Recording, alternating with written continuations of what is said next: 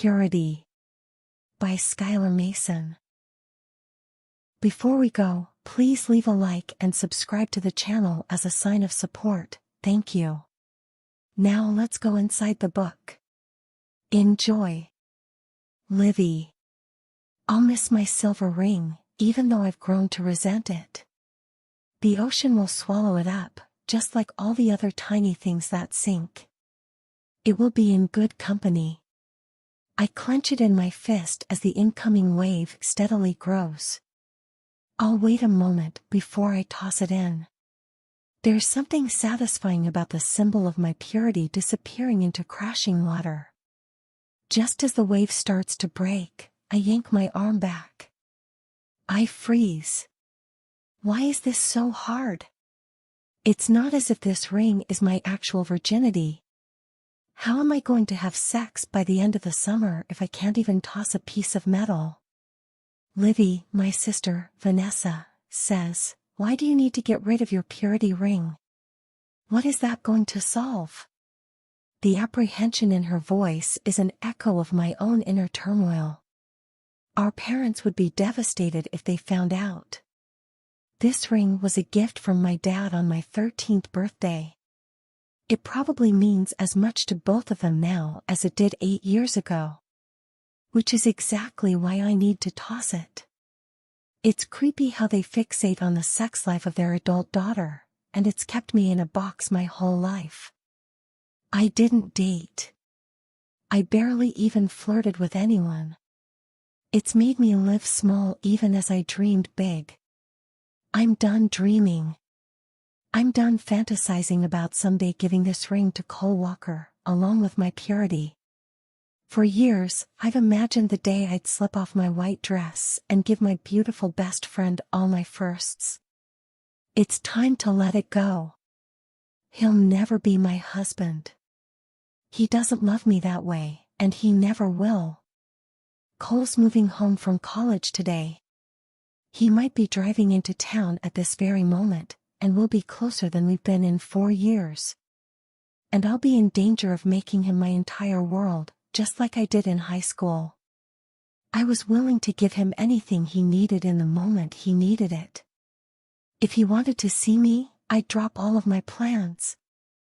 I would have done anything for him, because I loved him so much. It's time to start living for myself. Do it. Mariana shouts, pulling me out of my head. Make that ring your bitch. I snort. Thank God for Mari. I wouldn't be where I am right now if not for her example. She showed me I can pull away from purity culture and still be a good person. She doesn't even believe in God anymore, yet she's still the same Mariana. At the sight of an incoming wave, I brace myself, taking a deep breath and lifting my fist. The wave crests and crashes before streaming past my bare feet, sending a chill up my spine. I can't do it. Instead, I turn around. Vanessa's posture relaxes a little, and Mariana lifts both brows. I hope this doesn't mean you're still planning to save yourself for marriage. I shake my head sharply. I'm done with all of that bullshit. Jesus isn't going to stop loving me if I lose my virginity. Mari claps her hands. Yes. My younger sister's brows pull together, and I look away. I knew she would have a hard time with this, but I'm not going to hide it from her. We've always been each other's confidants, and I'm not letting that change just because my faith has evolved. Both of them watch me, as if they both know what I'm about to say is monumental. I'm losing my virginity by the end of the summer, I say. Mariana shrieks, and Vanessa's gaze falls to the sand, probably to hide her dismay, and it sends a pang to my chest. I even have a deadline. I reach into the bag at my hip and pull out the tin box. Inside is my purity contract, a letter to my future husband, and every prayer journal I've kept since I met Cole 5 years ago. I pull out my current journal, flip to the last page, and read aloud what I wrote there. September 17th, I say. You see, Santa Barbara's fall quarter starts on the 18th, and I refuse to start my senior year of college still a virgin. And it's not just that. There are all kinds of other things I plan to do. All the things I've been too afraid to do. Things I used to think were wrong. I'm going to start going on dates. I'm going to get drunk and go to the bars and make out with random guys. Yes. Mari shouts. I'm loving this. Why? Vanessa asks. Her tone is gentle, but my heart still clenches at the bewilderment in her eyes. Because I'm living an incredibly passive life, and that has to stop, because it's not really living. And getting drunk and making out with random guys is really living? I stare at her for a moment. You know that none of this is a condemnation of how you live your life, right? Her mouth tightens. I mean, I guess so, but why are you doing these things? You've never had any interest in partying. Why do you think doing it now is going to make you happy? It's not that I've never been interested in partying. I was just afraid. I thought it was all sinful. Is it a coincidence that you decided this today? Mari asks, when a certain person is moving back?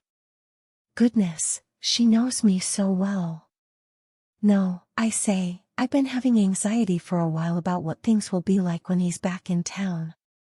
Mari, I've spent more time with him over the last few years than I have with you, and he's been living an hour and a half away. Mari snorts. That's more Cole's doing than yours. I'm telling you, he's in love with you.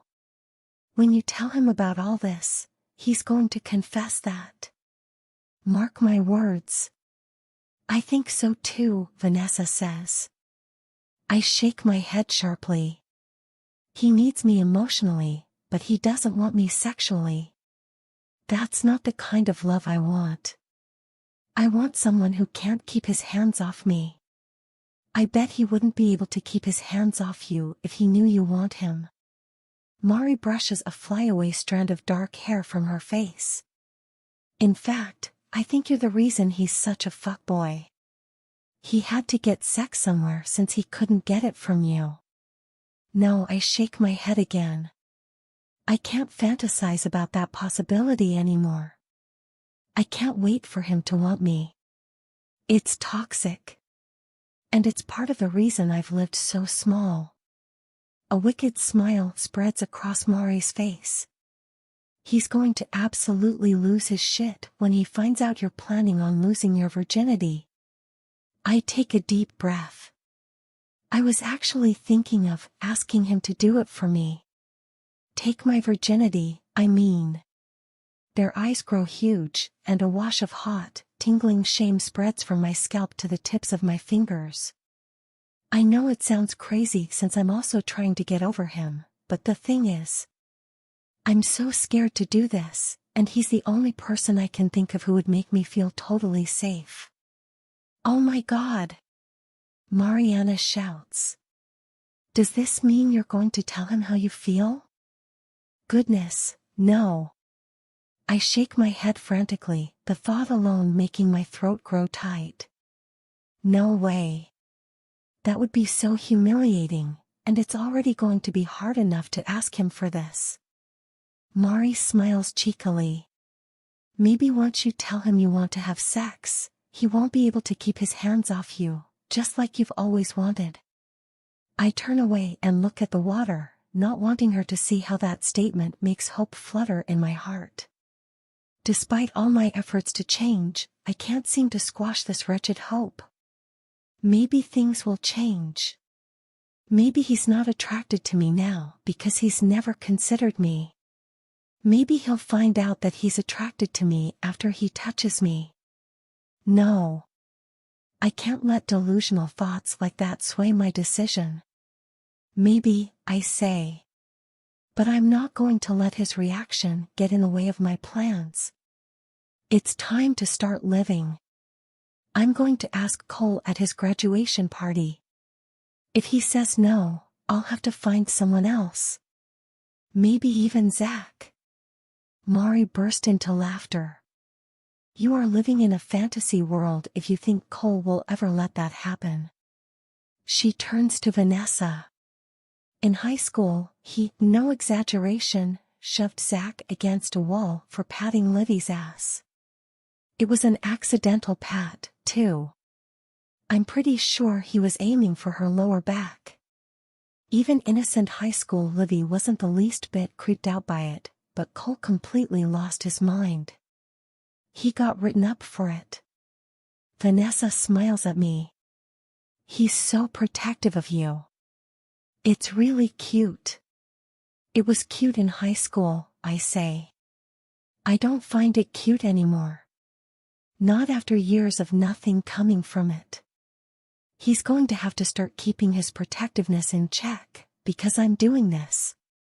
No matter what. Come on.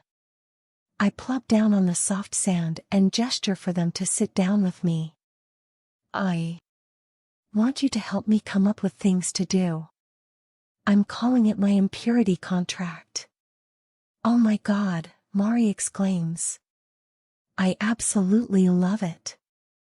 Please sign it Olivia Grace Gallo, like you did on your purity contract. I nod. I'll make them look as similar as possible. When Vanessa averts her eyes, something tugs inside of me. Poor thing. She thinks I'm mocking everything she still believes in. I reach out, grab her hand, and give it a tight squeeze. Ness, this isn't a critique of our whole religion. Just purity culture. I still love Jesus more than anything. I know, she says, but she doesn't sound quite convinced. I pick up a pen and press it to the top of the page. Obviously, the first thing I need to do is have my first kiss. Mari nods. If you plan on getting drunk, you could knock out 2 birds with 1 stone. It's much easier to kiss someone when you're drunk. I nod slowly. I think I want to get high too. I always thought if I smoked weed, it would lead to a life of drugs. I used to think that too, Mari says. And I almost lost my mind with paranoia the first time I got high. Vanessa grimaces. That doesn't sound fun. This isn't about fun, I say. It's about facing my fears. Vanessa lowers her gaze to the sand. I think you need to add dressing slutty to your contract, Mari says. Your body shame is probably one of the most toxic things you inherited from purity culture. Especially your hang-up with your boobs. I would kill for your double DS, and you treat them like they're disgusting. Just the thought of my chest exposed makes a hot, prickling shame creep over my body, which is exactly why I need to listen to Mari's suggestion. I nod. I'll add that. 5 items in total. Now for the final one. The big one. As I start writing, down lose my virginity, I'm halted by my sister's voice. I think you should add telling Cole how you feel to your list. I grow utterly still, and heat creeps along my neck. Goodness, just thinking about it makes my stomach churn. What if he says he doesn't love me back, that he never could? I don't think I could bear it. A strong, assertive woman would tell him how she feels, but I'm not there yet. I'll think about, I say, but I think this is good for now. I lift up the list. 1. First kiss. 2. Get drunk. 3. Smoke weed. 4. Dress slutty. 5. Have a drunken make-out. 6. Lose my virginity. I don't have to do them in order, but they all need to be done by September 17th, which means if Cole says no, I'll have some work to do, because I'm determined to get this done. My phone chimes, and I reach into my pocket.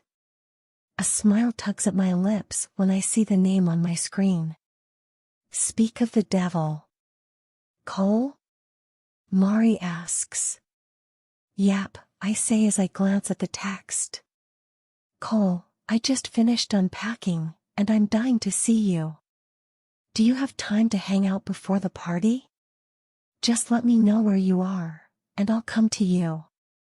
Mari glances at my phone and snorts. Anyone who reads that text would think he's your boyfriend.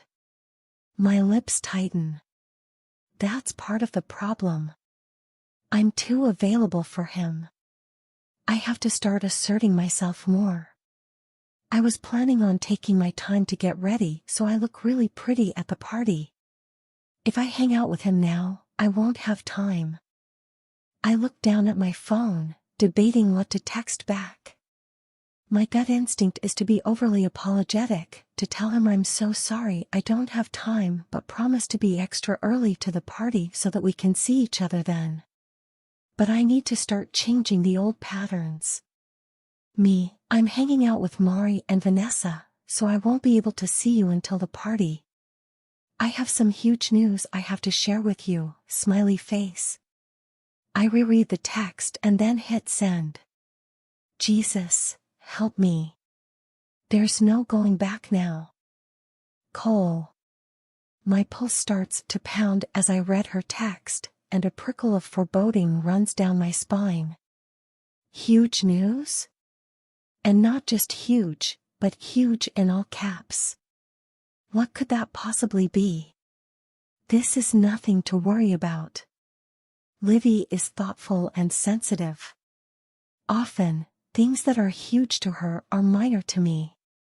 She may have had a conversation with a friend that inspired her, or she pushed through her shyness and spoke up more in class. She has been different these past few weeks in a way I can't quite pinpoint. I've been so busy finishing my last quarter of college, I haven't seen her nearly as much as I usually do, but in our brief interactions, I've sensed a change. Oh God. Please say she doesn't have a boyfriend. Please say she hasn't met some upright Christian guy that she wants to tell me all about. What if she brings someone to the party tonight to introduce us? I've always known that once she gets a boyfriend, our relationship will change. Not that she would abandon our friendship. She's too good a person. Too steady and strong in her principles to do that, even if her boyfriend was a jealous prick. But she wouldn't be mine anymore. Her deepest loyalty would be to him. Fuck, I hate him already. What's wrong? I jerk up from my phone to see my mom walking down the pathway from the main house. A breeze brushes over my face, cooling my hot cheeks, and reality settles over me. It's stupid to let myself get so worked up when I don't even know what Livy has to tell me. I smile at my mom as she sits down on the porch chair across from mine. Zach just told me he got a keg of Coors Light, I say, and I told him to get Stone IPA. I refuse to drink cheap beer now that I'm a college graduate. She sets her hands primly on her lap. Well, I don't want any cheap or expensive beer on my carpet, so make sure you keep everyone outside tonight. And if anyone needs to crash, they're sleeping in the guest house with you. I don't care if you have a lady friend overnight and want privacy. No one is sleeping in the main house this time. She clenches her jaw. I had to replace the whole living room carpet after your party last summer. I pretend to wince. I've actually already told everyone to crash in your knitting room if they get too drunk. The couches are way more comfortable there, and those yarn bowl things will be perfect if they have to puke. My mom smiles, rolling her eyes. If there's even the faintest scent of vomit in my knitting room, you're starting your apartment hunt tomorrow. As if a sudden thought occurs to her, her smile fades, and her dark brows draw together. Honey, I do have to talk to you about something. I wish I could save it until after all of your graduation festivities are over, but it can't wait. I've already waited too long to tell you. Okay. I can't keep the apprehension out of my voice. She opens her mouth and closes it. I asked your dad for a divorce last week. The words hit me like a meteor. My pulse starts to pound in my throat. I push myself up from my seat and walk to the edge of the patio. The outer edge of my vision blurs for a moment. Why am I so surprised when I've been waiting for this? My dad has been an utter shit husband for as long as I can remember, and it's not like it's going to affect me much. I only plan to live in the guest house until I find my own place. What is this strange tingling over my skin? Why do I feel like I'm being swept back in time to that horrible night when I walked in on my dad with that woman, and the whole world shifted? Your dad didn't take it well. Her words come in as if from a distance. I'm not sure if he even fully accepts that I'm going to do it. I asked him to move out as soon as he can, but he looks like he's going to drag his feet. Finally coming back to myself, I huff. That sounds about right, since he treats you like your whole life revolves around his. Well, I don't know about that, but he's having a hard time. I think getting a divorce lawyer will be a good reality check for him. I'm planning on starting my search tomorrow. I turn around to face her. Mom. I try to say the word firmly, but my voice quivers. I clear my throat to keep it from shaking. Let me find you a good divorce lawyer. That's going to be crucial. I'll start looking. Absolutely not. I'm not letting my son find a divorce lawyer for me. That's not why I told you. I wanted you to have time to process it all before you start at Walker Industries. Don't worry about me. I'll feel better if you let me take care of this. Zach's dad is a lawyer, and he knows all the best lawyers in Santa Barbara. No, Cole. She stares at me for a moment before her hard expression softens. I love that you're looking out for me, but I need to navigate this process myself. If I'm going to live on my own and take care of myself without your dad's help, this is where it starts. I want to protest, but I only nod. I know that she's right, but it doesn't. Stop this itching anxiety crawling over my skin. She may not find the right lawyer. The fact that she hasn't even started looking for one attests to that, especially since she asked my dad for a divorce a week ago. She's so vulnerable after years of having all of her basic needs taken care of by him. That's probably why she stayed with him, even after years and years of heartache. Okay, just make sure you find someone ruthless. Someone who will take him for all he's got. Her posture straightens. Well, since that would affect the company, and therefore you and your brother and sister, I won't be doing that. Of course she won't. She's made it abundantly clear to me over the years how important it is to her that I take over Walker Industries someday, and given what she's had to put up with from my dad, it's the least I can do for her. Even though I dread having to work for him. Marriages are complicated, she says. Divorce is never just one person's fault. I look away, my jaw clenching. Arguing with her will lead to a conversation I don't want to have, to something she and I have only really discussed in code. The one time I tried to tell her the details of my dad's infidelity, she didn't want to hear it. She said she already knew. God, how fucking sad. I wish she knew her value. I wish she knew that she deserves to clean him out for everything he's worth after what he's put her through. Honey. When I glance up, my mom's brows are furrowed. Do you want to talk about what you're feeling? I can tell that you're really upset. I'm fine. The words are clipped. Okay. Her voice is resigned. I'll give you your privacy. Don't worry about setting up for the party. I already enlisted Mason to put out more lawn furniture. He doesn't know anything yet about the divorce. I'm still trying to figure out how to tell him and Maddie. But I want you to take some time to yourself, okay? Relax before your party. I swallow to ease the tightness in my throat. I'm honestly fine, Mom. It's a long time coming, and I'm happy for you. She stares at me for a moment. Well, if you're ever not fine, just know you can talk to me about it. She walks away, and the world around me blurs. It's really happening. They're divorcing, and the world is shifting under my feet, just like it did years ago. Why am I like this? Why can't I just be strong for my mom? Fuck, there's only one person who can make me feel anchored again. I'll tell Livy the whole story, just like I always do when something is troubling me. She'll stare at me with those soft brown eyes and that little furrow on her brow.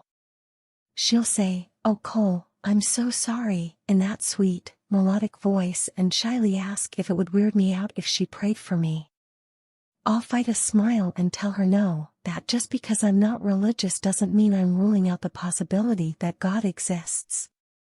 She'll set her hand on my shoulder, which will send electricity down my arm. She'll close her eyes and mouth words to herself, careful not to say them aloud because she probably doesn't want to scare me with the strange jargon. And I'll just watch her, relishing her closeness and warmth, absorbing all of her compassion and kindness by proximity. In a perfect world, I could hold her afterward, pull her into my arms, and press her soft body against mine. I'd trail my lips along her neck before taking a little bite of her pretty skin. Then I'd bury myself inside her and... Fuck. What am I doing? The divorce must be throwing me off kilter. These old fantasies only seem to surface when I'm at my most vulnerable. No matter how much they might provide a balm to my shitty mood, I can't indulge them. I'll never have that part of her, and even if I could, I wouldn't want it. What I have with her is already perfect as it is. Passion always fades eventually, but my friendship with Livy is lifelong. I won't do anything to jeopardize it. I'll want to kill any boyfriend she introduces me to, if that's what she's going to do tonight, mostly out of jealousy, but I'll have to keep any animosity under the surface. She can never know. This lingering attraction to her has never done me any good. I have to keep it in check. Livy. Are you nervous? Mari asks as we park on the stone-tile drive of Cole's parents' house. I sigh. I'm so nervous I feel like I have to pee, and I just peed right before we left. She chuckles as she unbuckles her seatbelt. I'm pretty sure Cole is going to be as giddy as a kid on Christmas morning when you ask him, but I understand. It's scary when you don't know exactly how he feels. She turns to me, her expression growing stern. But you're not going to pine over him if he says no. Be thankful he's a hot guy, and hot guys have hot friends. If things go bad tonight, I already have a plan. I'm going to get you nice and drunk, and I'll have your first makeout partner lined up and ready to go in no time. I smile sadly. That's sweet of you. But pointless. If Cole says no, I'll be too dejected for anything other than going home and writing about it in my journal. I'll have to start my hunt for someone else after I've had some time to recover. When she steps out of the car, I take a deep, calming breath before following her. We walk around the side of the house until we spot a group of people at the edge of the property, near Cole's guest house. I'm going to go find us a drink, Mari says before turning toward the keg on the patio. I glance around, looking for Cole. Tall as he is, it takes me only a moment before I spot him. He's standing near the koi pond with a red cup in his hand and is surrounded by a few girls I vaguely remember from high school. One of them looks like she's in the middle of telling a story. She gestures wildly while she talks, and Cole's eyes are fixed on her face. Riveted. Goodness, she's so pretty. They always are. Pretty and outgoing, just like him. I take a deep breath. I can do this. I don't have to be the textbook shy girl who stands silently in a group conversation, patiently waiting for a turn to talk that will never come, that she'll never take, even if it does. I can be bold. Boldness is a choice, not a feeling. I walk steadily in his direction, trying to make my strides large and confident. As if sensing my presence, he looks in my direction. His eyes widen for a moment before his ruggedly handsome face melts into an almost boyish smile. Goodness, he's so beautiful, with his broad shoulders and square jaw and those kind brown eyes. He's everything I was taught to want in a husband, strong and confident on the outside, but soft and caring within. That's where the delusion started. I'd been so sure that I couldn't love him so much, that he couldn't be the embodiment of all my husband. Fantasies, if God weren't trying to tell me we were meant to be. It's sad. So sad. As soon as I get close, he opens his arms wide. I quicken my steps and am startled when he pulls me into a tight embrace. He hums as his mouth grazes my head. Wow.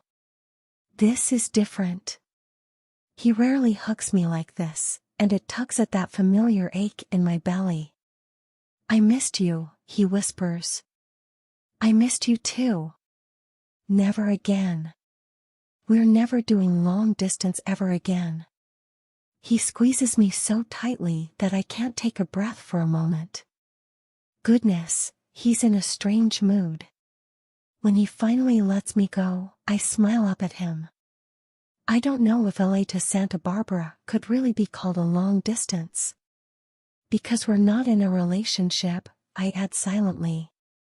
Well, it was too long for me. He sets his hand on my shoulder before turning to the two girls. Do you guys remember my best friend, Livy? She was a year behind us at San Marcos. One of the girls only nods, but the vivacious one who was telling a story earlier grins mischievously at me before looking at Cole. I remember you punching Zach in the face for hugging Livy, and then getting suspended from the baseball team for it. An adorable little smile tugs at Cole's lips. Yeah, I was a little overprotective of her, but that particular story gets wilder every year since we graduated. I swear by our 10-year reunion, it'll be that I beat him within an inch of his life and went to jail for it. I didn't even punch him. I shoved him a little bit. Not a little bit, I say. You shoved him really hard. He narrows his eyes playfully on my face before turning to the other two. For the record, it was much more than a hug. He was getting handsy with her, and she didn't like it. I was really just trying to push him away, and I didn't mean to do it that hard. Zach wasn't being that handsy, I say to the girls, and then grin saucily at Cole. When his eyes widen, my stomach flutters. I think I'm actually flirting, and in front of a group of people. I believe her side of the story, Cole, the vivacious girl says. He shakes his head. Your loyalty goes out the window if someone gets hurt. He turns to the girls. She only gets mad at me when I hurt someone, even if it's only their feelings. I remember one time she wouldn't talk to me for 2 days straight because she thought I'd hurt Noah's feelings, and she'd never even talked to the guy. I had to send this long text apology to him, which was awkward as fuck, but that was the only way she'd talk to me again, and he turns to me, and his eyes grow hooded. How did Noah respond to my apology, Livy? I smile sheepishly. He said he didn't have any idea what you were talking about. Yep, that's right. You wouldn't talk to me for 2 days over imaginary hurt feelings. I purse my lips. I still think he was too embarrassed to admit he was hurt. I saw the look on his face when you teased him. His eyes widen, but his grin stays fixed. I can't believe you. You will die on this hill. Almost 5 years later, you're still protecting a guy you don't even know for something he wasn't even upset about. Sensitive people don't always say what they feel. I almost never speak up for myself when someone hurts me. For some reason, it's easier to speak up for other people. Cole's expression softens. That's why so many people trust you even when they aren't super close to you. They know you'll have their back no matter what. You're an angel. Something about the way he says angel makes warmth wash over my whole body. He often calls me an angel, and I've never particularly liked it. It usually makes me feel like even more of a boring goody-goody than I know I am, but the way he said it this time, with heat and darkness in his voice. Goodness, he really is in a strange mood. Something happened today. He's upset, and he needs affection. Cole looks beyond my shoulder. I think we bored them with our reminiscing. My head darts to the side, and I see the two girls have drifted slightly away from us and are now engaged in their own conversation. Reminiscing isn't really fun unless you're a part of it, I say. It's okay. I really just want to hang out with you anyway. My stomach flutters. I just want to hang out with him too. I'm never more happy than when it's just the two of us. Is something going on? I ask. You seem kind of down. His face falls, and he lifts his red cup to his lips. Just shit with my parents, as usual. I nod slowly. Is it about your new job? That you have to work for your dad soon, I mean? We can talk about it later. I want to hear your news for Livy. I jerk in response to Mariana's voice. She walks in our direction with a guy at her side, and I narrow my gaze on his face. He looks familiar. It's only when he's a few feet away that I recognize him as an old church friend. Cole, Mariana calls out as she reaches us. How did I not know before now that you're friends with Travis? Livy and I grew up with him. He went to our church. Cole's brows draw together, and something that looks like panic fills his eyes. His head snaps in my direction. Did you come here with Travis? I frown. No, I just ran into him, Mari says.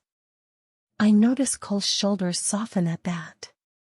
What is going on? Mari turns to me, pulling Travis's arm. Livy, I think there's a lot of potential here. She lowers her voice so only I can hear her and adds, he's a Christian who fucks. I shoot wide eyes at her even as a smile rises to my lips. Mari. I admonish before glancing at Travis, who's smiling at me. She told me you've never gotten drunk before, he says, and you're looking to have a drunken make-out session. I just want you to know that I'm here for you. His smile grows as he reaches out his hand for me to shake. I reluctantly take it, resisting the urge to laugh at Mari's tactics. I'm pretty sure this is more of an attempt to rattle Cole than to find me someone to kiss. What are you talking about? Cole asks, his voice much firmer than it was before. Mari shoots me a knowing smile before glancing at Cole. Has she told you her news yet? No, she hasn't. His eyes are hard when he turns to me. Do you want to go somewhere private so we can talk? It sounds like much more of a command than a question. I shoot Mari an exasperated look, and she gives me a small, cheeky smile back. Yeah, let's go, I say. Good luck, Mari mouths as Cole and I start walking in the direction of the guest house. Is she wasted? Cole asks. Why would she tell Travis you want to have a drunken make-out session? I exhale. I'll tell you when we get inside. He halts in his tracks and turns around, his tall form hovering over me. So there's some truth to it? What is going on? The alarm has returned to his voice, and it softens something inside my chest. His tone reminds me of my sister today on the beach. It's disorienting when the people we love change, even when those changes don't directly affect us. Still, if he's this freaked out over some drunken kissing, how is he going to react when I ask him to take my virginity? I take a deep breath. You know how I've been struggling with some aspects of my faith? Yeah, he doesn't sound any less alarmed. Well, the bulk of it is really just the purity part. I don't think it's healthy for me. I've come to see the word pure as loaded and toxic. It implies that I'm tainted if I explore my sexuality. I've always kind of thought that, but he closes his mouth and averts his gaze from mine. Sorry, I shouldn't say things like that. A warm smile rises to my lips. He's always been so gracious about my religion, even the more extreme aspects it. Before I met him, I thought atheists were devil worshippers. The respect he's showed for my faith marvels me. It's okay to agree with me, I say. It doesn't mean you don't respect my religion. He nods slowly, his eyes growing absent as he glances around the lawn. What does this mean? Are you really going to get drunk and make out with someone? It's more than that. I have a whole plan for this summer. I have so much fear associated with all of the things that normal college students do, like going to parties and kissing boys. I've decided I need to attack it head-on. I actually wrote a list. It takes my fingers only a moment to find the crisp paper inside my purse. Mari and Vanessa helped me with it. As I unfold the paper, his expression grows even more bewildered, but I press on. These are all the things I plan to do by the end of the summer. I even set a deadline, September 17th. It's the day before I start my senior year. I hand him the list so that I can let it do the explaining for me and spare me the embarrassment of having to say the last one aloud. Cole's brows draw together as he takes it from my hand. His gaze darts over the paper, and my throat grows tight. What is he going to say when he sees the last item? When his eyes nearly pop out of his skill, my stomach churns. Here we go. Livy, what is this? His voice is quiet and oddly empty. I'm calling it my impurity contract. His chest rises and falls rapidly, and his nostrils flare. He opens his mouth and closes it. He shuts his eyes for a moment and takes a deep breath, as if collecting himself. When he speaks again, his voice is much gentler. I know it must be hard being so sheltered. Having your first kiss and getting drunk seem completely reasonable, but losing your virginity? In 3 months? It probably seems drastic to you. Drastic? It's fucking insane. How are you going from your first kiss to losing your virginity in 3 months? You don't even have a boyfriend. Heat washes over my face and my chest. You have sex all the time, and you don't want to be in a relationship at all. He takes another deep breath, lifts both hands, and runs his fingers through his dark hair. That's different. He's clearly upset, so I won't call him out on the unfairness of the double standard. I won't tell him how even though his protectiveness warms me, it sometimes makes me feel like a child. Instead, I stand in silence, giving him a moment to calm down. How did this happen? He eventually asks. You've been adamant about saving yourself for marriage for as long as I can remember. I keep my voice very soft. A lot of my adamancy came from fear, I think. Fear of being tainted, of disappointing God and my future husband. But I don't think I can marry a man who only wants me if I'm pure, even if he was raised the way I was. He nods slowly. I want to live a full life, I say. I don't want to deprive myself of experiences out of fear. I'm about to start my last year of college, and I want to live like every other college student. Like you and Zach and Mari do. So is this like rum something? I can't remember what it's called. The thing Amish people do? My brow knits. Do you mean rumspringa? I clench my teeth to keep from smiling, not wanting to shame him for lumping all Christian religions together. How would I expect an atheist to understand the nuances? That's not something evangelicals do.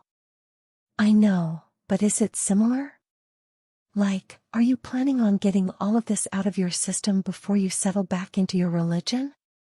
No, it's not like that at all. My faith is evolving.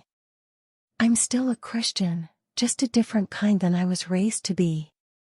Okay, but why are you doing it like this? He lifts my contract. Why not just wait until you find a guy you really like? A Christian guy who's in the same place as you.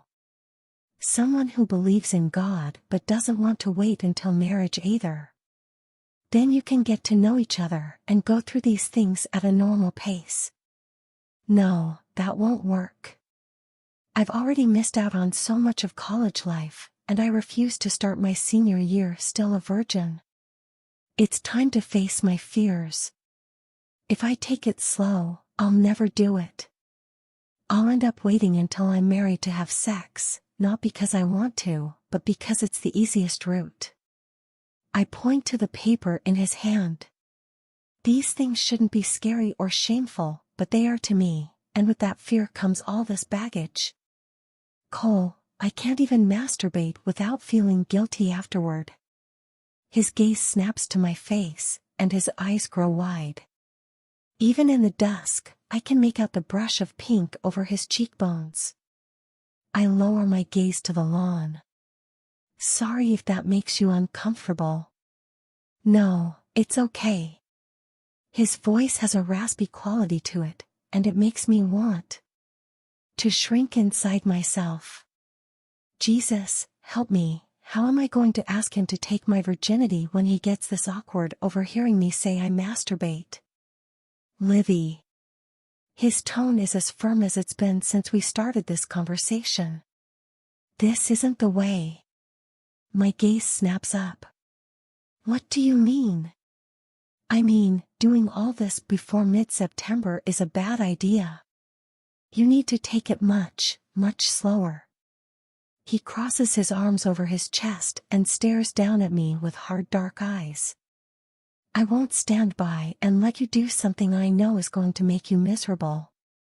My jaw clenches. I shouldn't be upset. I knew Cole would do this at some point. He has a commanding disposition in general, but he's especially bossy with me. I can't blame him. I'm an easy target. I hate what his bossiness stirs within me. I hate that my first instinct is to submit to him. With effort, I lift my chin. Why is that for you to decide? Why isn't it enough for me to say this is right for me? His hard expression softens before he shuts his eyes.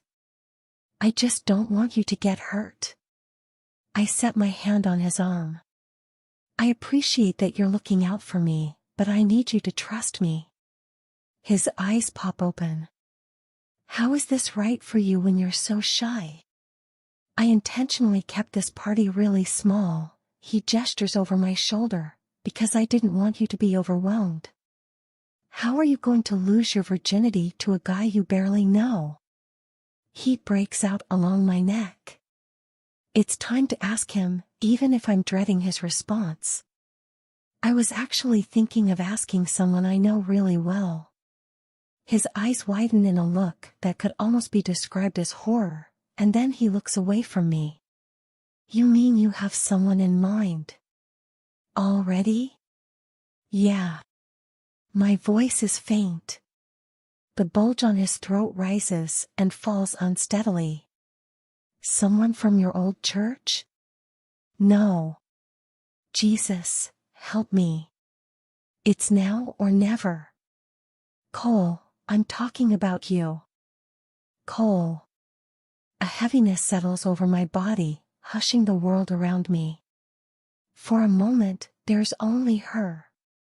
Those soft brown eyes that somehow had the power to make me feel safe and loved even when I hardly knew her. That plump pink mouth that I've had to train myself to never look at too long. I'm brought back to those heady moments years ago when I thought this angel could actually be mine. How is this happening? How did everything shift in the span of 5 minutes? For so long, she's been out of reach. I had to bury the idea we could be together and force myself never to revisit it, or else our friendship would never work. You can't pine for someone who can never truly be yours, not if you want them in your life long term. I don't just want her, I need her. But in a sexual way, she's not for me. She's a Christian, and she'd only ever be with another Christian, and not the kind who simply believes in God and goes to church every Sunday, but someone whose faith colors every aspect of their life. The type of Christian I couldn't pretend to be even if I wanted to. I did try, long ago.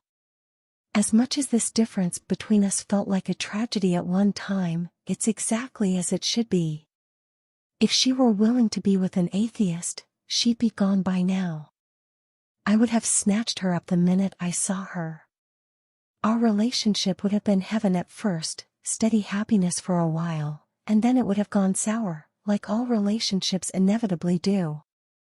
She'd be only a memory right now, instead of the most precious and dependable thing in my life.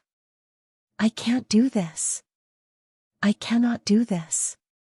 But, oh God, why does it have to be so hard to say no? I've never been able to fully put out that flicker of need for her, despite all my efforts, and now it's consuming my whole body like a wildfire. I want to pull her to the ground, shove myself inside her, and never come out again. Livy, I say, only able to manage a whisper. When she holds up a hand, I wince. She's going to try to convince me. Just hear me out before you say no. I sigh, shutting my eyes tightly. God, I need a moment. I'm too raw right now. Okay. I know it's probably hard for you to see me in a sexual way. If I wasn't so riled up, I would laugh. What would she think if she knew the depravity of my thoughts? From the moment she first told me about her bizarre purity pledge, I've fantasized about breaking it. She'd be terrified. I know you're probably thinking it would ruin our friendship or make things awkward between us, but I really don't think it will. Not if we approach it methodically. This isn't strictly about sex. This is about you helping me do something that I'm afraid of. You're the best person to do it. Because I trust you so much. Fuck. How am I going to tell her no when she phrases it like that? I love having her unflinching trust. I've worked hard over the years to show her I'm worthy of it. Cole, I know you're freaking out, but listen. Think about this like, her gaze grows unfocused. It's like I'm afraid of heights, so I want to get over my fear by going on a roller coaster, but the only way I could get myself to do that is if my best friend, who makes me feel safe, goes on it with me. It's not about sex, it's about helping me, and you're the perfect person to do it, because you have sex all the time. You're the type of person who's comfortable having sex with people you aren't. You don't know what type of person I am. I can't stop myself from raising my voice. You don't know anything about sex. You don't know what I'll be like. You don't even know what you'll be like. You know nothing. When she flinches, I hate myself. God damn it, temptation is stretching my composure thin. I take a deep breath and release it slowly. My voice is much gentler when I speak again. You don't know how you'll feel, because you have no experience. People have a certain. I shut my eyes for a moment, searching for the right word. Fuck, it's so hard to talk about this stuff with her when she's so damned innocent. People have a certain style. When they have sex, I mean. Not everyone likes the same things. Just based on what I know about you, I don't think you and I would like the same things, and even if I try to do it how you'll probably like it, people can get kind of. You can lose yourself in the moment. Do you have any idea what I'm trying to say? Her expression grows a little exasperated. I'm not completely ignorant. I told you I masturbate, and my fantasies can sometimes get a little wild when I'm really getting into it. Okay, I lift a hand while using the other to adjust the waistband of my jeans as discreetly as possible. Can we just stick the issue? Her brow furrows. How was I not talking about the issue? I mean, let's just talk about you and me, and what this would mean for us. Why do you get so awkward whenever I try to talk about anything sexual? Do you find me repulsive? I shut my eyes tightly, inwardly begging my racing pulse to slow down. Fucking Jesus Christ, what did I do to deserve this? Of course not, I rasp. You're a beautiful girl. Then why is it so hard for you to imagine having sex with me? It's not. Oh God, it's not at all. The only hard thing about it is in my pants, and it's about to make me give in if she doesn't stop trying to convince me. I have to stop this now. Because I'm worried it might change things between us, I burst out. I'm worried that I'll scare you, and you'll never be able to see me the same way again. Why do you get to decide what will scare me? She's as close to yelling as I've ever seen her. Why does your sexual experience make you more of an expert on how I would feel than I am? I exhale heavily, lowering my gaze to the grass. It doesn't. The truth is, neither of us know how things would change if we do this, and forgive me if I don't want to be your science experiment. I ought to tell her the real reason, the true fear. I'm afraid you'll fall in love with me. I'm afraid I'll fall in love with you. Once that happens, we'll be on a path toward destruction. She could never understand. She's too naive to realize that romantic love is really just intense sexual desire in disguise. And desire always fades. When the warmth of her hand touches my arm, my stomach jolts. God, her touch feels so good. Why does it have to feel so good? Why does the only person in the world who makes me feel safe and happy also have to ignite me like this? I don't want you to feel that way, she says. That makes it sound like I'm using you. I set my hand on top of hers, relishing her warmth for one brief moment before I let it go. I know you're not using me, and I want to be able to help you with all of this, but it's a huge deal. It's not something I can just decide on without thinking about it. I don't want you to rush it. Take all the time you need to think about it. I grunt. Somehow, I've gone from a definitive no to thinking about it. All in the span of a few minutes. Oh God, how am I going to resist her? I don't think she should be doing any of this in the first place. She's not ready. Her idiot parents sheltered her to the point of ignorance. Mari and I have tried to fill in the gaps, but it's been hard when Livy gets so nervous and clammed up when we get too explicit about some of our own sexual experiences. She's so damned vulnerable. She shouldn't be getting drunk and making out with strange guys, because she never learned how to protect herself. I need to protect her. Look, I say. All I can do right now is promise to help you with your impurity contract. I'll be there when you get drunk and high. I'll stay sober to make sure you're safe. If you want to have a drunken makeout session, I grit my teeth. I can be nearby in case the guy tries something with you, something that makes you uncomfortable. When she looks like she's fighting a smile, I frown. What? That's fine as long as you don't scare him away. I wouldn't do that. Her smile grows. You have done it in the past. Only because I knew you didn't want it. You've scared away guys for just talking to me. My cheeks grow hot. They weren't Christians. Until now, you didn't want any attention from guys who weren't Christians. I never said that. Well, you've told me plenty of other things, and I read between the lines. I didn't want you to get any unwanted attention. I know. She smiles warmly. You're such a caring friend. Thank you for helping me with my contract, even if you don't agree with it. For a moment, our gazes hold. God, she's so beautiful. So damned beautiful and sweet. I could keep myself in check and give her the kind of first time she wants. I could light candles, kiss her softly, push into her slowly and... No. I don't want vanilla sex with her, and I could never be satisfied with only a small slice of heaven. I'm too greedy for her touch after years of deprivation. I want to lick her for hours, pulling away just before she comes.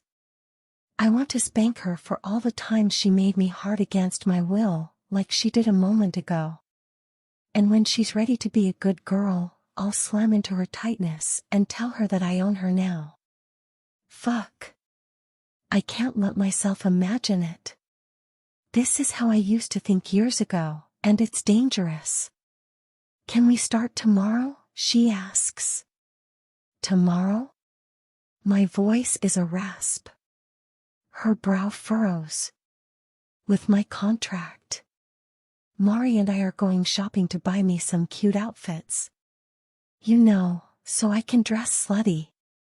When she says the last word in an almost whispered voice, I almost laugh.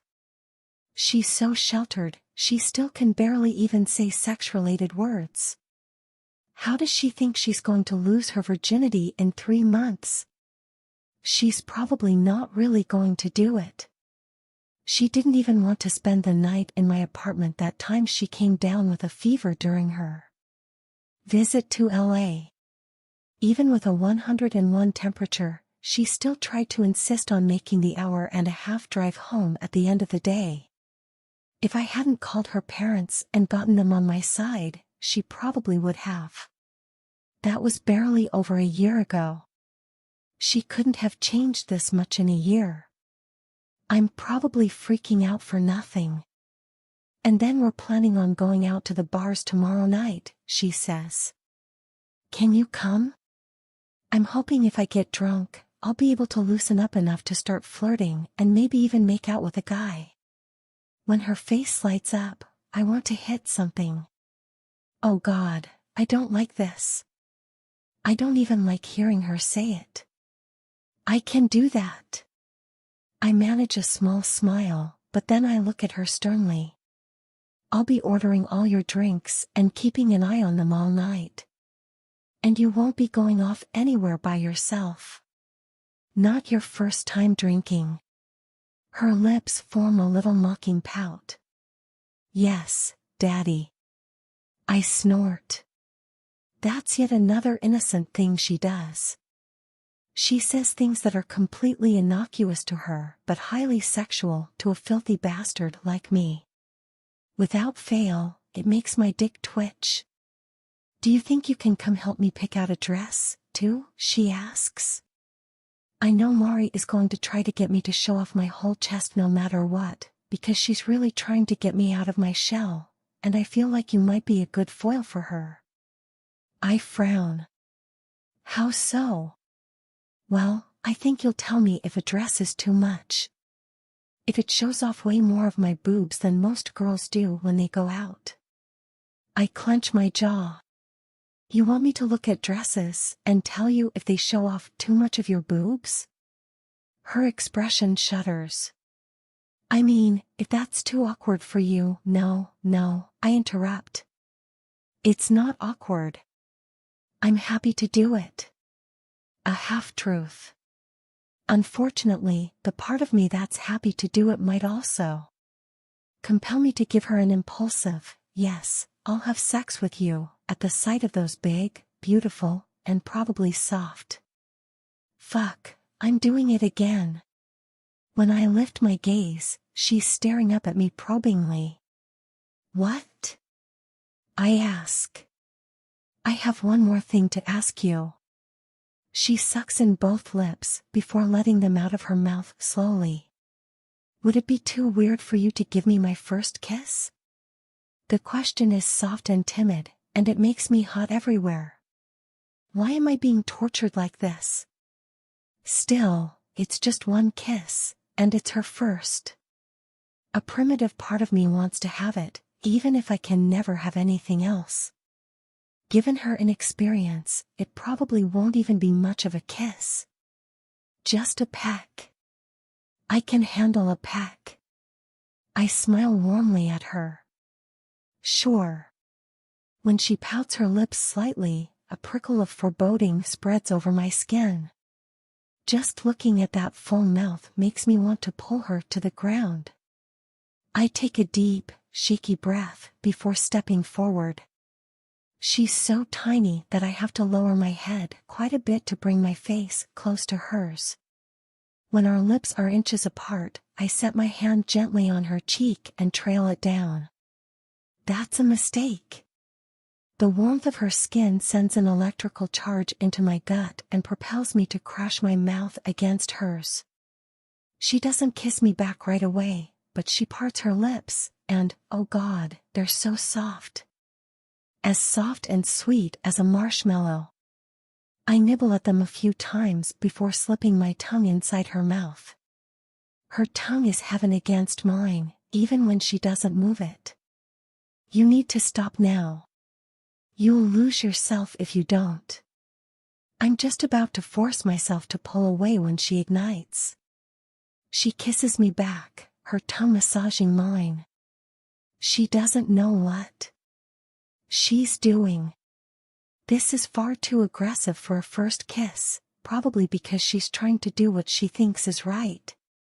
Jesus Christ, I'm going to explode. I grip her shoulders and pull her small, plump body against mine, relishing all that delicious softness. When she releases a quiet little hum, I grind my hips against her. Oh God, I want to plunder her. I want to shove her against that tree behind us, yank down her pants, and fuck. I grip her shoulders and shove her away, turning around while I catch my breath. When I lift a hand to run it through my hair, my gaze is drawn to my fingers. I'm shaking. I'm actually shaking, from a kiss. When I turn around, her lips are wet and pink, and the sight of them sends a fire into my belly. God, I need to get away from her soon, before I'm compelled to do it again. That was a really good kiss, she says with a sweet little smile. The sight of her slightly disheveled hair and big trusting brown eyes makes me want to burst out of my skin. Why does she have to be so tempting? I can't do this. Not if I want her in my life long term. Not if I want her forever. I have to resist her. Livy. How did it go? Mari asks on the drive home. Out of the corner of my eye, I see her wide grin. She must be able to sense my excitement. That kiss. My goodness, that kiss. I'll tell you everything when we get to my house. If my sister is still up, I want to be able to tell her too. I knew it. It's good news. I smile. Maybe. Shit. Mari glances out the passenger window. We're in your neighborhood. Do I smell like alcohol? Her warm breath tickles my face, and I wrinkle my nose. A little bit, but don't worry. My parents are probably asleep. And they won't say anything even if they can tell you're drunk. She snorts. Not to me, but you know our dads talk. Have you heard about their Christian bro dates? Apparently, they get together once a month to play tennis, get lunch at California Pizza Kitchen. How like our dads is that? And then pray for me. In that order. Every time. My mom very passive-aggressively told me all about it the other day. A sad smile rises to my lips. I didn't know that was what my dad and Hector did when they hung out, but it sounds very like them. They're praying for something they don't understand. I know, but it's annoying, and it's only because my parents know I party and suspect I've had sex before. Can you imagine what they would do if they found out I'm an atheist? I purse my lips to the side. Have you ever thought about telling them? She snorts. Fuck, no. It'll be like sophomore year when my mom found my vibrator. She'll invite all my TIAs over, and they'll have another hour-long prayer session. A giggle bursts from my chest. I forgot about that. My parents have no chill, so there's no point in telling them anything. I don't mind going to church with them every once in a while. Have you seen the new First Covenant worship leader? I shake my head. He started after I left. Vanessa told me he's hot. Oh my God, Livy. Hot does not do him justice. I want to corrupt him. Fantasizing about it is the only thing that gets me through the sermon. I giggle. I think you could, too. He's probably never met a woman who owns her sexuality like you do. He'd be mesmerized. Or he'd be terrified. My parents would definitely be terrified to know I think about things like this. They'd murder me. They think it's a sin just having normal sexual thoughts. Speaking of which, I sigh heavily as I pull into my driveway. I'm so nervous to tell my parents I'm done with purity culture. I'm dreading it. It makes me sick to my stomach even thinking about. Her dark brows draw together. Are you sure you have to tell them? You don't want to try out my unhealthy method? It's different for me. You don't struggle with asserting yourself. You're not weak and scared like I am. She sets her hand on mine and gives it a squeeze. I don't know where. You got the idea that you're weak. You're a softie, but you have a spine of steel. I've never seen you back down when you think something is right.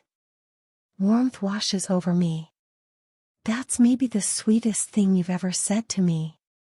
She squeezes my hand. It's the absolute truth. All right, let's get inside. I'm about to pee my pants after all that beer. As soon as we walk inside my house, we make our way quietly up the stairs. Just as I'm about to walk into my bedroom, Vanessa's door opens. She walks out into the hallway and gives both Mari and I an up and down look. Are you drunk? She asks me. I frown. I drove. She crosses her arms over her chest. Well, you said you want to be adventurous, and Mari drives drunk all the time. I glare at her. Stop. Stop what? You're being snotty. I take a step in her direction. I was going to invite you to hang out with us in my room so I could give you guys all the details about my conversation with Cole, but I'm not going to if this is how you're going to act.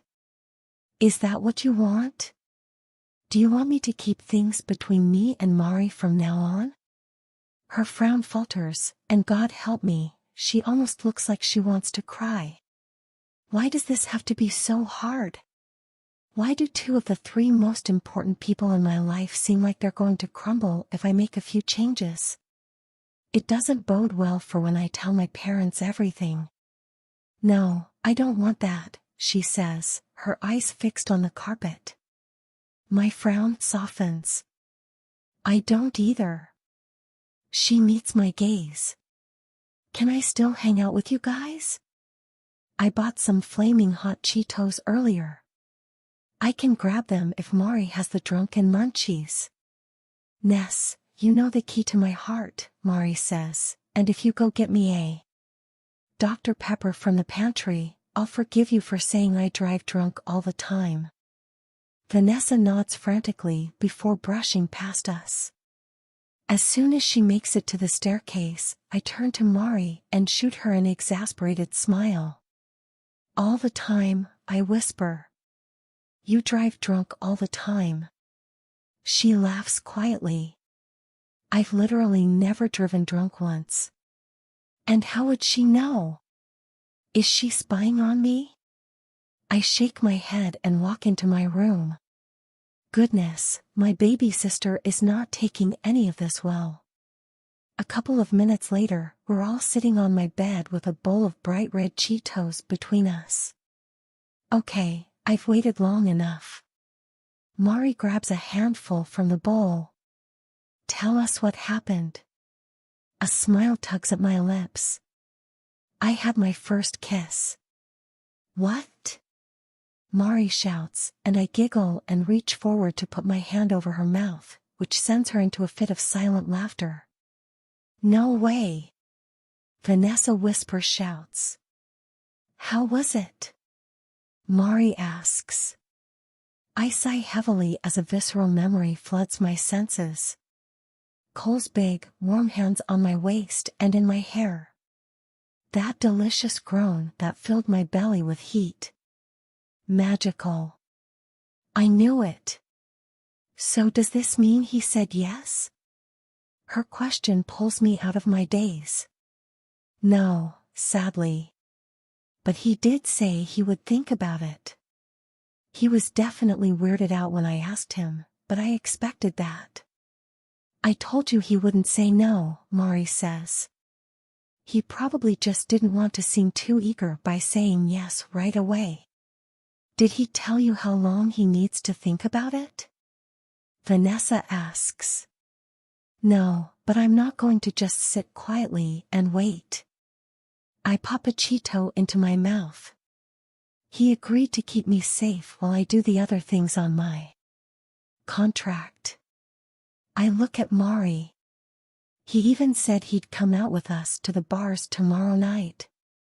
He wants to stay sober so he can make sure I'm safe. Mari snorts. Keep you safe means he's not going to let any other guy come near you. No, my voice is firm. I specifically told him he can't do that. I even told him he's gone a little overboard with his protectiveness in the past. Mari's eyes widen. No way. You really are asserting yourself. I smile. I'm trying. I wish I could go with you guys, Vanessa says. Even if it's just to people watch all the drunken college students. She hugs her knees, drawing my gaze to her Spider-Man pajama shorts. Goodness, I think those were my gift to her on her 11th birthday. An ache tugs at my chest. In some ways, she's wiser than her 17 years, but she's still very much my baby sister, and it must be scary for her to see her role model change. I lift my hand and run it through her long dark hair. I'll tell you every detail when I get home. I invited Travis, too. Mari's brow furrows. I think he likes you, Livy. I think maybe he even liked you back when he went to First Covenant. I frown. Why do you think that? He remembered all kinds of things about you, like how much you love Lord of the Rings. I don't even remember hanging out with him very much at youth group. He was friends with all the bad kids. I smile. You became one of those bad kids. Her grin matches mine. After years of trying, yes, I finally did. Are you guys talking about Travis Anderson? Vanessa leans forward. I thought he was cute. I mean, not really my type, but cute. Mari's nose wrinkles. Not my type either. Too lanky. I like big and burly like Cole and Zach. I think he's cute too, I say to my sister.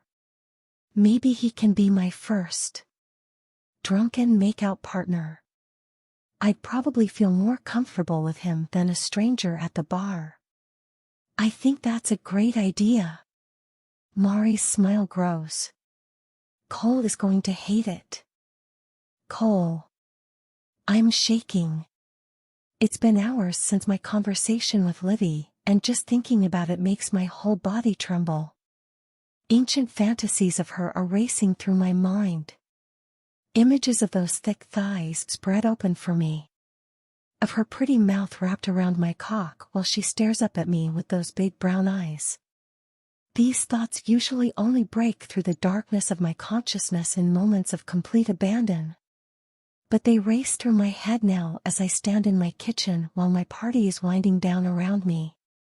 This isn't good. I need to do something, or else I won't be able to resist her. Fuck, who can I call right now? I should have thought about it earlier.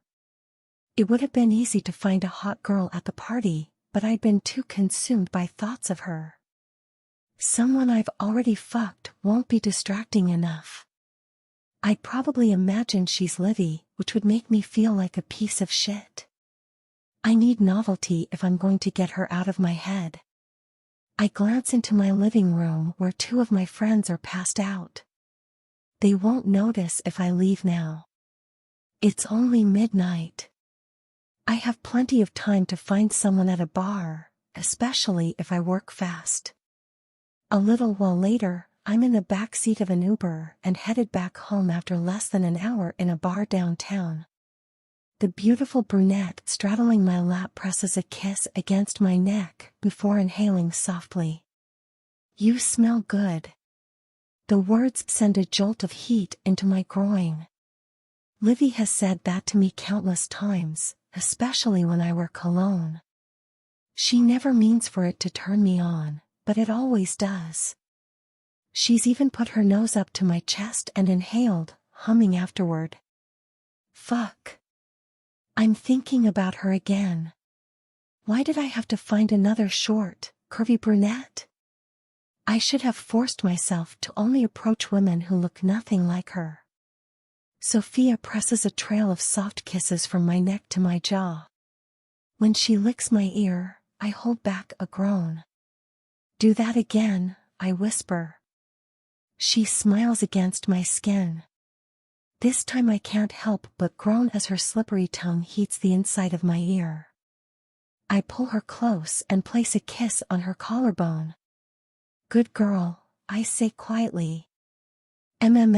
She hums. I'm going to be a bad girl for you soon.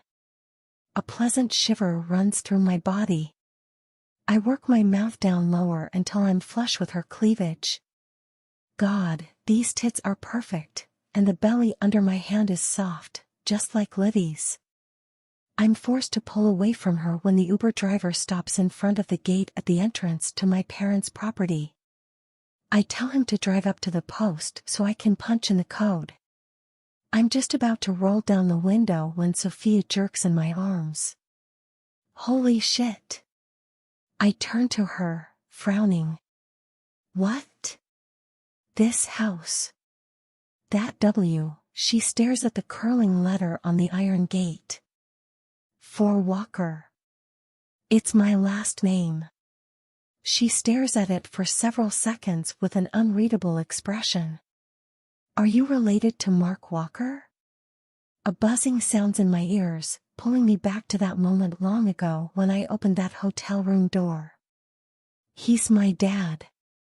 My voice is somehow coming from outside of myself. Why? She doesn't answer, and she doesn't have to. I need to go home, she eventually says, her voice tight. She tells the Uber driver we need to make another stop, or at least, I think she does. I hardly hear her. Oh my God, he fucked her. And not just fucked her. He fucked her somewhere in our family home. Maybe even in my parents' bed. He actually had the audacity to bring one of his women into my mom's private space. How could he do that to her? I should be disgusted, like I always am when I hear whispers of his affairs from people who don't know he's my dad. What is this strange aura settling over my body and making my teeth chatter? It's far away because I'm drunk, but I think it's panic. This feels eerily similar to that night 5 years ago. I couldn't even move after I caught him fucking that woman. I must have sensed that my life was about to change. Nothing felt the same after my dad and I came home from that trip. It was like the world had become a shade dimmer, and only I noticed. It left me disoriented and off-kilter. Inside jokes with my friends weren't funny anymore. High school drama suddenly seemed so stupid and insignificant. I couldn't even remember why I ever cared about it before. Even baseball, which meant everything to me back then, seemed like a silly remnant from my childhood that I refused to let go, like a grungy stuffed animal. But why am I feeling it all now? My mom is going to be fine. Pretty soon.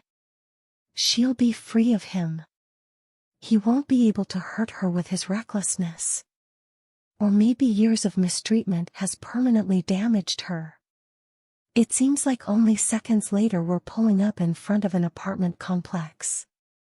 Thank God. I turn to Sophia but can't find the right words. She waits for me silently. When I'm finally able to speak, the words are clipped. I'm sorry. She frowns. For what? My mind goes blank. I'm not sure.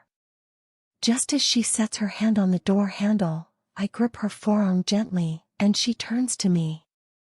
I don't know how well you know him, I say, but he's a piece of shit, and you deserve better. She opens her mouth and closes it. Is she questioning how much she should tell me? We only hung out once. He seemed like a nice guy. You actually remind me of him now that I think about it. That buzzing starts again. My throat is too tight to speak, so I only nod. In what feels like a flash, she's gone. I shouldn't pity myself. In a way, I ought to be thankful for my cheating, piece of shit dad. If I hadn't walked in on him all those years ago, I never would have felt that strange, itching need for escape. That uncomfortable feeling that made me convince my mom to let me transfer to a public school to see if a change of scenery would make it go away. That led me to her, as if we were destined to be. Livy was like an angel coming into my life to rescue me. She was so soft and sweet and caring, I finally had someone to talk to. I laughed again. I finally started getting excited about college and my future. Her presence alone made the world bright again. I can't ever lose her. Why the fuck did I tell her I'd think about her proposition? I should have told her no the second she asked me. Sex will complicate our relationship in a way I won't be able to undo. Romantic feelings would probably enter in for both of us. How could they not when we already care for each other so much? None of it would last. Romantic feelings would fade away, and she'd go back to her old life. Marry her perfect Christian guy, and I'd become part of her past. Her former best friend and ex-lover. No matter how tempted I am to give in, I have to do everything in my power to resist her. Livy. Livy. Mari calls from outside the dressing room. Do you need help? No, I've got it. I strip down to just my panties since I probably won't be able to wear a bra. Before grabbing the black dress Mari picked out for me, I stare at my body in the mirror for a moment. Why do my boobs have to be so big and unsightly? They hang down almost to my belly. You'd think I had 3 kids. Cole is standing right outside. Every flaw will be on display for his eyes. I grip my teeth as I slip the tight fabric up my thighs, over my belly, and up to my chest. Goodness, I hate how the fabric clings to my every curve. After pulling on the last strap, I keep my gaze away from the mirror. If I look at myself, I might chicken out. I already want to cringe at how the air hits my chest with this plunge neckline. It makes me feel disgusting. In theory, I know I don't really look disgusting, but this is the problem with sexual shame. It's visceral. How can you talk yourself out of something you feel in your body? It's like trying to reason away a fever. Is it on? Mari shouts. Yes, unfortunately. I don't want to hear any of that. That's our old youth pastor talking, making you feel ashamed for simply having breasts. A smile rises to my lips. This is more than having breasts. This dress is practically lingerie. Yes, Mari shouts. That's exactly why I picked it. Okay, give us a runway walk. I'll give you guys a quick look, and that's it. Mari, you can come in here if you want to get a better view of it. Come on, Liv. You know Cole has been dying to see your beautiful boobs since the moment he met you. Cole chuckles, but I get the sense that he's uncomfortable, and a smile rises to my lips. Goodness, Mari is so bold. She's the ideal person to help me through this whole process. I need her to push me. My boobs are a problem in this dress. I try to keep my voice low while still projecting it out of the dressing room. I can't wear a bra, and, Mari, you know how they don't stay in one place without one. They keep moving around, and I'm worried someone's going to see I lower my voice to just above a whisper, nipples. Mari cackles. You have to see Cole's face right now. It's bright red. Aw, I'm sorry, Cole. His laughter sounds a little forced. It's okay. I can go outside and wait if you want. No, don't do that. I highly doubt I'm going to buy this one, but I still want your opinion on it. I have to do this. If I can't even show my body off in a dress, how can I ever expect to get naked in front of him? I straighten my spine and open the curtain. Cole and Mari stand only a few feet away, and both of their heads perk up. I make my way out of the dressing room toward Mari. I can't look at Cole's face. Not yet. Oh my God. Mari's lips part into an open-mouthed grin. This is it. This is the dress. You look like a goddess.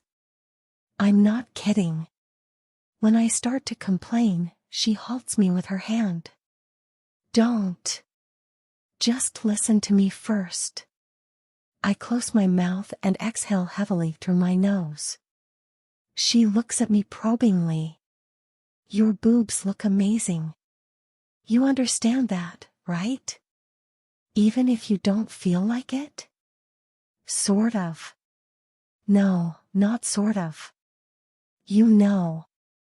In your heart of hearts, you know your boobs look amazing. Just imagine if they were someone else's boobs. Would you think they looked good? I don't know. Think of Brenna. She has boobs like yours. Do you think they look good on her? My brow knits as Mariana's short and curvy friend flashes in my mind. I guess she does have a similar body type, and she often wears shirts that show her cleavage. Yeah, she does have really nice boobs. See? You do understand. She places her soft hands on my cheeks and forces me to look up at her. You not wanting to show off your boobs is not you. It's a youth pastor telling you your t-shirts are too tight and causing the boys to stumble in their faith. Your body remembers being told those things, even if you don't agree with them now. She's right. She's absolutely right. Cole, can I get your help? Mari places both hands on my shoulders and twists me around. Tell her how good her boobs look. It takes me a moment before I can look up at his face, but when I do, a pleasant tingle runs over my skin. His lips are slightly parted, and his wide eyes are fixed on my chest. He's never looked at me like that before. Strangely, I don't want to cover my chest like I thought I would. The look in his eyes makes me feel almost powerful. Cole, Mari's voice is almost a shout this time, and he snaps his gaze up to her face. Yeah, he lifts his hand and scratches the back of his head. She looks beautiful. She always looks beautiful. No, Mari shakes her head sharply. Don't minimize it. You know this dress is on a whole other level, and I asked you specifically about her boobs. She's self-conscious about them. We were raised to think that our bodies are sinful. Livy especially got hit hard with it, because she developed when we were really young. Tell her how luscious and gorgeous they are. How you want to squeeze them. I snort out a laugh. Mari, stop. She looks at me sternly. When you wear this out tonight, people are going to be staring at your boobs. They won't be able to help it. How are you going to handle it if you're too embarrassed to let Cole look at them? I just don't want him to feel forced to say. I don't feel forced, Livy.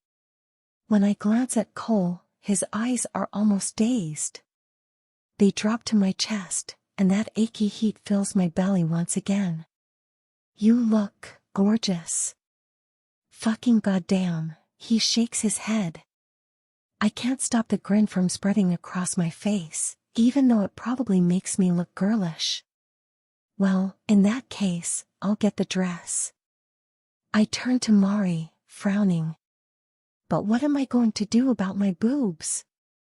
They move around too much. How can I stop them from falling out? I've got you covered. We'll tape them. I wince. It always looks so painful when you tape yours. It's not at all. Trust me. And you'll feel supported. We'll push them up like this. She cups my boobs and smashes them together to give you the best cleavage. What do you think, Cole? A little laugh is pulled from my chest, and when I glance at Cole, his eyes are molten again. She looks great. His voice is breathy. My goodness, he really likes how I look in this dress.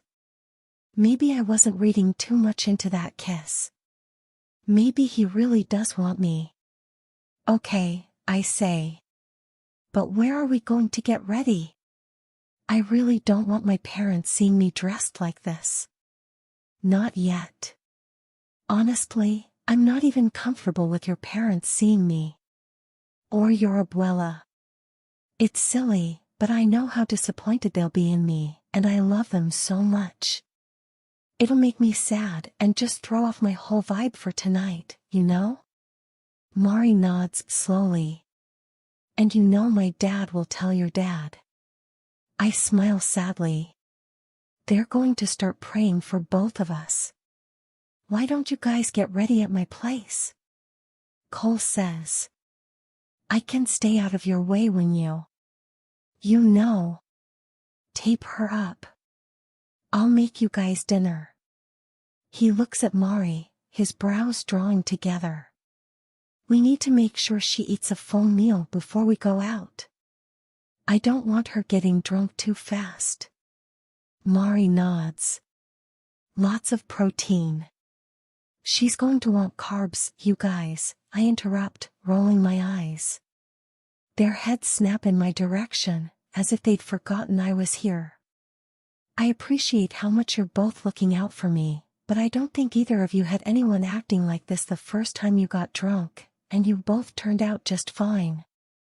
I want to feel like a regular college student. Let me have a wild night.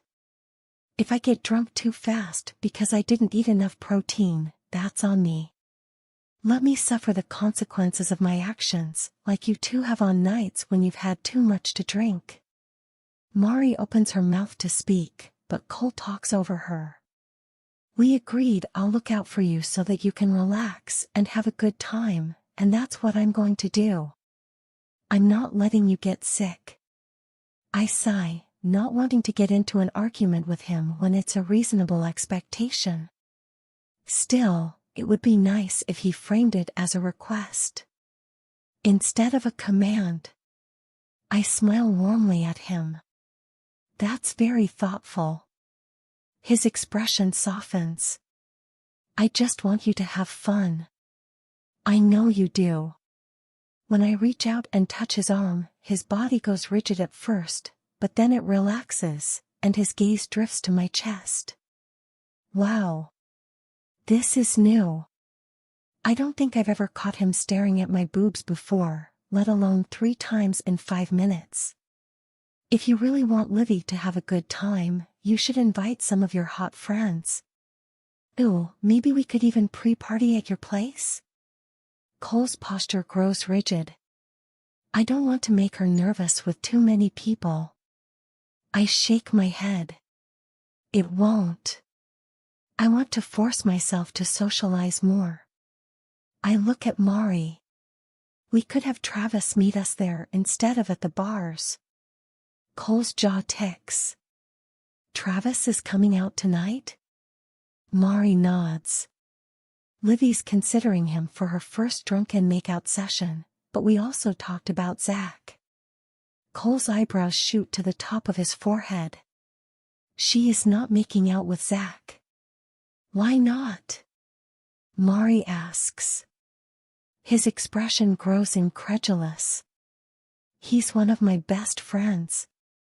What difference does that make? Her tone is suspiciously earnest.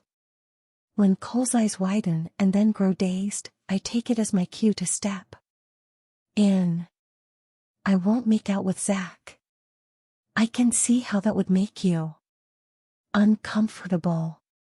His expression softens. No, it's okay. I trust Zach. And if you're going to, he inhales a deep breath before giving me a hard stare. If you're going to do this, I'd rather it be with people I trust. I can even invite over a few of my old baseball buddies. I would trust any of them with my life. Mari smiles wide. Livy, if you could pick from the baseball team like they were a box of truffles, which ones would you select? Theo's really cute. Cole's mouth tightens. You called Theo a man whore. I scowl. The old judgmental Livy said things like that. Now I would say that he has sex like a normal person. I shoot Mari a saucy smile. Guys who have lots of sex are probably good at kissing, right? She smiles back. Absolutely.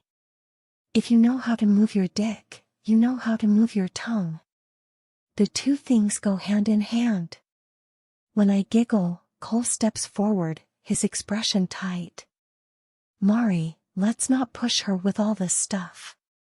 We need her to take it slow. A hint of a smile touches Mari's lips. We need that? Why do we need that? His nostrils flare. She's shy. We don't want her. Mari interrupts. You keep saying that like we're on the same page, and we're not. I want her to break out of her shell. You seem like you don't want her to. In fact, whenever she's around other guys, you look like you want to lock her up. He huffs out a laugh, but the sound of it is brittle. It's okay. I know you're just worried about me, I say to Cole, though I'm starting to wonder if maybe it's more complicated than that. Tonight, I'll just focus on getting drunk and flirting. I'll only make out with someone if it feels right. His jaw clenches. And I'll be right there if you need me. I'll make sure you're safe. I smile. Thank you, Daddy. He averts his gaze from mine and exhales an unsteady breath. Cole. Her soft voice floats into my kitchen, and my whole body relaxes. I can't quite make out what she's saying over the sizzling bacon, but I can tell just from her tone that she's really trying to assert herself. She's spoken much more than she normally does when she's in a group of guys. Whenever I've brought her around my male friends before, she's stayed glued to my side as if she might get devoured by a wild animal if I left her alone. Fuck, she's so sweet. And so vulnerable. There are 3 guys in there, all of whom I know well, and I still can't relax. Why do I want to hit something? It's good that she's putting herself out there and pushing through her shyness. I'm a selfish bastard for wanting her to be the way she was before, sitting so close our legs were almost touching and reserving her smiles only for me when I turned and talked softly to her. If I could only say yes to her proposition, none of this would be happening. There would be no point in inviting guys over. I could give her everything. God fucking damn it, why does she have to be so tempting? I can't have her that way. It will put me on the path toward losing her forever. When the bacon strips are nearly black at the edges, I scoop them up and plop them onto a plate. I march out into my small living room. All 3 guys are standing around where she sits on the couch. Her tits are practically falling out of that dress, even with all the tape Mari put on them, but I can't let myself look at them again. I might lose my mind. I set the plate down on the coffee table in front of her. I want you to eat all of this before we leave. Her brow knits. You were making that bacon for me? I shrug. You love it. I mean. Yeah, but I already had dinner. You picked at it.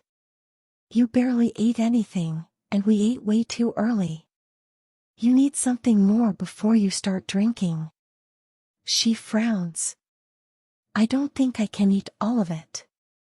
Do you mind if I share it with everyone? Don't argue with Daddy, Mari says. Livy smiles up at me. Are you going to spank me if I don't eat every bite? When chuckles break out, Livy's grin lightens, and my heart squeezes in my chest. Oh God, I don't even think she realizes how sexual that sounded. She just thinks it's funny because her insane parents actually spanked her until she was 13 years old. She has no clue that every guy in this room is probably imagining doing it to her now. I can't stand this. I want to haul her away from here. With effort, I shoot her a reassuring smile. Eat as much as you can. Be a good girl for me. The words hover on the tip of my tongue, as they always do when she unintentionally turns me on. All right. Mari claps her hands. Daddy Cole, you need to give her some room if we're going to get her out of her shell tonight. Livy's goal is to have a wild, hot girl summer. She's finally living like a regular college student, and we're going to help her. We're going to get her to flirt tonight. She doesn't know how, and it's not her fault. It's a Christian thing. We were taught to evangelize, which is the opposite of flirting. Yep, Travis says. It's why we're all socially awkward. Mari nods. You can all help her practice by flirting like crazy with her. Theo looks at me, his eyes wide. Are you okay with this? Heat washes over my skin. I'm about to answer when Zach bursts into laughter.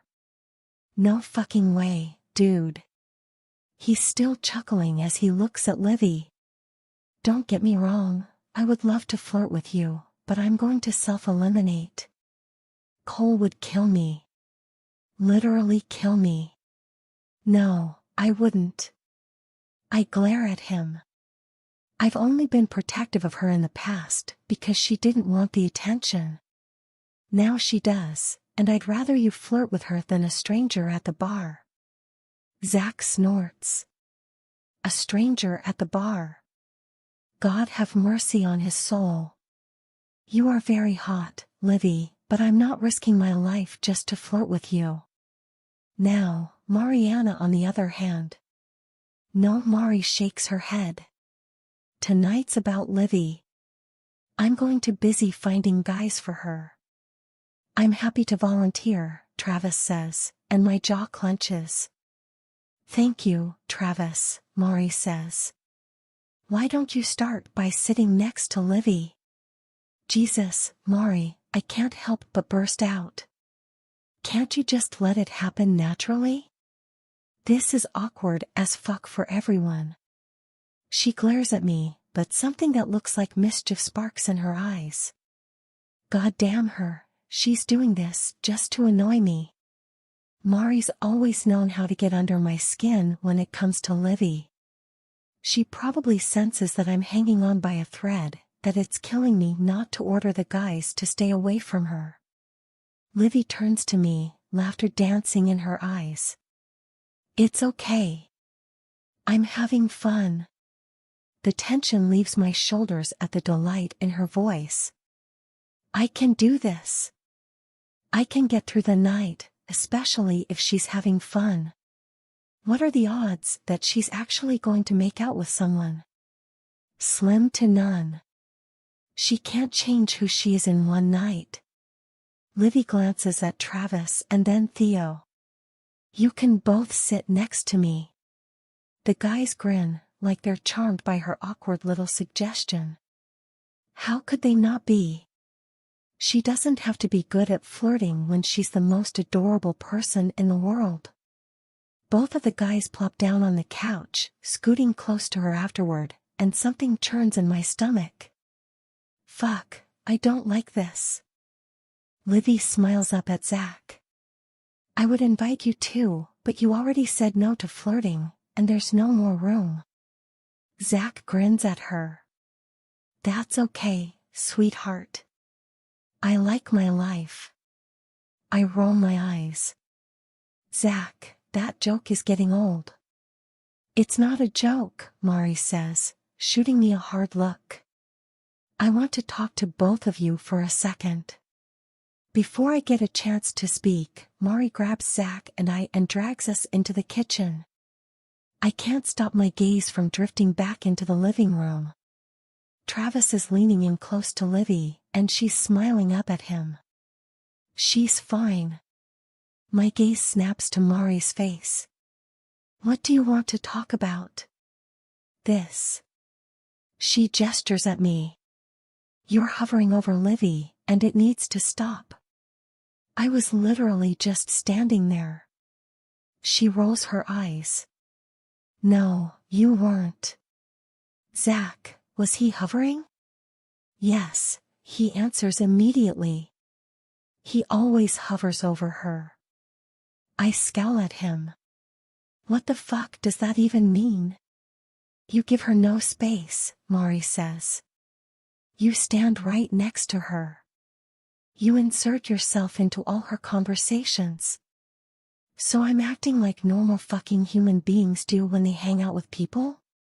You don't look like a normal human being. She gestures at me. You're huge. What guy is going to be brave enough to approach her at the bar when her glaring 6'5" bodyguard is hovering? I raise both hands into the air. What exactly am I supposed to do about that? I can't help that I'm tall. Mari's expression grows exasperated and she glances at Zach. Please help me. Do what we're doing right now, he says. Stay back a little bit. Maybe. Find your own girl tonight. Absolutely not, I say. I'm not leaving her alone her first time out drinking. Mari's eyelids flutter dramatically. Okay, I think we're talking in circles here. Livy's giggle floats into the kitchen, and my chest grows heavy. That was genuine laughter. Livy will laugh at anything. She's always so worried about hurting people's feelings, and when they tell dumb jokes, she gives a forced giggle. That wasn't it though. I only hear that laugh when it's just the two of us. When I glance into the living room, she's smiling shyly at Travis. I don't know if you have a good heart, but I don't have any reason to think you don't.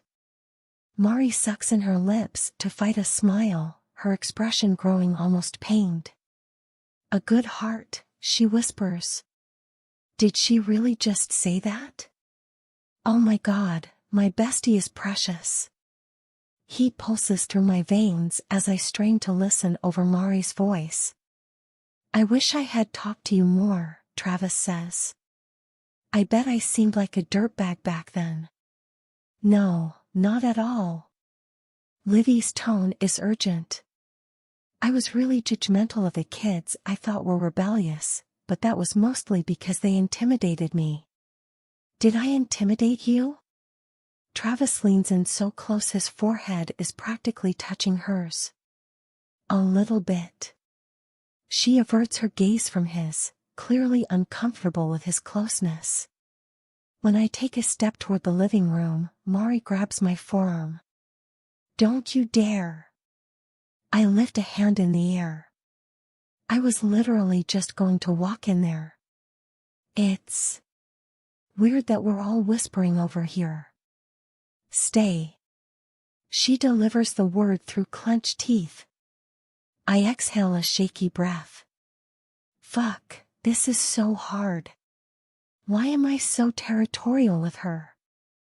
I promise you I'm just another awkward Christian, Travis says, and the gentleness in his tone makes me want to roll my eyes. He's putting on a show for Livy. I've never heard him talk about being religious before. If I seemed rebellious, Travis says, it's because I'm a huge tryhard. Livy giggles again. She loves it when people make fun of themselves. It endears them to her. Goddamn Travis. Theo walks into the kitchen and I spear him with a hard look. What are you doing? I ask. It seems like they're hitting it off, he says. I thought I'd give them some alone time. He frowns. Isn't that what you guys are doing? We're trying, Mari says, glaring at me. Not everyone wants to give her alone time. Theo snorts. I can't believe you're allowing this. I always thought she was your girlfriend, basically. Or that she'd be your girlfriend as soon as you're ready to get married. I avert my gaze. I'm never getting married. I don't even believe in monogamy. Okay, Cole, Mari says. We don't need to hear your whole fuckboy manifesto. She looks at Theo and then Zach. Livy's not planning on waiting until marriage anymore. She wants to lose her virginity this summer. Jesus, I whisper shout. We don't need to tell the whole world. Mari waves a hand at me, not even glancing my way. Livy's not keeping it a secret. She actually wants to make out with someone tonight. If Travis doesn't make a move, maybe one of you could. We're not doing that, I say. We agreed not to push her. Mari glares at me. She's already had her first kiss. With me. My voice feels like it's coming from outside of my body. She had her first kiss with me, because she trusts me. The kitchen grows quiet. Good God, what came over me? Holy shit, Zach says. When did this happen? I look away, unable to meet his eyes. Fuck, he's never going to let this go. Now that he knows I kissed her, he's going to harass me endlessly. When I'm finally able to look at Mari, her grin makes heat break out over my skin. She knows what that was. She knows I was making sure they all know who she really belongs to. She doesn't, though. Why can't I stop these impulses when I know they're irrational? Livy, Mari calls out to the living room. Hurry up and scarf your bacon so we can head to the bar. She looks at Travis. Do you want to be her gentleman escort? I'm driving her, I say. No, Daddy Cole. Mari says. It's time to let the little one leave the nest. I roll my eyes. Mari, the whole Daddy Cole thing is really starting to creep me out. Only when I say it. Her eyelids grow lazy. You love it when she calls you Daddy. When the guys chuckle quietly, I look away. Holy fuck, how am I going to get through the night? Livy. As soon as we park on State Street, Travis turns to me. So what's up with you and Cole? I force a smile as my gut sinks. I hate having to explain why Cole's overprotectiveness doesn't mean he wants me. Nothing, I say. We're just very close, and he's always been protective of me. Travis's eyes widen. He's, like, insane. What was with the bacon and him telling you that you have to eat it all? Is he your nutritionist? My smile grows. I know. Honestly though, he's like that with everyone. No, Travis shakes his head. I mean, I haven't hung out with him a ton since he left for college, but every time I have, he's had a girl with him, and he was never like that with any of them. Well, you probably haven't seen him with his brother or sister. He can be really bossy with them too, but he doesn't mean to be. He has a really kind and caring heart. Travis smiles. You're sweet. So does that mean you're kind of like a sister to him? I open my mouth and close it as something flutters in my belly. A few days ago, I wouldn't have hesitated to say yes, and just saying that small word would have left me dejected, but now I'm not so sure.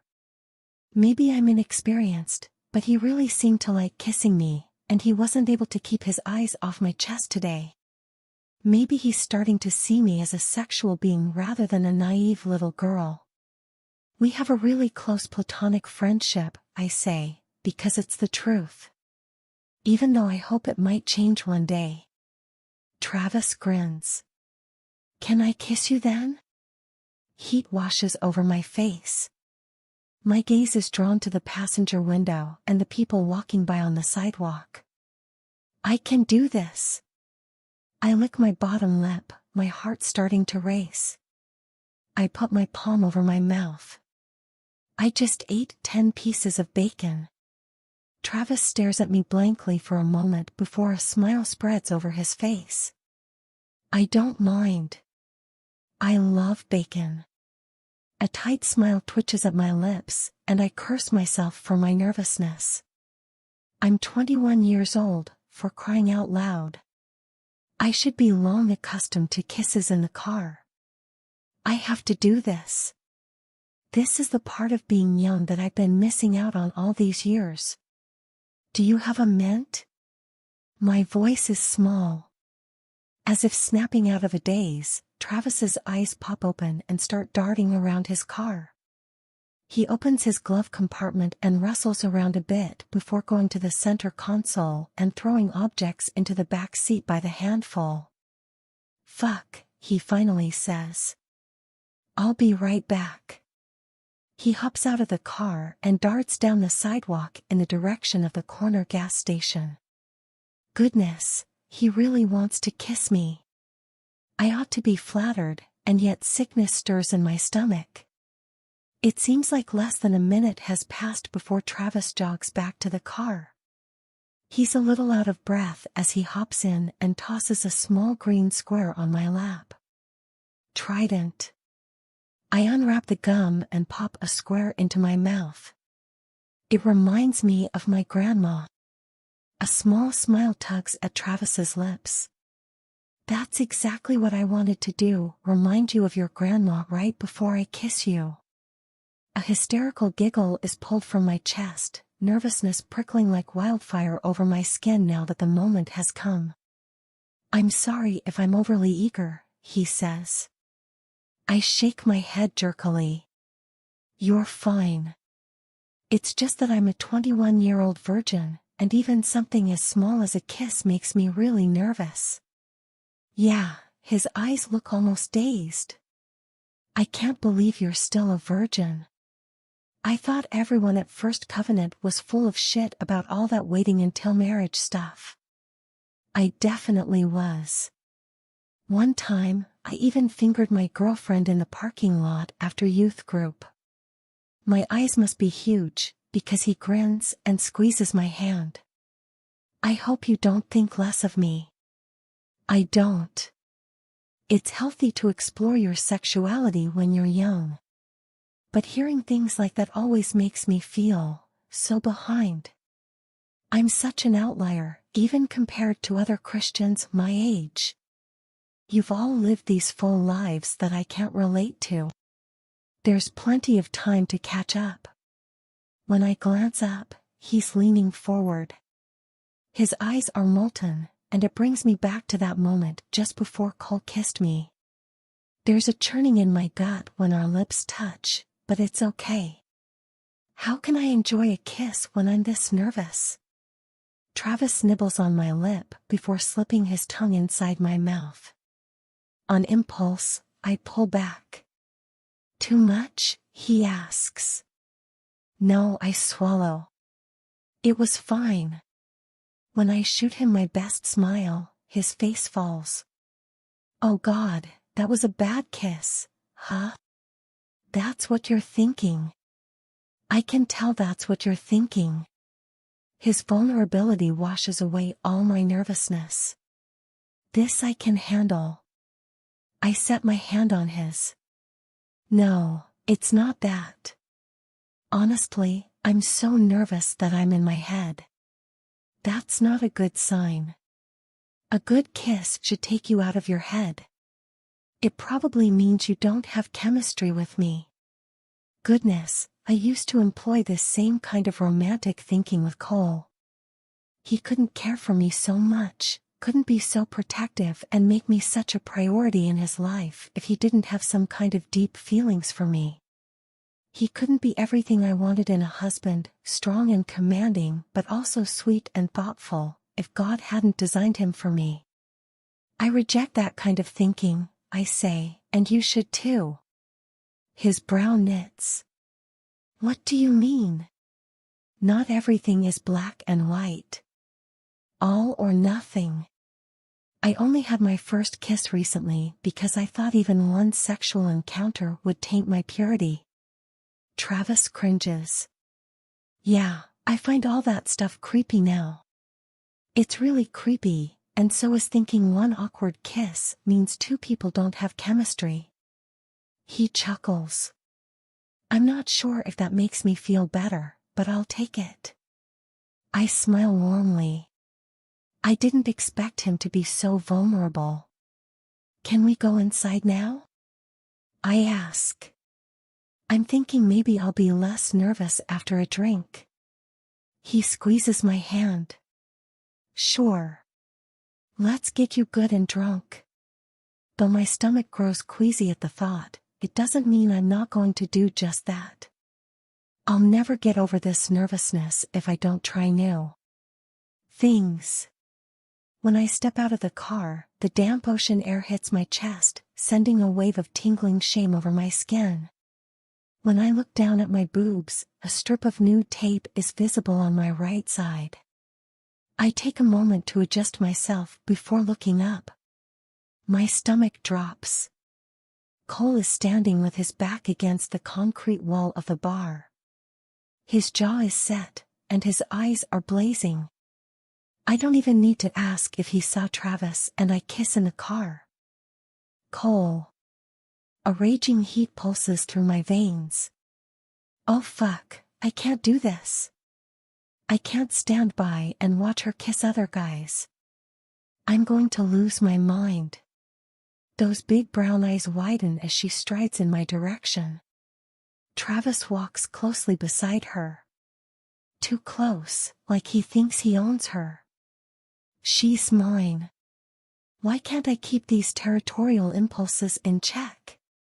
For years, I prepared myself for the day she'd meet her perfect Christian guy. I knew I'd have to plant a smile on my face and force myself to get to know him, even as I wanted to punch his asshole face. I would get over it eventually. There's no way I could let possessiveness jeopardize the most perfect thing in my life, especially if she found someone who made her really happy. At least, that's what I told myself. Oh God, what if I can't? Watching someone else press his lips against hers was agony, and Travis isn't even a real threat. He says he's religious, but he's nothing like her. She would never consider him for anything long-term. I have to get this under control. With effort, I smile as she approaches me. I already know what I'm ordering for your first drink. She smiles back. That sounds, no, I called it already. I turn toward Travis. You called what? Her first drink. His words are matter of fact. I called it in the car. I frown. Are you 7 years old? A small smile tugs at his lips. I'm getting her a Mai Tai. She loves fruity drinks. I shake my head sharply. A Mai Tai is way too strong for her. Livy starts, but then closes her mouth when Travis starts talking. Dude, you already force-fed her bacon. I think she's fine now, Daddy. Cole. Daddy Cole. He's just trying to goad me, probably because he knows I saw that kiss. Travis always pulls shit like this. He gets under people's skin for fun. Why didn't I notice what a dick he is before tonight? I take a deep breath and turn to Livy. I'll get you a strawberry daiquiri later, okay? I look at her sternly. In an hour. You're only having one drink an hour. When she sucks in her lips to fight a smile, heat creeps into my cheeks. I just don't want you to get sick. She smiles in earnest now, and her chest shakes with silent laughter. I know. I exhale. I'm sorry. I'm not used to having you out at the bars with me, but I promise I'll stay back and let you have a good time. Travis pats my shoulder. Why don't you start now? I'll take her in. How about you drive my car to my apartment? It's literally 2 minutes from here, and my roommate can drive you back. I stare at him blankly. When he lifts his keys in my direction, heat washes over my skin. Are you fucking kidding me? No, he shrugs. I don't want it to get stolen, and you're staying sober, so what else are you going to do? I'm not your fucking valet. You can drive it yourself. A faint smile twinges his lips. Nah, I'm ready to drink, and she's having a good time with me. Don't kill the vibe. When he sets his hand on her shoulder, I clench my teeth to fight the childish urge to reach out and pull her away from him. Why am I letting him do this? He's almost laughing, he's enjoying my irritation so much. Don't kill the vibe? I frown. You sound like a fucking idiot, Cole, enough. Livy's uncharacteristic shout startles me, and when I glance at her, my stomach sinks. Oh God, I hate it when she looks at me like that. It's so rare that it happens, and it means I really fucked up. Her frown deepens. I'm getting sick to death of hearing you both argue like little boys. You weren't even letting me talk. Travis chuckles. I'm sorry, Livy. I was just fucking with H. Let me finish. I need a minute away from both of you, but especially you, Cole. You keep saying over and over again that you want me to have a good time, but I don't think I believe you anymore. She crosses her arms over her chest. It seems like you're only thinking about yourself and how you want things to go tonight. I'm sorry. My voice is soft. I really do want you to have fun. She stares at me for a long moment.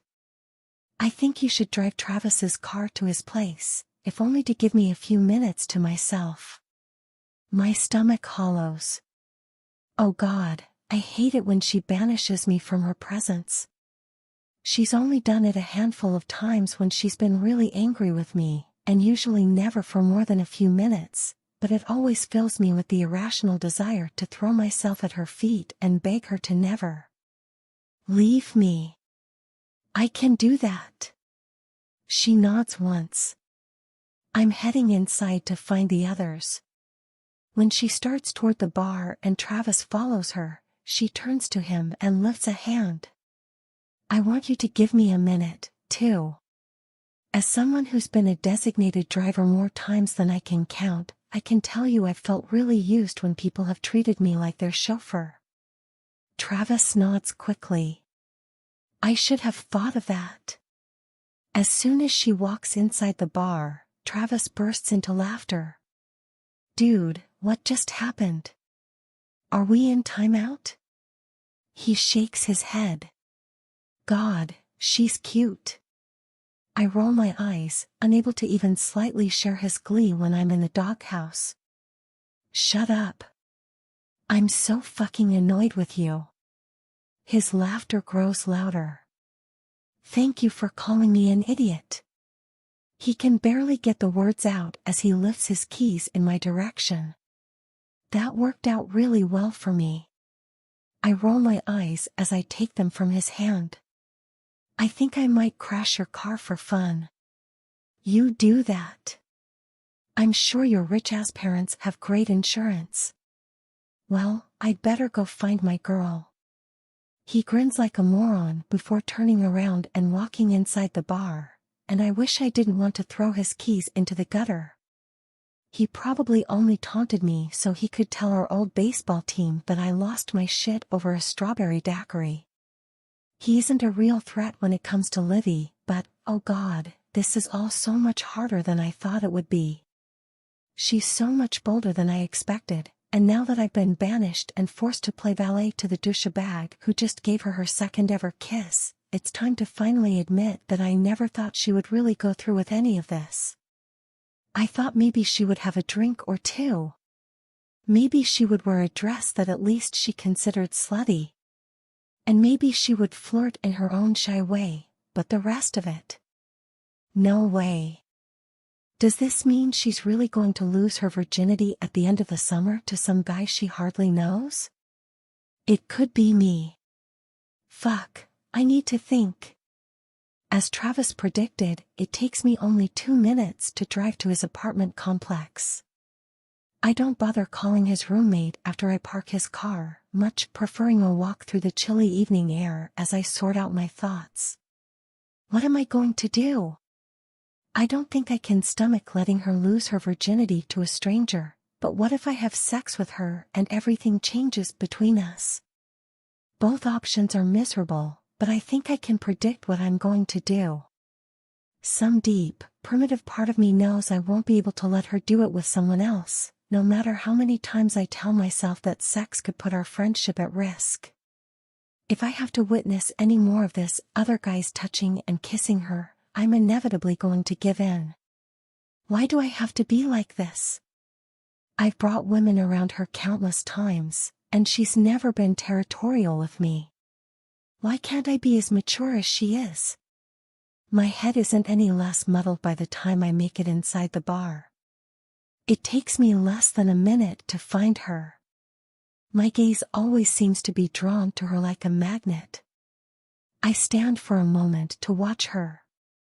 She looks up at Travis while he talks, and her stiff posture is a sign she's nervous. This place is a lot more crowded than I expected it would be on a Thursday night. I should have picked a dive bar, if only to give her more space. She takes a small sip of her yellow drink, and I can tell by the slight tightening of her mouth afterward that she doesn't like it. I roll my eyes. Fucking Travis. I told him the Mai Tai would be too strong for her, and she would never in a million years tell him she doesn't like it. When I get close, she turns to me, and I shoot her a contrite smile. I raise my voice over the crowd noise. Was that enough time, or are you still mad at me? She sets her soft hand on my arm, and it makes my gut clench. Her signature arm grab used to be the only kind of touch I could handle from her. Not anymore. I'm not mad. She lifts her head in the direction of my ear, and even though I know she's going to tell me something, my whole body grows tense in anticipation. I've always had to brace myself whenever her mouth gets anywhere near my body. That was really sweet of you to take his car home. Her warm breath tickles my ear, sending tingles down my spine. Even though he was rude, I deserved it. I glance at Travis and back at her. Would you mind if we went outside and talked for a bit? She smiles wide, and, oh God, it's heaven to be back in her good graces. After saying something to Travis, she slips off her bar stool and starts making her way through the crowd.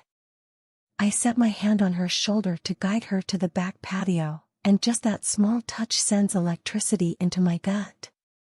After her proposition yesterday, every brush of her skin sets me on fire. As soon as I find a secluded spot on the patio, I turn to her. I've been really overbearing tonight, and I'm sorry. I need to give you more space. She smiles sadly. I only needed a minute. Of course I want to spend time with you on my first wild night out. Yeah, but I'm not letting you be wild. I don't know why I'm like this with you. I know being sheltered doesn't mean you need a babysitter, but I run a hand through my hair. I don't know. I have no chill, and I hate it. I don't know what's wrong with me. Her smile grows. You're a very protective daddy. I snort, shutting my eyes. Of course she would say that right now. I bet you like it when girls call you daddy in the bedroom, huh? My eyes pop open. What? I nearly shout. Her expression grows hesitant. I was just teasing. Did you know that's a thing? Her gaze falls to the concrete. Well, yeah. Mari's told me some things. Is that what you've meant this whole time whenever you've called me daddy? Her cheeks grow pink. Fuck, I'm embarrassing her, but I need to find out. I'll go crazy if I don't. Well, yeah, she says, but I was just trying to be funny. I take a deep breath to calm myself. It is funny. No, it's not. I just had no clue you were making a sexual joke. Her brow furrows. Sometimes it's like you think I'm a little kid. I have a lot of gaps in my knowledge because of the way I was raised, but I'm not stupid. Of course you're not stupid, and I definitely don't think you're a little kid. My gaze drifts to her chest as I reach out and touch her shoulder. I'm sorry if I embarrassed you. I was just surprised. And for the record, I don't like being called Daddy, I smile faintly, by anyone except you. Her gaze snaps to my face, and her eyes grow wide. Are you being serious? I laugh softly. I am. Why only by me? I don't know. It makes me feel some things. She takes a step in my direction. What kind of things? Fuck, this is dangerous. I need to be certain this is the right thing before I start telling her what I've really been thinking all these years. I don't want to keep you out here too long. Mari will kill me if she knows I've stolen you away from everyone. Her face falls. She stares at me for a moment before nodding. And I don't want Travis to think I'm ditching him. I've actually had a lot of fun with him tonight. My spine goes rigid. Livy, he's a fucking idiot. She raises her brows. Yeah, you said that already. My sister used to call me an idiot when she was mad. When she was in elementary school. I smile sheepishly. I know I acted like a child earlier, but you're way too good for him. I've never liked him all that much. I mean, he's fine. I tolerate him, but he's not for you. That's for me to decide. I grit my teeth. He was trying to piss me off earlier. He always does that kind of shit, especially when we go out drinking. You can't stand people like that. Why would you have any interest in him? He's non-threatening. Her voice is notably softer. I'm nervous about all this. I'm nervous to get drunk. I'm nervous to kiss. It helps to hang out with someone I don't have a crazy crush on, because it lowers the pressure. I don't feel like I have to be a really good kisser. I look away from her, not wanting her to see how much I hate this. How much the idea of her kissing another guy makes me want to throw her over my shoulder and take her away from here. I just wish. What? I wish you would take my advice. What advice? If you're really going to push through with this whole contract thing, wait until you find a guy you could actually be with long term. Maybe not for the kissing, but for losing your virginity. I know you well, and I think you'll be happier if you lose your virginity to someone you can at least see yourself being in a relationship with. I'm not ruling that out. I frown. What do you mean?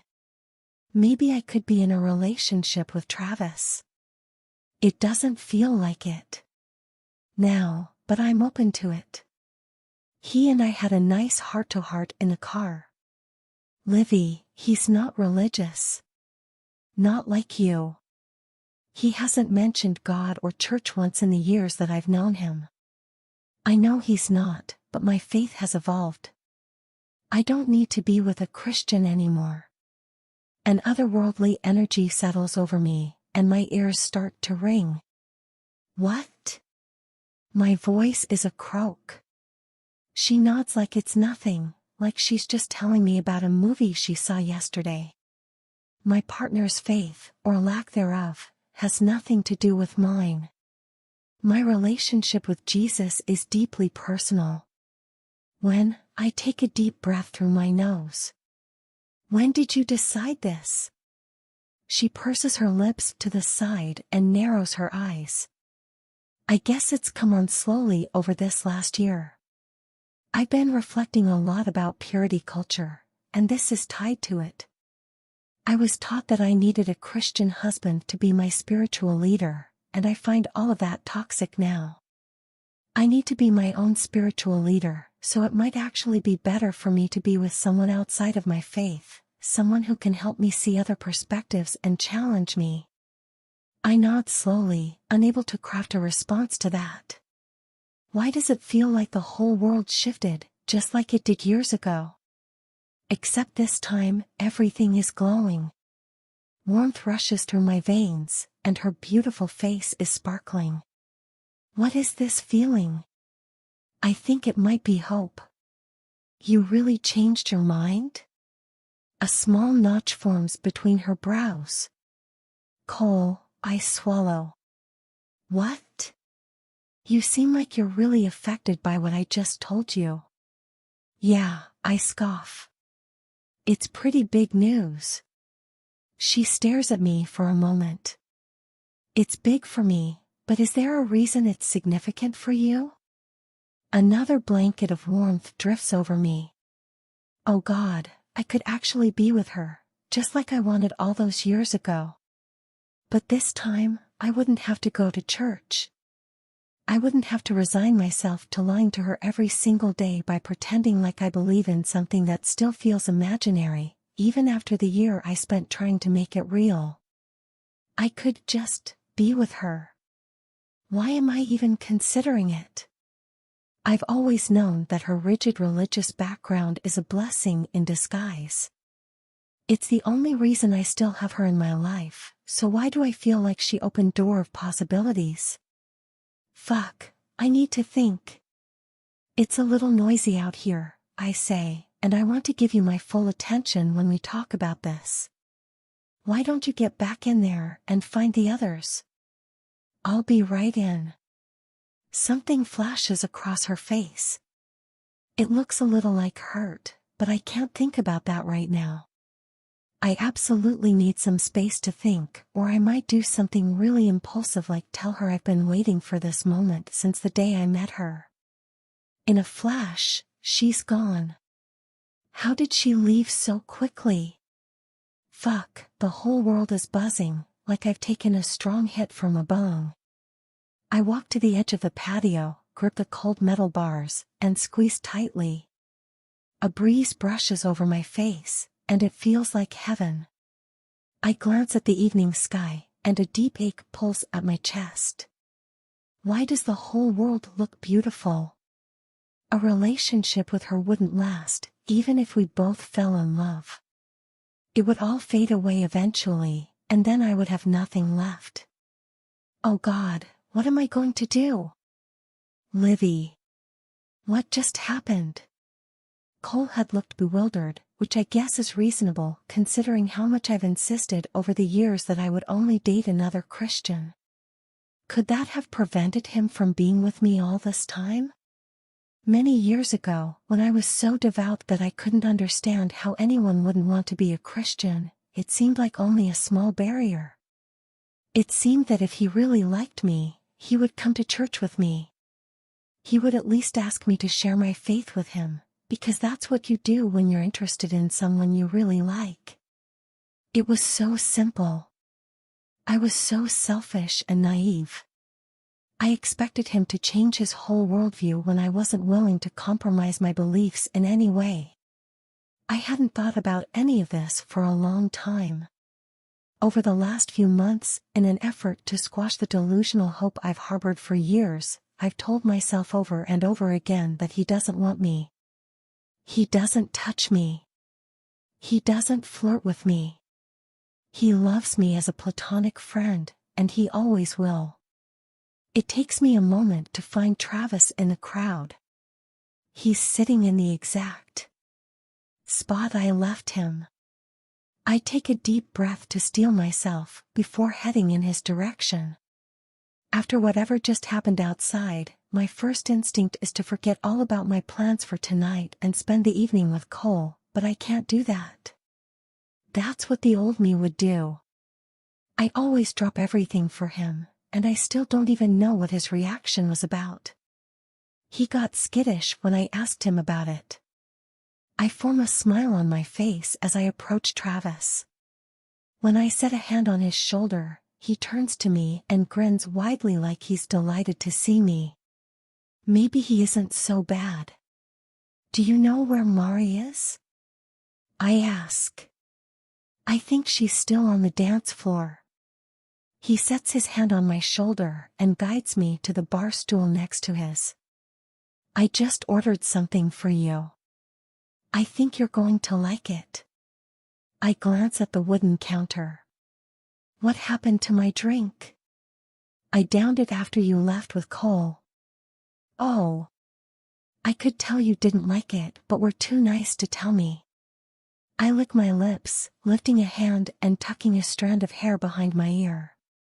It was just a little strong. The bartender appears and places 3 small glasses in front of Travis. My eyes widen. Shots? Is one of these for me? Travis grins. They're all for you. It's the perfect solution. You can get drunk without having to taste the alcohol. All for me? That's a lot to drink. You'll be fine. He leans in close, his breath brushing over my face as he says, I don't know why Cole's being so weird about you drinking when he passed out in my bathroom the last time we went out drinking. He's freaking you out for no reason. Even if you get drunk fast, you'll be fine. Trust me. I take a deep breath and glance down at the shots. Even if I do get sick. Who cares? Both Cole and Mari have gotten so drunk that they've puked, and that didn't stop them from going out and partying again. Besides, this is supposed to be an adventure. I should be going all out. When I reach out and grab one of the shots, Travis pats my back. Yes. I clench my fingers around the glass and lift it to my mouth. Nervousness flutters through me, but with it is a mixture of exhilaration. I throw the shot back into my mouth the same way I've seen other people do it, and thankfully, only a slight burn trails down my throat. That's my girl. Travis claps. Livy. I twist around and see Mari and Zach making their way through the crowd.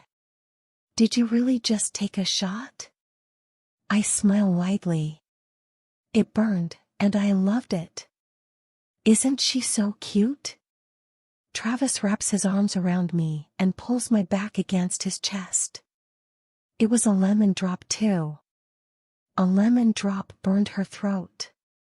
I don't know what a lemon drop is, but I can tell he's making fun of me, and I don't care. For the first time, I'm living like a regular college student. He presses a kiss against my cheek. You should hurry up and get another shot down before your nanny comes back. I wince. Another one? I don't even feel this one yet. He laughs. You'll be fine. My gaze darts to Mari. Do you think I should take another one? It's up to you. You said you wanted to go all out, and you have plenty of people here to take care of you. Her smile grows cheeky. You have one person who will take extra good care of you if you get too drunk. Yeah, but he'll be mad. I glance around the area. He told me I should only have 1 drink an hour. I think you should do it while he's not looking, Zach says. But don't tell him I said that. Dude. Travis shouts. Cole needs to chill the fuck out. Why is he like this with her? She shouldn't be scared to take shots. He looks at me. Don't let him get into your head. Do what you want to do. Mari leans forward, raising her voice over the noise of the crowd. I agree with him. I love Cole to death, but sometimes he acts like if he touches you too hard, you'll shatter. And the whole problem is that you're scared you might shatter. She's right. She's absolutely right. And the biggest problem of all is that I let Cole treat me like I might shatter because I was trained to let men take care of me. That has to stop. I have to take care of myself. I grab another one of the shots and throw it back. The cheers of the others register at the back of my mind, but I have to stay focused if I'm going to get through this. After inwardly plugging my nose, I lift the next shot, not wanting to give my brain time to register disgust. Within seconds, the burning liquid is trailing down my throat. Holy shit! Mari shouts. I can't believe you actually did that. Exhilaration courses through my veins. I can't believe I did it either. I turn to Mari, beaming. I'm aging fast tonight. You had your first shot at what? 16? 17? 15. I smile, surprised that I don't feel even the slightest pang of resentment. She never told me about it. It's probably because she knew I would have been disappointed in her. It used to bother me when these little facts slipped out over the years as she grew more comfortable opening up to me, but not anymore. So I just turned 15, I say. Hopefully, by the end of the night. What was that? Cole's deep, rumbly voice sends a shiver down my spine. When I turn around, all the bewilderment in his eyes is gone. He's glaring at Travis like he's ready to punch him. Goodness, I need to defuse this. I can't let them fight over me again. I smile at Cole as warmth drifts over my body like a low morning tide. Is this the alcohol? It feels lovely. I just took 2 shots back to back, I say, and it was amazing. When I giggle, Cole's scowl grows. I was out there for 10 minutes at the most. Why do you look drunk already? My gaze snaps to Travis. Could they have kicked in that fast? He shakes his head. You're probably feeling that first shot. That first shot? Cole is all but yelling now. Are you telling me she's had 3 shots in the amount of time I was outside? Fuck. I never should have left her alone for even a minute. He looks at Mari and Zach. Where were you guys? Mari crosses her arms over her chest. What Livy drinks is entirely up to her. Calm down, Daddy. He shakes his head, his jaw tightening. It's okay, Cole. Zach sets his hand on his shoulder and gives it a squeeze. Just let her have fun. She's 5'0". He gestures over me. She's going to start stumbling around in a couple of minutes. So what if I do? Right now, I just want to dance. I lift my hands in the air and sway to the music, gyrating my hips in a way I've only ever done in front of Mari and Vanessa. Oh man, this feels good.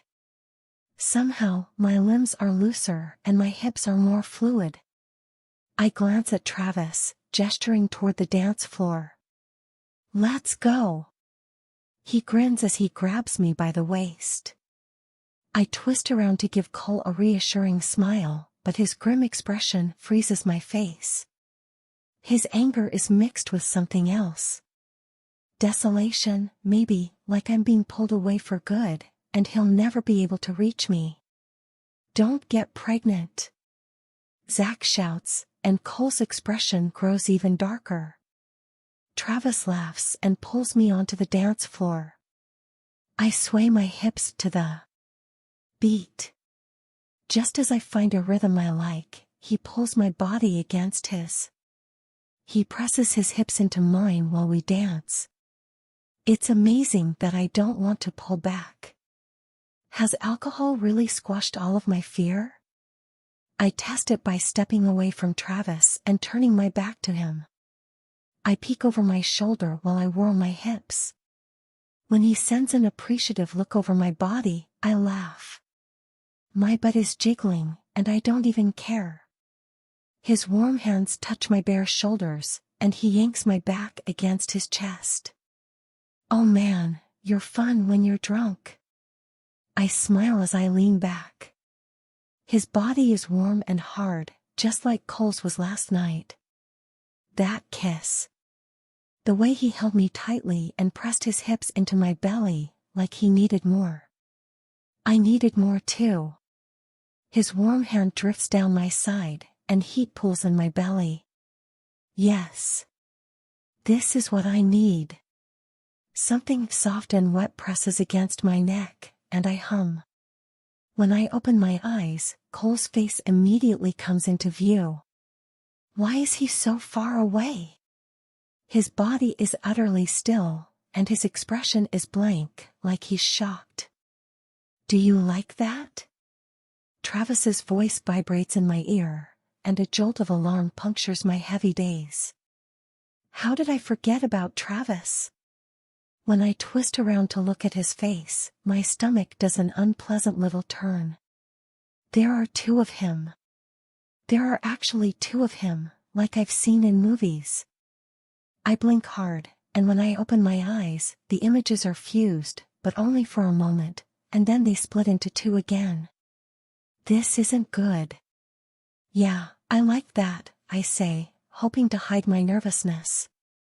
He smiles and pulls me close, and the warmth of his body eases some of my anxiety, but the feeling is short-lived. Travis pulls away from me so suddenly that I almost lose my balance. A firm grip on my arm pulls me upright. What the fuck? Travis shouts. She's not going anywhere near you, Cole grits out. I'm taking her home. My sluggish confusion quickly shifts into indignation. I'm not going home now. The night's barely started. When Cole turns to me, his jaw is set, but his eyes are softer than they were a moment ago. I've been watching you for the last half hour. You're really drunk, Liv. Too drunk. I wrinkle my nose. Half hour? I've only been dancing for, 2 minutes. Trust me, it's been half an hour, and he's been getting handsier every second. His expression grows hard as his gaze shifts to Travis. Dude, chill the fuck out. I didn't do anything she didn't want me to do. I'm about to open my mouth to agree with him when nausea overtakes me suddenly. I turn around and rush in the direction of the door. The mugginess of the warm bodies around me makes bile rise at the back of my throat. I don't make it far before a pair of strong hands grip my waist. I've got you.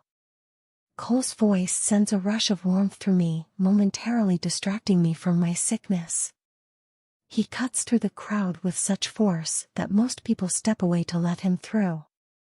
As soon as we make it outside, I inhale a deep breath of ocean air, and it instantly calms the stirring in my gut. Are you okay? His voice is gentle. I'm fine. At least I have the wherewithal to recognize that my words aren't quite precise. Sweetheart, you're wasted. If you're not feeling good, just tell me. I'm a little dizzy. I think the shots finally fully hit me. When he tightens his grip on my waist and pulls my back against his chest, electricity shoots into my gut. What can I get for you? I relax into his warmth. Let's go to another bar. Just the two of us. He jerks back. No, I'm taking you home. You've had way too much. We can't leave Mariana. She'll be fine. Zach already promised to get her home safe. I frown. I want to dance more. That's the alcohol talking. If I let you on a dance floor, you're going to fall over. I twist around in his grip so that I can stare up into his eyes. Then dance with me. You can hold me up. Something flashes in his eyes, but then he looks away. No. We'll try this again another night. Come to my place now so you can rest before I take you home. That way you don't have to worry about your parents seeing you drunk. Goodness, resting at his place sounds so good. He'll probably rub my back until I fall asleep, like the time I got sick at his apartment. He's so caring, but also incredibly domineering. I lift my chin. I want to dance more. He looks like he's fighting and I roll. You're drunk. I am drunk, and I want to dance. Now he rolls his eyes in earnest. All right. Obviously, you're even drunker than I thought. His hold on my waist tightens, and I shriek as he lifts me into his arms and cradles me against his chest. He carries me down the sidewalk toward his car. After opening the passenger door, he sets me gently inside. He crouches down, poking his head into the car. I'm going inside to get your purse. I won't be gone more than a minute. Don't stumble off anywhere, Angel. He says it with a smile because he doesn't think there's a chance in hell I'd actually leave. I always do as he says. I've never had a reason not to. Do I have a reason now, or do I just feel like I do because I'm drunk? There's something strangely exhilarating about the thought of Cole coming out of that bar and finding me gone after he ordered me to stay in here. As soon as his back disappears inside, I leap from my seat and run down the sidewalk. I throw my head back and lift my arms high in the air. I'm so lightheaded and buoyant, I could drift into the sky like a helium balloon. Eventually, I slow my pace, because although drunkenness might feel like magic at the moment, it doesn't seem to have given me magical stamina. While I catch my breath, I realize I'm standing in front of the tiki bar that Mari had planned on taking me to tonight. My stomach flips as I walk inside. Here I am at a bar alone after ditching my domineering best friend who acts like a jealous boyfriend but doesn't want to have sex with me. I'm standing up for myself. I glance around the misty bar, unsure of where to go next. I don't want another drink, and there isn't a dance floor in here. I'm just about ready to turn around and search for another bar when a guy waves me over to a group of people sitting in the back corner. I don't hesitate to walk in their direction, and I'm amazed anew at the effectiveness of alcohol in taking away my fear. Only the faintest pang of regret punctures my boozy haze. Cole is going to be worried when he finds me gone. How long have I been gone? As I get closer to the group, the mist clears, and their images grow sharper. Goodness, it's all guys. I know you, a blonde guy says, his gaze roaming my body. You go to UCSB, right? Where have I seen you before? I'm not sure, I scan his face. You don't look familiar. He shrugs. Oh, well. Why don't you come over here so we can get to know each other? When he pats his thigh, my mouth drops open. Does he really expect me to sit on his lap when I don't even know him? Distantly, I recognize that the other guys are laughing. Why do you have to be so fucking creepy, one of them says before looking at me. Don't do it, beautiful. Come sit next to me instead. There's no room. The blonde guy smiles at me. You'll be way more comfortable on my lap. The fuck she will. Cole's booming voice is like a soft blanket, even though I know he's furious with me. Oh shit, the blonde guy says, and all the others start laughing. I'm so sorry, man. She didn't say she has a boyfriend. Cole ignores him and turns to me. His blazing eyes send a chill down my spine. I've never seen him look so angry. You can either walk out with me now, or I'm carrying you. I lower my gaze to the floor. I'll go with you. Good choice. He grabs my hand and squeezes it tightly. My stomach lurches as he pulls me through the bar. His usual athletic grace is gone. His posture is so rigid he looks like he might snap in two. When we make it outside, he lets go of my hand and turns to me. What the fuck has gotten into you? Oh Jesus, he's never cursed at me before. He's never spoken to me with so much contempt. With effort, I raise my chin and hold his stare, though my eyes are starting to prickle. I told you I want to stay out, and you didn't listen to me. My voice doesn't sound nearly as firm as I want. His jaw clenches. I can't believe you just did that. I never would have expected it of you in a million years, even drunk. I take a deep breath to keep my lips from quivering. I wanted an adventure. An adventure, he scoffs. You ran off in the middle of the night with drunk people everywhere when you can barely stand up straight.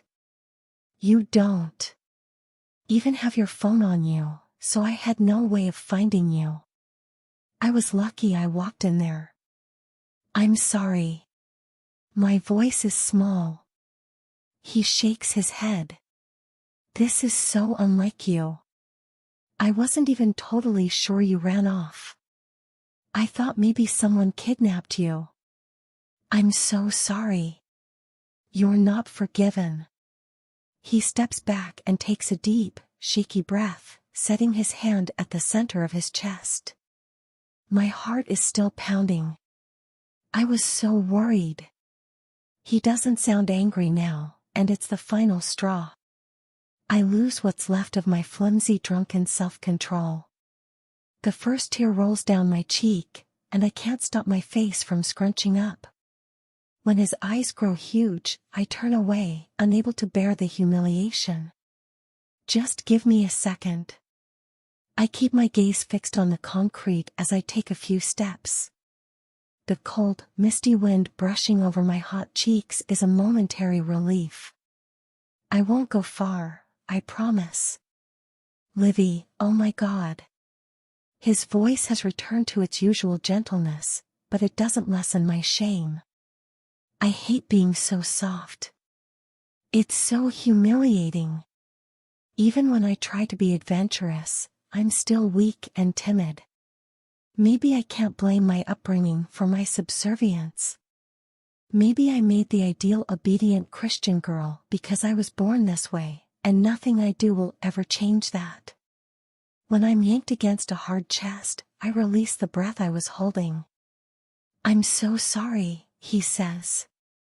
I can't believe I made you cry. I'm an asshole. I shouldn't have gotten so mad at you when you're drunk. It was my fault for leaving you alone. His anger would be easier to bear than his tenderness in my fragile mood. In the end, I can't help but bury my head against his chest and cry. My heaving sobs only make my humiliation that much more acute. Oh God, Livy, you're killing me right now. I'm so sorry. It's okay. I'm just stupidly sensitive. My voice is muffled against his chest, and he squeezes me so tightly that, for a moment, I can't take a breath. Ah, sweetheart, I know you're sensitive, and it's okay. I can't believe I just yelled at you. What the fuck is wrong with me? You're a natural leader. My stomach lurches. And I'm a natural follower.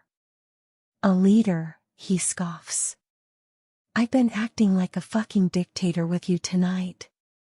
He presses his cheek against my head. And you're not a follower. You're just considerate, and I've only been thinking about myself. I promise to try harder. You want to stay out and drink more? I'll keep you safe. No, I want to go home, and you were being kind of a dictator, but not about this. I'd be so mad at you if you made me worried on purpose, but you wouldn't cry like a baby about it. I wish I wasn't so sensitive. I always cry when people get mad at me. Another wave of humiliation washes over me, and I sob even harder. He brushes his lips over the top of my head, sending tingles into my scalp. Goodness, he's touched me more in the past 24 hours than he has during our whole friendship. It feels so good. It's okay. You don't have to be embarrassed for being sensitive. I love that about you.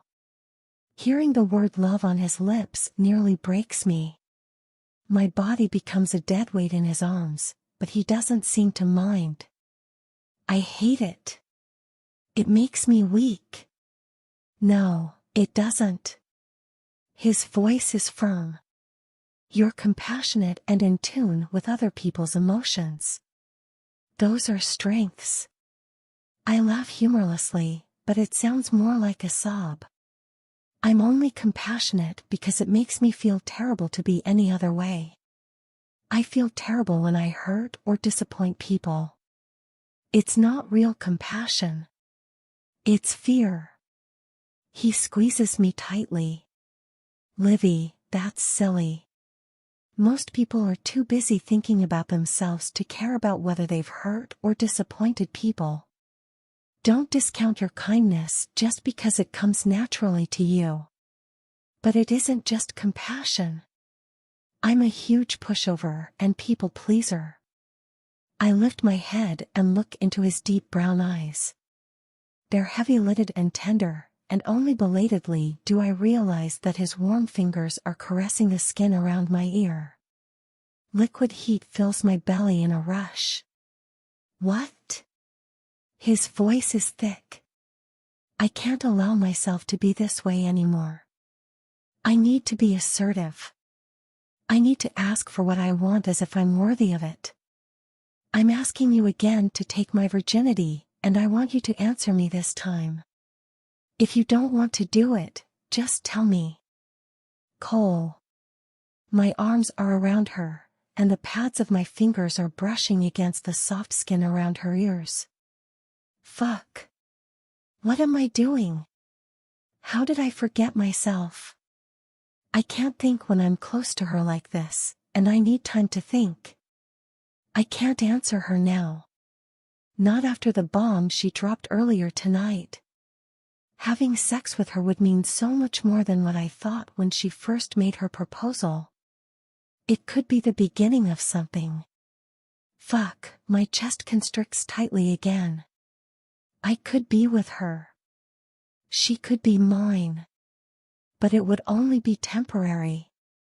I set my hands on her shoulders and go to gently push her away, but she holds me tightly. We can't talk about this now, I say. Not while you're drunk. If you're not attracted to me, just say it. I want to throw my head back and laugh. How is she so wise about certain things and yet absurdly naive about others? Of course I'm attracted to you. You're a beautiful girl. Her brow furrows. I don't think that means anything. You're just trying not to hurt my feelings. I've seen you with women you want. You're touchy. You can't keep your hands off them, and you never touch me. At least, not normally. She runs her nails up the back of my neck, and I groan. I need to pull away from her, but I can't bring myself to do it. I like touching you, I say, but I've always respected you too much. Gross. She wrinkles her nose. I frown. It's gross that I respect you? It's gross that you think respecting me means keeping your hands off me, especially when I want your touch. Her hands glide down my back and she leans into me, humming as she nuzzles my chest with her nose. You smell so good. My whole body grows stiff. What are you doing? I'm hugging you. The sound is muffled against my shirt. I think liking someone's smell is a sign you really want them, don't you? I've thought so many guys were good looking over the years, but none of them have smelled as good as you. Do you like the way I smell, too? As if she cast a spell, her wonderful scent washes over me. I do love the way she smells, and I'm certain I would love the way she tastes too. Fuck. I hold my whole body rigid, resisting the urge to groan at the softness of her tits as they press against my chest. You're drunk. You don't know what you're saying. I am drunk, but I know what I'm saying. Do you want me or not? Just be honest. Oh God. She's killing me. And even her innocent mind probably knows it. There's no way she could be pressed up against me like this without feeling evidence of how turned on I am. My rock-hard dick is probably digging into her skin through that flimsy dress. She looks up at me and smiles, a sultry quirk of her lips that's completely unlike the Livy I know. Do you like it when I do this? She moves her hips slightly forward. It's a small motion, not even really a thrust. And yet it sets me on fire. I know I need to push her away, but my arms feel like they're glued to her, like they have a will of their own. You did that to me when we kissed, and it made me, she lowers her voice, wet. Oh fuck, Livy. My voice is a rasp. Please stop. I'm begging you. Okay. Her smile grows bolder as she drops her arms at her side. Now. You're the one touching me. Why don't you stop? My groan is so loud it's almost a growl. I lift my hands and set them on her cheek, forcing her to look at me. I cannot have this conversation with you right now. You're drunk, and I need to think. This is not something I can decide on a horny impulse. Your friendship means more to me than any. I'm startled when she jerks away from me. If I hear how much our friendship means to you one more time, I think I might throw up. I scowl. What the fuck does that mean? When she whips around, her eyes are blazing. It means I'm sick of excuses. I'm not asking you to give up our friendship. I open my mouth and close it. You don't know how it might. No, I don't know. She sets her hands on her hips. I don't know if it will change things between us because I'm not God, but I do know that the door is closing. I'm not going to sit around and wait forever for you to decide. I'm giving you 3 days. 3 days? Are you fucking kidding me? This is a big deal. It's not something I can decide quickly. Her jaw hardens as she shrugs. You've known me for 5 years. If 3 days isn't enough for you to decide if you want to have sex with me, I think that's a pretty good sign you don't. I grip my teeth, struggling for control. You already know that I want you. You felt my cock pressing into you when you hugged me. When her eyes grow hesitant, I smile darkly.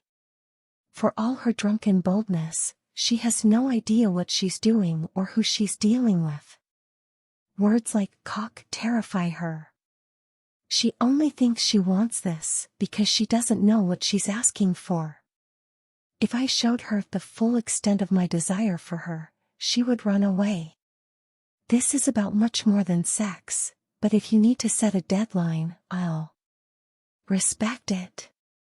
Just know that I'm going to err on the side of caution. If I haven't made a decision by then, the answer will be no. When her face falls, I want to reach out and hold her, but I can't touch her again. Instead, I soften my voice. Come on. It's only 10 now. Let's hurry back to my place so you can get a good nap in before I take you home. Livy. Drunken angel, it's time to wake up. The soft voice curls through my insides, pulling me from the darkness. Big, warm fingers brush my cheek. When the world comes into focus, Cole's handsome face is in my view, smiling tenderly. Goodness, where am I? As I stare at him, memories drizzle back in. On the car ride home from the bar, I got dizzy. Cole told me to lie back in my seat and shut my eyes. I think he rubbed my arm. But what happened before that? Oh, that's right. The conversation on the sidewalk. Jesus, help me, I threw myself at him. When I sit up suddenly, he sets his hands on my shoulders and gives them a squeeze. It's okay. It's only midnight. I'm not worried about that. I glance around the room, trying to collect my scattered thoughts. My gaze settles at the wet spot on his pillow, and I wrinkle my nose. "Oh no, I drooled on your pillow." He laughs softly. "You sleep with your mouth open." When I grab the pillow and start yanking down the case, he sets his hand on mine. "A little bit of spit isn't going to kill me. It's gross. Most people's spit is gross. Yours isn't." My gaze snaps to his face, and he's smiling faintly. "Does that weird you out?" "If it does, I'm probably not the guy to take your virginity." I stare at him for a moment. "Do you really not think my spit is gross?" He leans forward, stopping when his face is a few inches from mine. The warmth of his skin radiates from him, and that's when it finally settles over me that I'm lying in a bed, and he's sitting on the side of it. Close. Close enough that I could pull him in. "Nothing about you is gross," he says. Our gazes hold for a moment, and something flashes in his eyes, something that looks like defiance. "I could bury my head between your legs and never come out." He watches me for a moment, and then he smiles, his eyelids growing lazy. He looks like he wants to laugh at me. "I would lick every part of you if I could. I mean it when I say every part. Not just your pussy." His words don't compute at first. Where else could he lick me? When it dawns on me what he might mean, a flaming heat washes from my scalp to my chest. "Are you talking about? Would you lick your ass?" "Yeah, that's what I'm talking about. And I wouldn't just lick it once. I could lick it for days." Goodness, I knew people did things like that, but it always seemed like an abstract concept. I never thought people I knew did it, or that someone would want to do it to me. And not just someone. Cole. My Cole. When he laughs, I realize my eyes must be popping out of my skull, but I'm not weirded out. His words, though shocking, make heat curl in my belly. "This is what I was trying to explain to you when you first asked me if I could do this. Not everyone likes the same things, and I know the things I like would scare you. You probably want a sweet, romantic first time with candles and music in the background. You'd want someone to be really slow and restrained with you, and I'd definitely try." His eyes grow molten. "But I don't know if I could." His voice is deep and dark. "I've wanted you for 5 years. When you first told me you were planning to stay pure, all I could think was how much I wanted to make you dirty." My stomach flips so hard I'm surprised I don't hunch over. "Really?" "Yep." "Is that blasphemy?" "No, my voice is small. I think I'd like it if you made me dirty." "You think?" His devilish smile tells me he doesn't quite believe me. He lifts a hand and brushes a strand of hair behind my ear. "Think about it more over the next 3 days. I will too. Remember that it won't be just sex. Not between you and me. Of course it won't. Not when I love him from the pit of my soul." He runs his fingers down my neck before settling his hand on my shoulder. "We shouldn't be around each other while we think. I don't even think we should text." My stomach plummets. He's never ever asked for time away from me. Usually, he's so demanding of my time. He practically called dibs on me during holiday breaks. He must really be tormented by this decision. "I don't like it either," he says, caressing my shoulder with his thumb. "But it's hard for me to think clearly about this when I'm around you, and this is a big deal to me." "You're a big deal to me." I nod slowly, unable to speak. He leans forward, hesitating for only the briefest moment before pressing his lips softly against mine. Cole. I stretch my arms and legs out, relishing the softness of my bed. I've been awake for a while now, but I haven't wanted to move. She hasn't left my mind for even a second since I dropped her off last night. She was sleeping here. Right where I am. I can't seem to stop thinking about the fact that she could be sleeping here now. If I had agreed 2 days ago, her head could have been resting on the pillow next to mine. No. She wouldn't be on the pillow next to mine, because I'd have her in my arms. I'd be able to touch her as much as I want. I wouldn't have to hold myself back like I did last night, periodically peeking in the room, telling myself I was checking on her, but really just wanting to look at her while she slept in my bed. She'd be mine. I'd have just fucked her, and every curve of her body would already be familiar to me. Oh, fuck. I'm going to do it. Somehow, all of my reservations disappeared during the night. I know. They're there deep down, prickling at the back of my consciousness, but I hardly even feel their effects anymore. Euphoria is drowning out all of my anxiety. In 3 days, I'll have her. A soft knock sounds on my front door, and a prickle of foreboding punctures through my elation. That was my mom's knock, and she never disturbs me in the morning after I've been out with my friends. Not this early. When I open the door, her expression is grim. She looks over my shoulder into my living room. Do you have a lady friend over? No, I frown. Why, what's up? I just wanted you to know I'm heading out for an overnight trip with Maddie and Mason. We're going to the Tahoe cabin. It'll just be you and your dad here. Okay. That's fine. I didn't plan it. I decided this morning. Your dad shattered the living room window last night. The big one over the couch. I stare at her dumbly. What happened? My apprehension grows when she slips past me and walks inside the guest house instead of answering. After sitting down on the couch, she stares at me steadily. He was drinking last night and threw something at it. A shiver rolls down my back. What the fuck?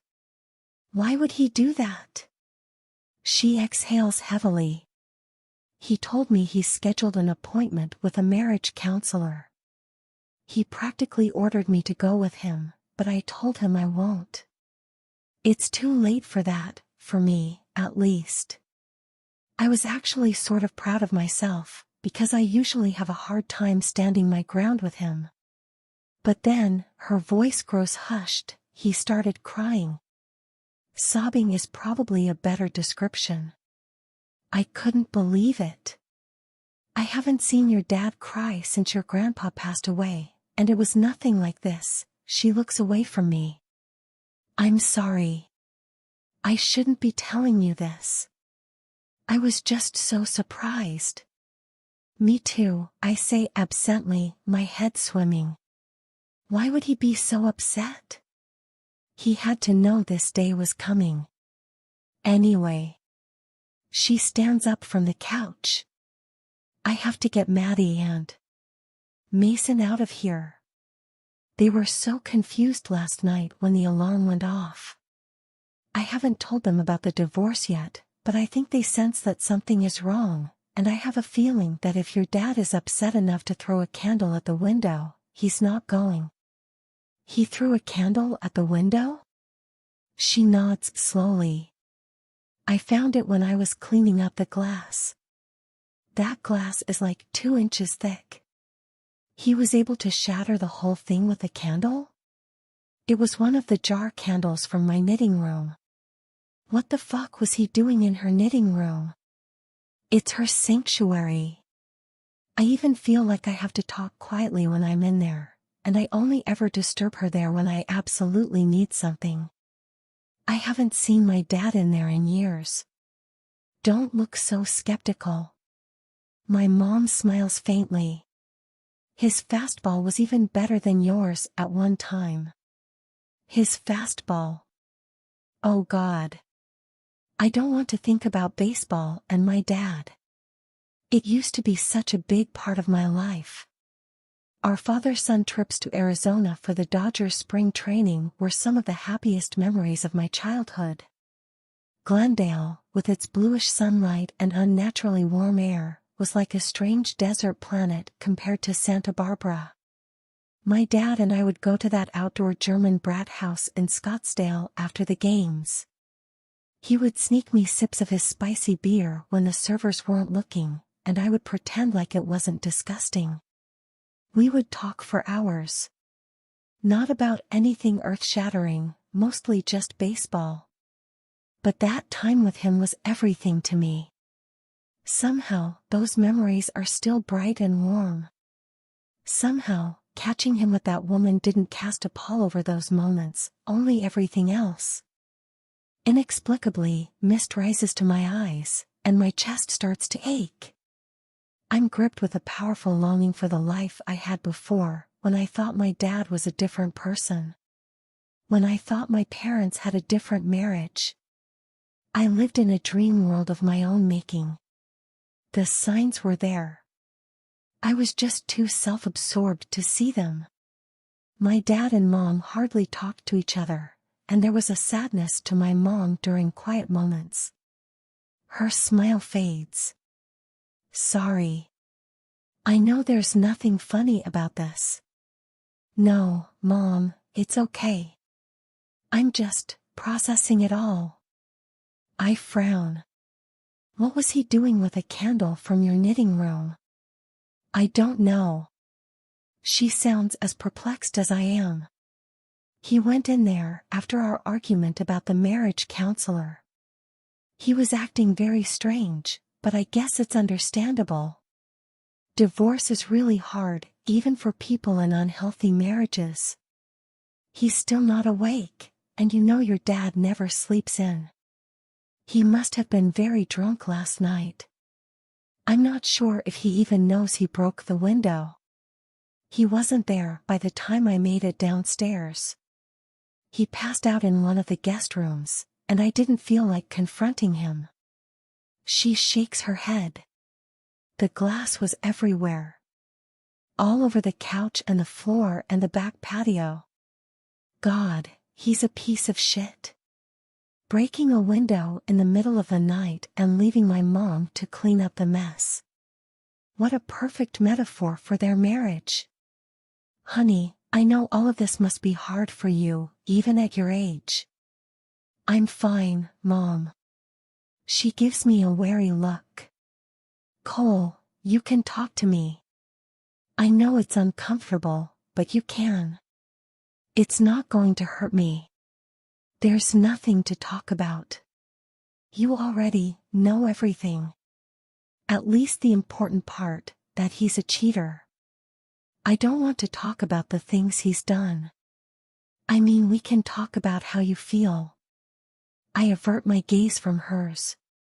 She's done this a few times before, prompted me to share my feelings with her. How could she think I'd be that selfish and vent to her about my daddy issues when she's the one most affected by his behavior?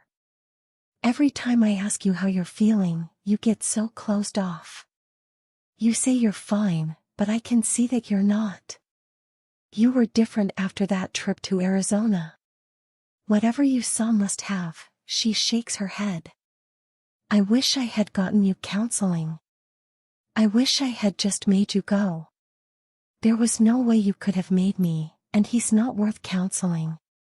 She purses her lips primly, looking like she wants to roll her eyes.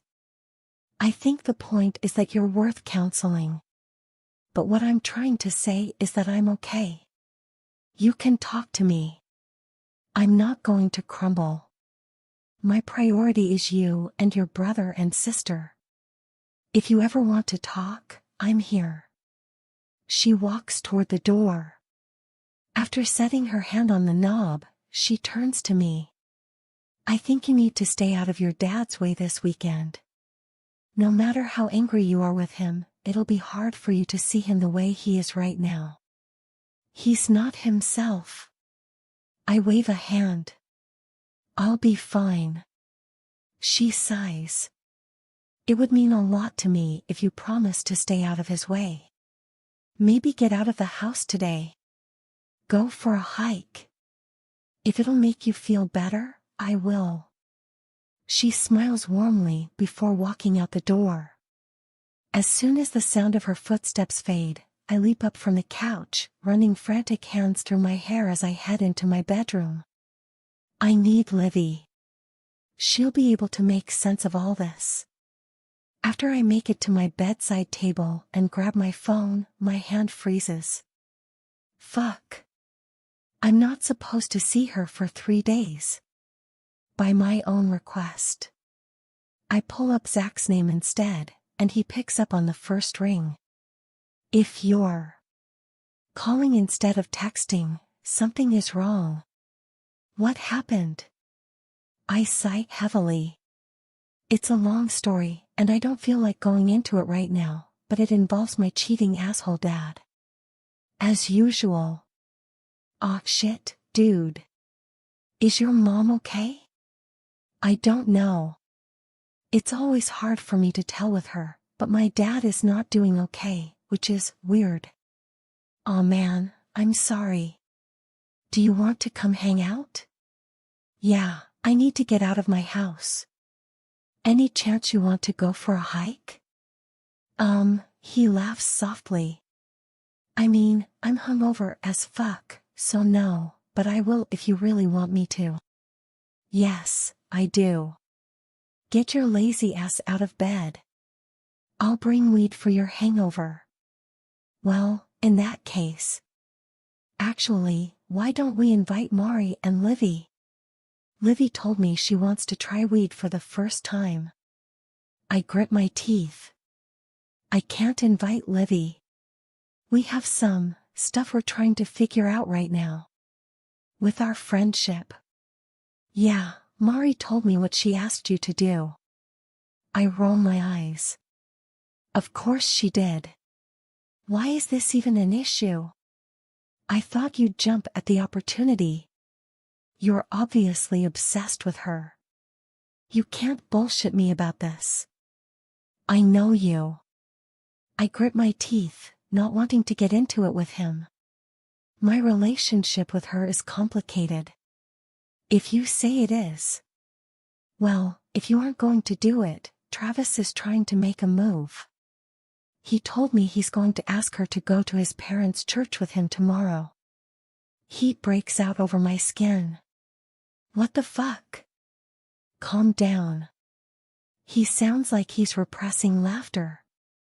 It's the only in he has with her, and it's a pretty low move. I'm not sure if God exists, but if he does, I think he'll probably strike people down for using church to get pussy. Isn't that blasphemy?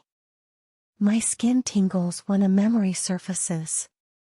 The shrill sound of that pastor's voice on Sunday mornings when I was hungover.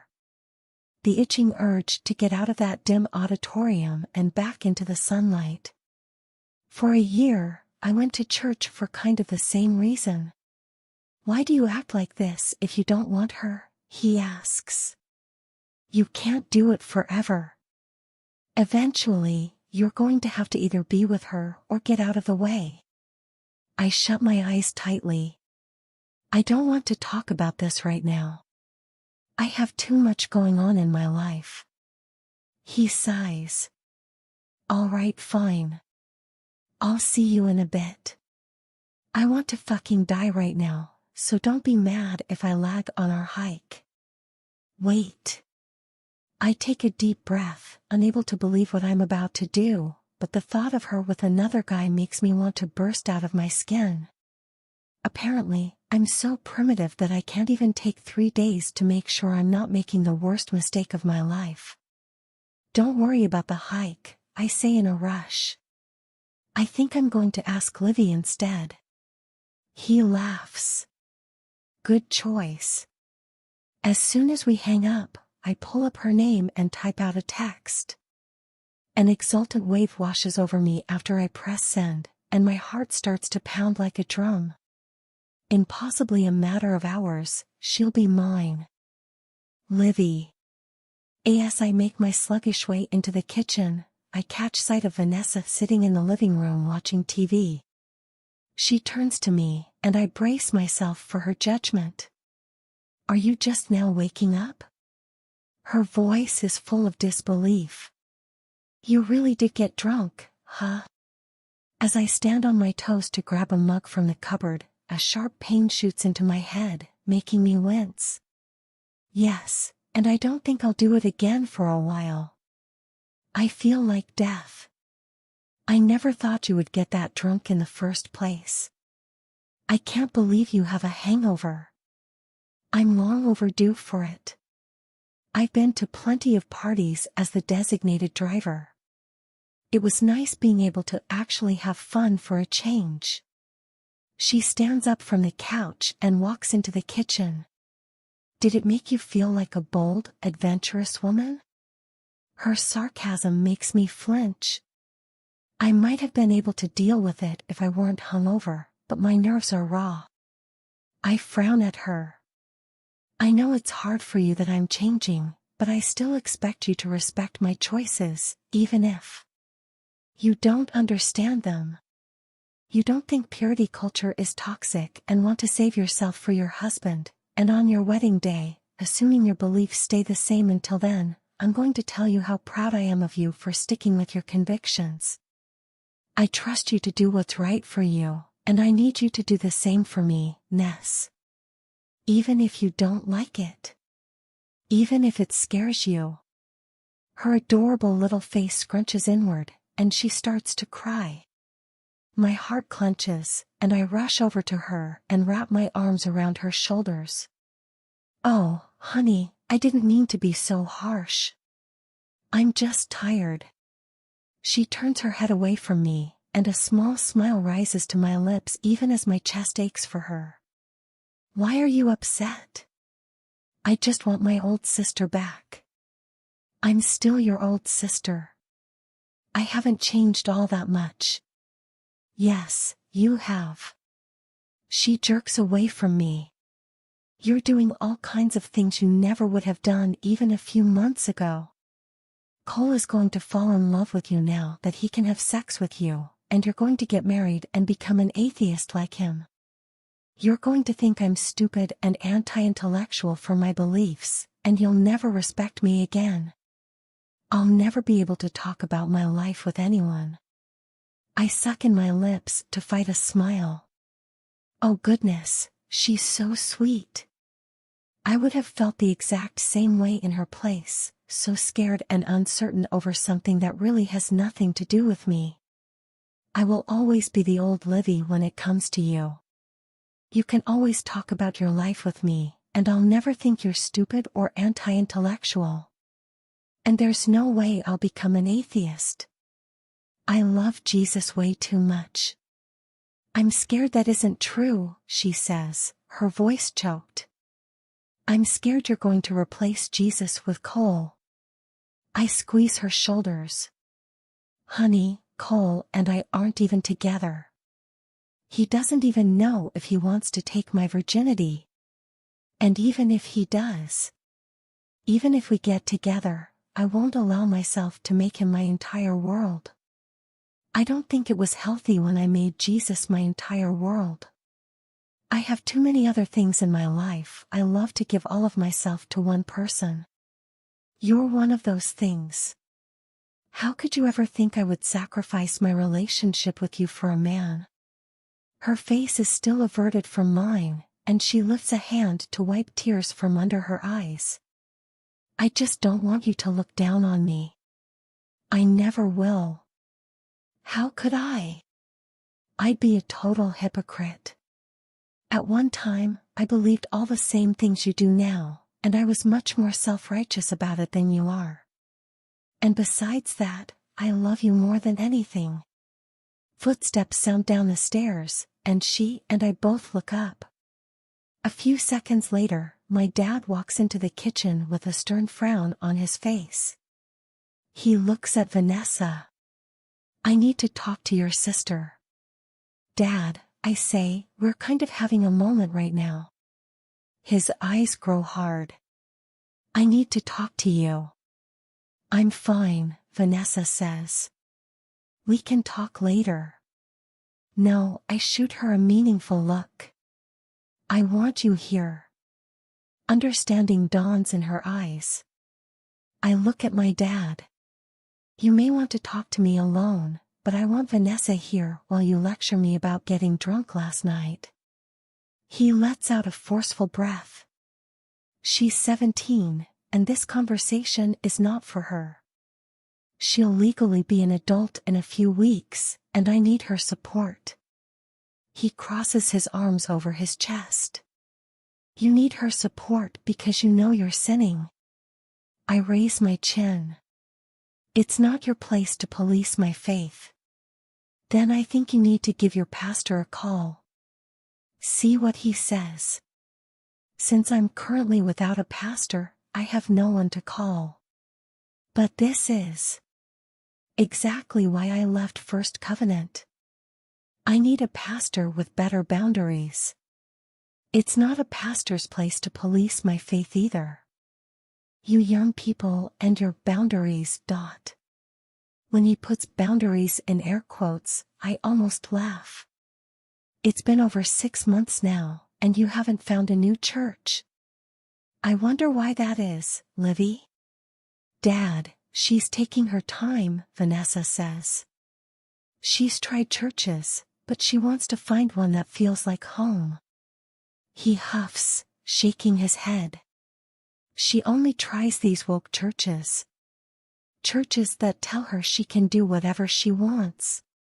You're just looking for a way to sin and tell yourself that you aren't. But you know. His voice grows hushed. You know what you're doing. Goodness, he's so melodramatic. Dad, I'm not going to do this with you. I don't need you to agree with me, but if you can't even make an effort to understand where I'm coming from, we won't be having these discussions. We're done here. He shakes his head. This isn't the Livy I know. His expression is grim and disappointed, and I hate that it makes my eyes prickle. I hate that I want to reach out and hug him and beg him to forgive me for betraying him. If you're going to be living a life of a sin, he says, you need to start looking for your own place. I can't have this in my home. I grit my teeth, willing the tears away. It's not like it means anything. He's not going to kick me out. My dad is all bluster and drama. The last time he made this threat was when he found out I watched an episode of Euphoria in our living room. He said that show is pornography, and pornography invites demons into the household. It was almost laughable, but I still sobbed and begged for his forgiveness. I guess I have made progress, even if my instinct to submit is still there. As soon as walks out of the kitchen, I let the tears fall. Vanessa wraps her arms around me. He's so fucking dramatic. I can't help but giggle even as more tears fall. I love that she swears sometimes. I still have a hard time swearing. Maybe her future is more hopeful than mine. I know. Living a life of sin, she quotes, mimicking my dad's deep and slow cadence. I hate it when he uses his pastor voice to call us out on things. It's so manipulative. She squeezes me tightly. And he doesn't really mean it. He doesn't even like it when you drive at night. He would never kick you out. I know. Don't cry. Her tone is pleading. I'm okay, love. It's just hard. I know. I promise I won't be an asshole anymore. You're not an asshole. I wipe under my eyes with the pads of my fingers, just a little bratty sometimes. When my phone buzzes, my gaze darts to the counter, and Cole's name flashes on the screen. My stomach both sinks and flutters at the same time. When I swipe the screen, my breath catches. Cole, I know I said we should take time to think, but I need to see you. I did a lot of thinking during the night, and I have an answer for you. Let's go on a hike and talk. What? Vanessa asks, and the sharpness in her tone tells me my shock must be all over my face. Warmth washes through me, sending tingles everywhere. I think Cole is going to say yes. Cole. My heart starts to pound when I catch sight of Livy's gray Camry in my rearview mirror. I take a deep breath as she parallel parks a few cars behind me. She hops out of the car, and her curvy form in those tight workout clothes makes my stomach clench. I'll have my hands all over that body in a few hours. I had every intention of saying no to her 2 days ago. I had every intention of putting our friendship above my own desires. Sometimes defeat is blissful. When she gets close to my car, I step outside. She smiles at me, a sweet smile that makes something twinge in my chest, but somehow I can't stop my gaze from grazing down her body. My God, those thick thighs and hips. That soft belly and those huge tits nearly bursting out of her shirt. She has the body of a goddess. I can't believe I'll actually be able to touch her. Are you okay? She asks, her brow furrowing. Yeah, I'm fine. What's going on? I can tell just by looking at you that you have a lot on. Your mind. God, how does she do that? How does she always know when I'm upset? I wasn't even thinking about the incident with my dad, but somehow, she always knows. It's a long story, but basically, my parents are finally getting a divorce. Oh, Cole, she says, just like I knew she would. Just like I craved. Do you want a hug, or do you need space? Space. As if I would ever really want that from her, even when I'd specifically asked for it. I smile faintly. A hug would be nice. She doesn't waste a moment. Her footsteps patter over the gravel, and she wraps her arms around me and presses her soft body against mine. If she knew the direction of my thoughts, or how many times I've accepted her affection while fantasizing about pinning her against a wall and sinking into her warmth, she'd be terrified. Or maybe she wouldn't be. She surprised me last night. I'm so sorry. Her words are muffled against my chest. That's so awful. No, it's not. It's been a long time coming. I'm not going to let a divorce devastate me. We usually don't have a choice about what devastates us. My throat constricts. Yeah, but I don't want to be selfish. Having to start a new life is going to be so hard on my mom. I need to be there for her. Cole. Her voice is both gentle and scolding. Your pain has nothing to do with your mom's. If you want to be able to take care of her, you need to take care of yourself first. My fingers brush down her back. You're an angel. Don't call me an angel for saying what anyone who cares for you should say. She burrows her head into my chest, and I relish it. God, touching her feels so good. 2 days ago, I would have pushed her away by now, afraid that her proximity would make me feel things I shouldn't. I can't believe I've been missing this all these years. I squeeze her once more before pulling away. There's no need to indulge her touch too much. There's plenty of time for that. I pull out the small plastic bag in my pocket. I brought these for you. They're wheat truffles. Her brow knits as her gaze drops to the package. I don't know if right now is a good time for me to try weed. Not when you need me. I shake my head sharply. Just being with you is enough. As she stares down at the package, her eyes widen. She looks as intrigued as a naughty little kid. God, she's so cute.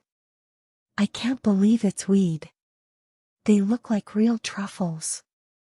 I smile. They're good truffles, too. Not only are they delicious, but 2 of them barely made me high, which means 1 will be perfect for you. She bites her lip, looking lost in thought. It's as if she's trying to decide how naughty she wants to be. All right, hand 1 over. I pull out a truffle and set it in her hand. She smiles and pops it into her mouth, her eyes growing lazy as she chews. Oh God, I've always loved watching her eat chocolate. How did I ever think I would be able to resist having sex with her when I've always been such a filthy bastard? We start walking in the direction of the trail, and I lag a little behind so I can watch the adorable, bouncy sway of her hips and the slight jiggle of her ass in the tight yoga pants. So how are you doing? She asks, peeking over her shoulder to glance back at me. Thankful for the distraction from my horny thoughts, I catch up to her. Really not that bad. I knew it was coming. You sound like you're trying to convince yourself more than me. When the trail widens, I step beside her. The afternoon sun is just above the hills, right in our line of sight. I reach into my pocket and pull out my sunglasses. Probably. I don't know. I always thought I wanted my dad to suffer for being such a colossally shitty husband, but now that he really is suffering. Livy nods slowly, but she keeps her eyes fixed on the trail ahead. Her breathlessness draws my gaze to her chest, which is already rising and falling rapidly. I smile as I slow my pace. Every time I take her here, I walk too fast, forgetting how much smaller she is than me. I'll have to remember that tonight, so I don't crush her. God, I can't believe this is all actually going to happen. Can we save this conversation for after the weed kicks in? I ask. Actually, would you mind if we just talked about you? You're always my favorite distraction. A shy smile touches her lips. Sure. What do you want to talk about? How has it been with your family lately? Your parents are strict as hell. Do they have any idea about the changes you're going through with your religion? They know a little, but I'm not going to tell them everything. That's what the old Livy would do. Now I know they aren't entitled to any part of my life I'm not comfortable sharing. You're better than I would be. I wouldn't tell them a damn thing if they were my parents. Yeah. The problem is they try to use religion to control me, and they need to know it won't work anymore. I actually just had to deal with it all this morning. She rolls her eyes. My dad says I'm living in sin. I grit my teeth, biting back my initial retort. Your dad is a prick, and I've been wanting to call him one to his face from the moment I met him. I can't imagine what that must be like. She huffs, shaking her head. He even threatened to kick me out. My mouth drops open, and a raging heat washes over my skin. That's fucking ridiculous. You haven't done anything wrong. I know. She sighs. But it's okay, because he won't really do it. Well, if he does, you know where you're living. A sad smile tugs at her lips. You don't have room for me in your guest house. I would if you shared my bed. Fuck, these thoughts are coming unbidden now that I'm so close to having her. I'm not staying in it much longer. I'll be starting at Walker Industries next week, and my parents offered to give me an advance on my inheritance if I want to buy a house. I wasn't planning on doing it since I'll be making enough money soon enough, but if you need a place to live, I'll just say fuck it and take the money. When she sucks in her lips to repress a smile, my cheeks warm. I know. I hear myself say these things sometimes, and even I'm like, shut the fuck up, you rich prick. No. It's amazing that you can buy a house. If you need to live with me, I'll take a big advance and get something you love. A house in West Beach with a view of the ocean. I reach out and grab her hand. She looks startled at first, but then she interlocks her fingers with mine. I never used to allow myself even this type of touch, the softer, more affectionate kind. Letting go is heaven. Out of the corner of my eye, I see her shake her head. It won't come to that. He's not really going to kick me out. This is what he does. He's very dramatic. Everything he said this morning is exactly what I expected, so even though it's taxing, at least I was prepared. It's Vanessa I'm worried about. I think she feels like I'm betraying her. Damn.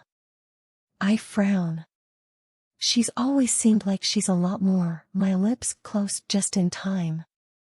Good God, was I really about to say I thought her younger sister was more level-headed in her beliefs? How fucking condescending. Cole, it's okay. Livy's voice is full of understanding. You were going to say that Vanessa isn't as kooky of a Christian as I was at her age. I halt in my tracks and pull her around to face me. There's a sheepish smile planted on her face. I was not going to say that. I've never thought you were kooky. Her smile grows a little exasperated. Cole. I didn't. Ever. Even though I didn't understand your beliefs, I've always thought you're one of the best people I know. I thought Christians were full of shit until I met you, and I'll be honest, I still think a lot of them are. But not you. Her smile fades. I didn't mean to upset you, but I was kooky. Even I can see that now. And come on, you have to admit you thought so too. At least a little bit. I shake my head sharply. I thought some of your beliefs were strange. And wrong, if I'm being honest. I mean, all the stuff you're trying to get rid of. The purity culture stuff. I thought it was a little weird. It's really weird. But I never thought you were. You marveled me when I first met you. I couldn't believe someone could be so kind and thoughtful without any strings attached. I shake my head slowly, memories flooding through me in rush. She was the first person to ask me if something was wrong 5 years ago. I was able to talk to her about it because she never made me feel stupid. I thought it was ridiculous that I couldn't just get over my dad's infidelity, but she didn't. That closeness with her made me realize what was really wrong. I was lonely. I lost 2 people that day. My relationship with my dad was over, and my relationship with my mom was never the same. I couldn't burden her with the petty concerns of my life anymore. Not when she was so miserable. In a strange way, I'm glad it all happened that way, because I never would have transferred to San Marcos if I hadn't been so depressed, and then I would have missed out on the most precious relationship in my life. Yeah, well, she says, pulling me out of my head. Most of who I am comes from my obedience. I was taught to be kind and thoughtful, and I always do as I'm told. Whatever it was, it caught my 17-year-old heart. I smile. God, I would have done anything for you back then. I even thought about becoming a Christian. Livy halts in place. When she turns to face me, her eyes are wide and dazed. Did you really? Fuck, why did I bring that up? I can't ever tell her about the church thing. How can I explain it? I went, and I didn't like it. I was so bored I wrote college essays in my head so that the precious 2 hours of my weekend wouldn't be wasted. Even now that she's more understanding about everything, she couldn't help but feel a division between us. I mean, sort of. Before I really understood what it meant to you. Before I knew it was a whole way of life and not just something I could attend once a week. I think I was mostly just thinking about getting laid. I was too dumb and horny to recognize the irony of that. She doesn't return my smile.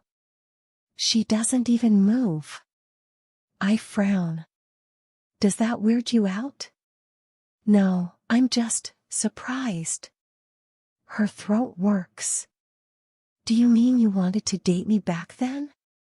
I try to gauge her reaction. She had to know I had a crush on her back then. Of course. It wasn't obvious? I mean, remember when we had our Lord of the Rings marathon, and I made it a whole themed night? I played the soundtrack, and didn't I make some kind of Lord of the Rings inspired stew for you? She purses a smile. You did. I don't even like the Lord of the Rings that much.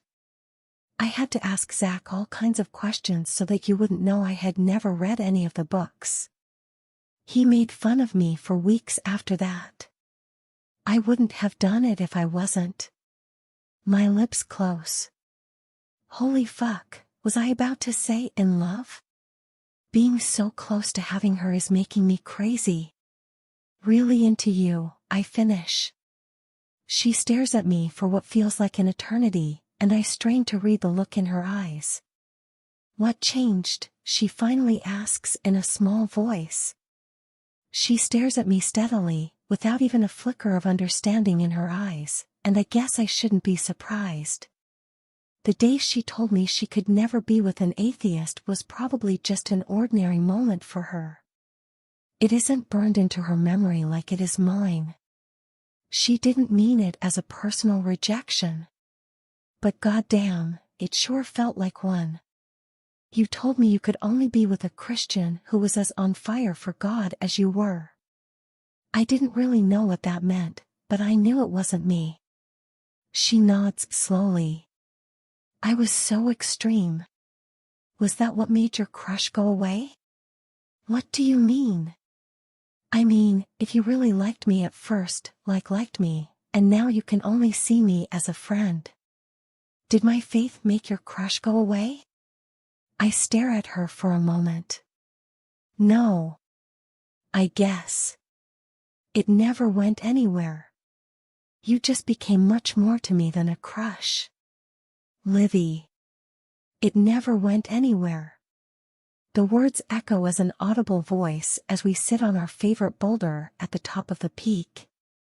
The Santa Barbara coast stretches out below us, and the ocean is electric under the afternoon sky. I've lived in this city my entire life, and yet it's like I'm seeing it for the first time. Why did I take that edible?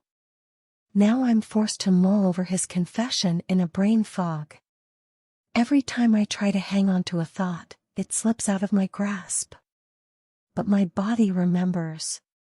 My stomach is still fluttering, and heat shoots into my groin every time the words replay in my head. You became much more to me than a crush. How is it possible that my deepest, most secret fantasy, that he's in love with me and doesn't know it, might really be coming true? Goodness, am I dreaming? I lift my foot into the air. My shoe looks just like I remember. That tiny brown stain on the toe is still there from when I spilled my hazelnut mocha almost a year ago. This image is too specifically accurate. In a dream, my shoes would change color or look strange somehow. Cole's laughter only strengthens my certainty. This heat creeping up my neck and seeping into my cheeks is more tingly and electric than normal, but it's certainly real. It's embarrassment, though it feels like it's coming from far away. He's laughing at me. Because I'm staring at my shoe. Goodness, I'm as high as the seagulls flying over us. Their squawks send a shiver down my spine. I don't like seagulls, I say in a rush. No? I hear a smile in his voice. I shake my head, trying to think of a way to save myself from my blunder. They're mean. Cruel, even. I've seen them beat up on other birds. Maybe that's what they have to do to survive. When I still hear that smile, I know my save wasn't as calm and measured as it sounded in my head. Why am I even talking about seagulls? Survival never justifies cruelty, I say. I don't think seagulls reflect much on morality, but I guess I shouldn't speak for them. I open my mouth and close it. What was I going to say about morals? It was there just a moment ago, rising to my tongue, and now it's gone. His deep chuckle makes heat wash over my skin. When I whip around, he's looking at me with an almost pained expression. I'm sorry. He sucks in his lips, but his chest still shakes. You're just so cute. You should see your face. If I were a dick, I would take a video. A warm smile rises to my mouth. He's so sweet for bringing the edible today and helping me work through my contract when he's clearly going through his own stuff. I shouldn't even be high, I say. Not when you're sad. He reaches out and picks at a weed poking out from a crevice in the rock. I'm not sad. Of course you are. No, his gaze stays fixed on the little leaf between his fingers. I want him to get what he deserves for destroying my mom's life. My gaze shifts to the bright blue sky, and my murky thoughts grow sharp and focused. I see Cole's mom, calm and a little demure, but not destroyed. Did she tell you that? What? That he destroyed her life? God, no. She doesn't do that. She would never burden me with their marital problems. She didn't even want me to tell her what happened in Arizona. Ah, Arizona. The trip he went on with his dad a few months before I met him. He's only ever told me about it in scattered pieces. What happened exactly?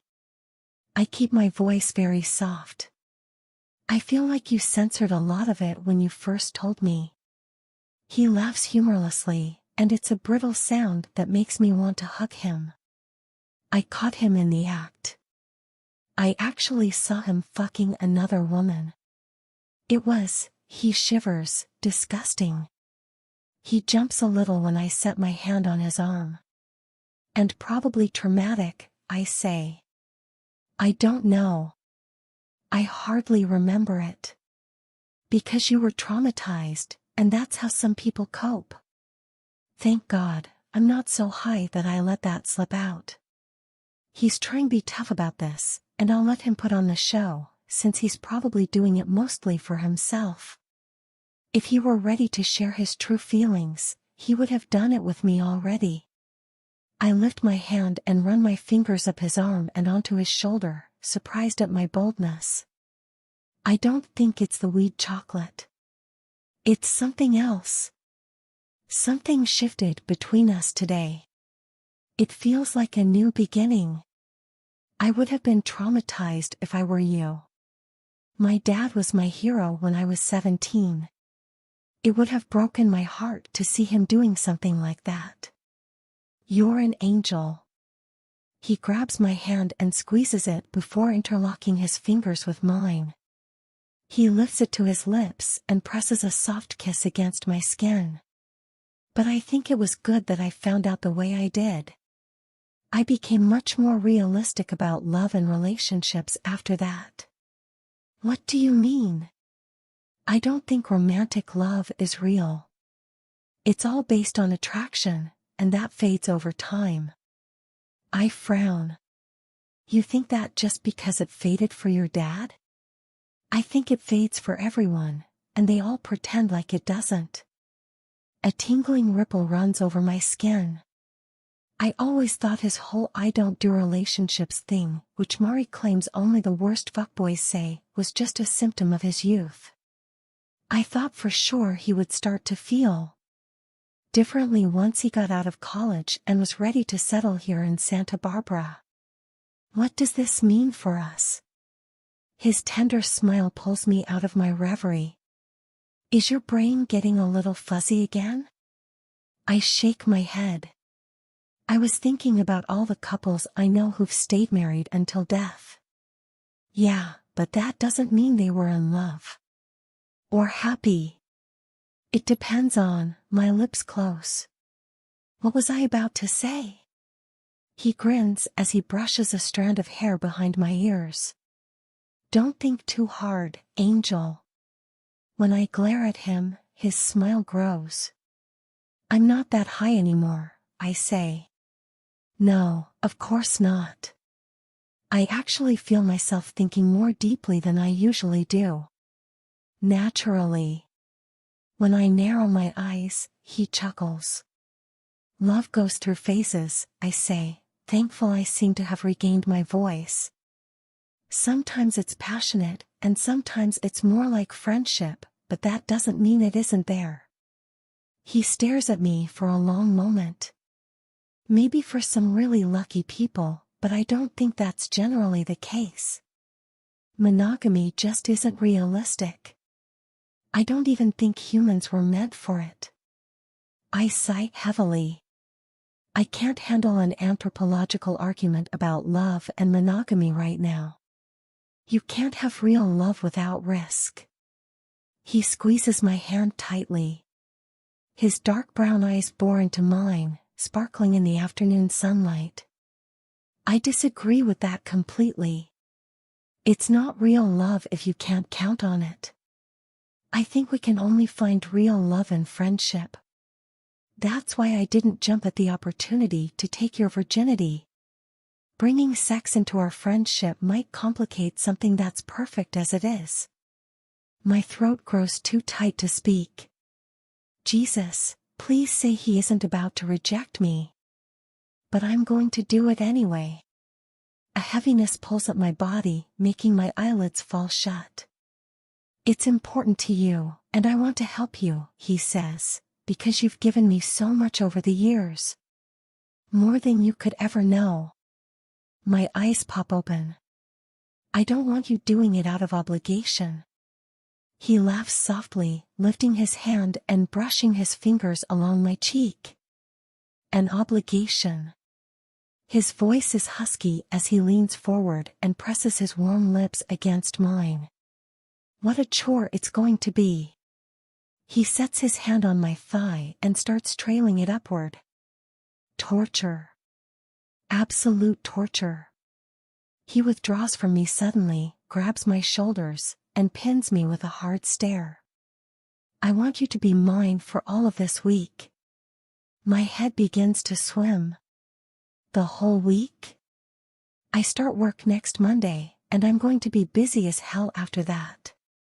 I want to do this right. There's no need to rush into having sex when you haven't tried anything else, and I definitely don't want to rush. He brushes his lips against mine before pulling away. I want your whole week. Every moment of it. I probably won't even let you out of my bed. Can you do that for me? I nod slowly, feeling hypnotized. His jaw hardens. I might scare you. I didn't save my virginity for you, so this won't be anything like what you imagined for your first time. I'm a heathen with lots of experience, and you're going to find out what I've wanted to do to you all these years.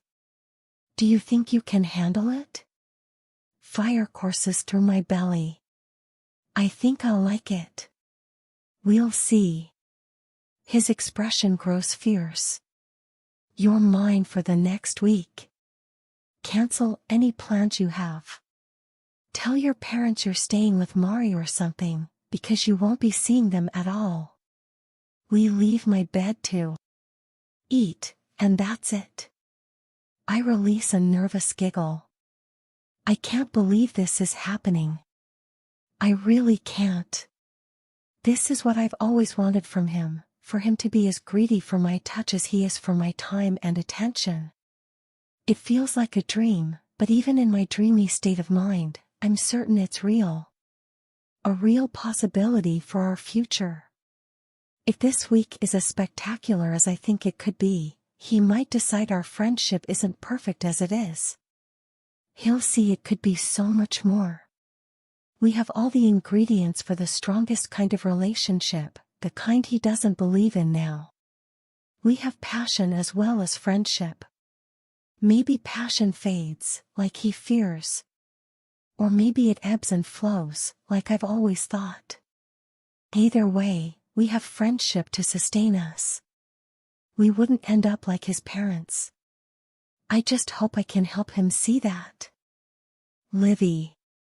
Okay, Mari says, so the story is that we're staying with Brenna for the week, and I'll actually stay with her so that my parents can corroborate if my dad mentions anything the next time he and your dad hang out. Ugh. I groan as I rummage through my underwear drawer. I have only granny panties. Coming down from that stupid edible has frayed my nerves, and having to pack for a whole week with Cole has made me both giddy and sick to my stomach. I hate that I'm lying like a little kid, I say. I need to just tell my parents everything and get it over with. It's so stupid that you have to change all of your plans for the week just so I can get laid. I'm a grown woman. I need to act like one. You don't need that kind of pressure right now. Just enjoy your week and think about all of that after. It's no problem for me at all. It gives me a chance to get out of the house for a bit. After sifting through the drawer once more, I slam it shut. I turn around, march to my bed, and plop myself down next to Mari, my eyes prickling. I don't have anything sexy. She sets her hands on my shoulders and kneads her thumbs against the tight muscles at the base of my neck. He won't care what your underwear looks like. Once you get started, he's going to get you naked as fast as he can. Normally, hearing something like that would warm my insides, but my gut is churning with a coldness that won't go away. What if it's terrible? What if I'm terrible, and I can see it in his eyes right after we have sex? Fuck abstinence-only education, I raise my voice, unable to help myself. Mari's eyes grow huge. Wow. I think that's maybe the second time ever that I've heard you say fuck. I didn't even go to sex edition. Did I ever tell you that? Her expression softens. Yeah, I think so. I laugh humorlessly. My parents signed a waiver. I went to the office and did homework during sex edition. I thought I'd learn more about sex in my college classes, but it turns out they don't go into much detail about the mechanics, because you're supposed to already know. Everything I've learned about sex came from purity conferences. The only penis I've ever seen was a cartoon, and it had a big green cartoon STD on it. It looked like a monster. Mari sucks in her lips, as if she's fighting laughter. I can't help but smile, even as my insides roil. It's sad, I say. It is sad, but it's not your fault. It doesn't matter. My voice is brittle. It doesn't change the fact that I have no idea what to do when it comes to sex. It doesn't take that long to learn, and if you're nervous because you think Cole's not going to enjoy having sex with you, you're out of your mind. You could just lie there, and he'd be happy. That's just not true, and you know it. I've heard you talk about people who were bad at sex. Her brows draw together. That's different. I didn't have years of emotional investment. I've never been in love with anyone I've had sex with, and given everything he said today, I'm pretty sure he's in love with you. I groan. Our relationship hasn't been tested, and I hate myself for feeling this way. My impurity contract was all about me and my journey at first, and now I'm letting it become about Cole. Just like I always do. Then take ownership now. Prioritize your needs. It's not all about pleasing Cole. He needs to please you. And I'm sure he will, because he knows how, but I've never learned anything. I shake my head. I wish I had watched porn. Why don't we watch some right now? She pulls out her phone and swipes her thumb over the screen. I really only watch lesbian porn, because straight porn is way too male gaze. Why, but I'm sure I can find something decent. I shut my eyes, laughing softly. No, wait. Don't do that. I can't learn everything in 2 hours, and it'll probably only make me more nervous. Tell Cole that. Tell him you're nervous and don't know what to do. I know he'll be understanding. Of course he will, but I don't want him to be understanding. I want him to be wildly turned on. I want to give him the best sex he's ever had. Because I want to convince him to be with me, but I can't say that to Mari. She would rightly tell me that I'm slipping back into my old patterns. If I want to be in a relationship with him, I need to say something instead of passively waiting for him to wake up and realize he's madly in love with me. This week can't just be about sex. If I really want to assert myself and start asking for the things I want, I have to also make myself vulnerable. I told him today that you can't have love without risk, and I am only now recognizing my hypocrisy. Of the two of us, I'm the biggest coward. Cole. She's here. She parked her car outside my house a moment ago, and her little footsteps are right now sounding along the concrete. I rush over to the front door and open it before she even gets the chance to knock. The sight of her standing at the threshold sends a wave of possessiveness over me. She's wearing a t-shirt and sweats, probably because she knows there's no point in dressing up since we'll be naked most of the time, and a duffel bag hangs from her shoulder. She's here to stay. She's mine.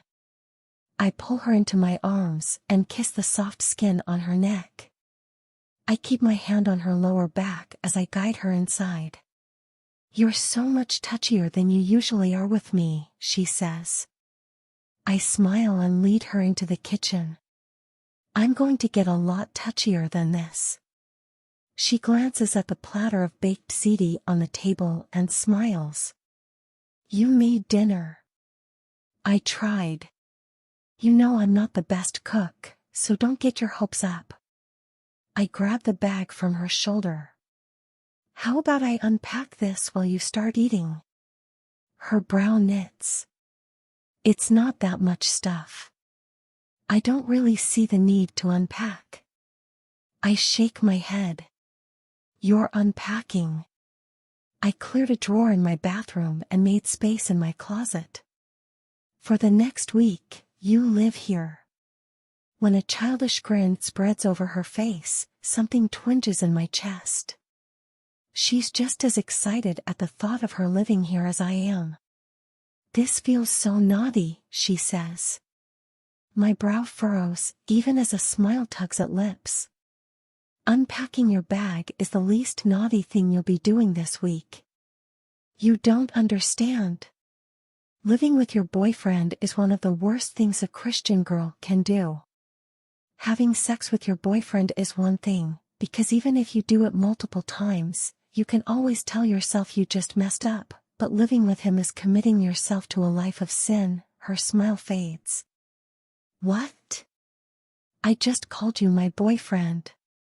I ought to be alarmed that I didn't even notice, but it seems like nothing can drown out the euphoria of finally letting go. I shoot her a reassuring smile and lean forward to kiss her on the cheek. It's okay. I basically am your boyfriend for the week. All right, heat up. I'll join you in a minute. After walking into my bedroom, I set her bag on my bed and unzip it. A pair of pink pajama shorts sits right at the top, and something about the sight of it makes my stomach flip over. I've never seen her wear pajamas before. During the countless hours we've spent together, there have always been strict boundaries.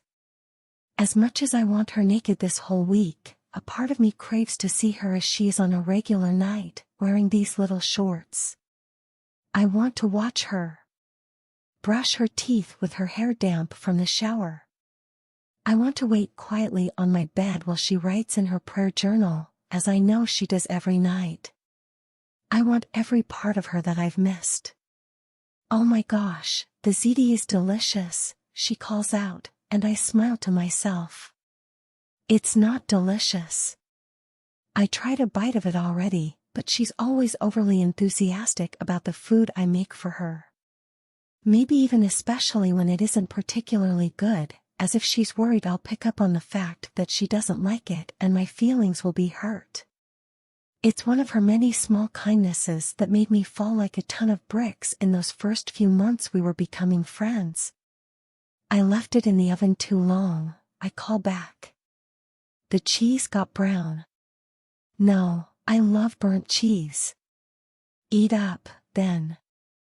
I don't want you to be hungry tonight, not with what I have planned for you. Okay. Her voice is much fainter this time. Is that nervousness? I grab one of her dresses and put it on a hanger. After setting it in the closet next to one of my shirts, a tingling sensation runs over my skin. How am I ever going to let her leave here? How am I going to share a bed with her for a week and then let her walk out of here forever, taking this little dress out of my closet as she returns to her old life, to our regular friendship? I'll think about this later. After I finish unpacking her things, I join her in the kitchen. When my gaze falls to her plate, I want to smile yet again. She's barely even nibbled at her ziti, despite her supposed love of burnt cheese. Livy, if it's inedible, you won't hurt my feelings. We can find something on Grubhub. No, it's not that. The shake of her head is jerky, and my gaze falls to her lap where her hands are pressed firmly together. Warmth washes over me when understanding dawns. I sit next to her and grab her hand. As expected, it's stiff and damp. You're nervous. Yeah. What can I do? She scrapes at her top lip with her bottom teeth. Can we talk a little bit? About what we're going to do? Even as anxious as I am, my dick can't help but stir at her words. It's going to be difficult to talk about it without wanting to throw her over my shoulder and carry her into my bedroom, but I can do it. Of course, I rasp. Her gaze falls to her lap. I'm about to be really open and vulnerable right now, and you're probably going to laugh, but I just need to say it.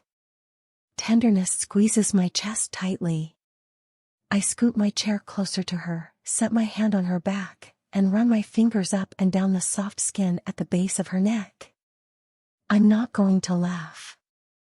I promise. I have no idea what to do with a penis. I clench my jaw tightly, engaging all of my facial muscles to keep my expression blank. I hold my breath to keep the hovering laughter from bursting out. Oh God, that took me by surprise. I swallow and nod slowly. And I know you have low expectations because you know I have no experience. And you'll be understanding if I don't touch it right or move right or whatever, but the thing is, I'm very scared of things that are unfamiliar to me. I know this sounds really silly, but basically, I'm scared of your penis. My face is straining to keep my lips from twitching. I want to reassure her, but I'm afraid my voice might crack. I twirl my finger around a strand of hair at the back of her head. That's okay. I speak very softly. Cole. Her tone is scolding, though her lips quirk. Just laugh, okay? I know you're trying not to. No, I'm not, I say, but my lips are twitching now. She rolls her eyes. The fact that you're not laughing is even more annoying.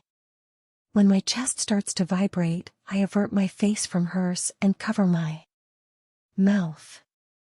She hits me gently on the shoulder. I hate you. You should have just laughed from the beginning. I'm sorry. My throat is tight. I totally get what you were trying to say. It was just the way you said it. I'm scared of your penis. It's the pathetic truth. My laughter fades. It's not pathetic. I'm glad you told me. I had to tell you. I had to get it out of the way now, because I know in the heat of the moment, I'll be too ashamed to admit it. I was hoping we could agree now that you'll tell me exactly what I need to do. Like, spell it out to me. Maybe even show me. It might be unsexy, but it will make me so much less anxious. I reach out and grab her by the waist, and her eyes widen as I lift her up and set her in my lap. She smiles as she lifts her knees and snuggles against my chest. God, she's so soft. I don't want you to be anxious. I brush my lips along her head. And it's not unsexy. I probably would have gotten better a lot sooner at making women come if I had just outright asked how they wanted me to touch them. Did you used to be bad at sex? Her voice is full of disbelief. I lift a hand and tuck a strand of hair behind her ear. I don't think anyone is good at sex when they first start out. It takes a while to learn what you like, and how to give other people what they like. That's part of why I'm nervous. You have years more experience. I squeeze her tightly. You don't have to be nervous. I'm going to enjoy whatever we do, but I'm relieved you're comfortable enough to tell me what you're feeling. She nods. I think sexual communication is really important. I'm glad that you do too. My throat constricts as I kiss her on the cheek. Oh God, I've never loved anything more than I love her. How about we do this, I say. We won't even worry about my penis. We'll pretend it's not even there. I'll keep my scary penis in my pants, and tonight will just be about you. Her face falls. I want you to enjoy yourself.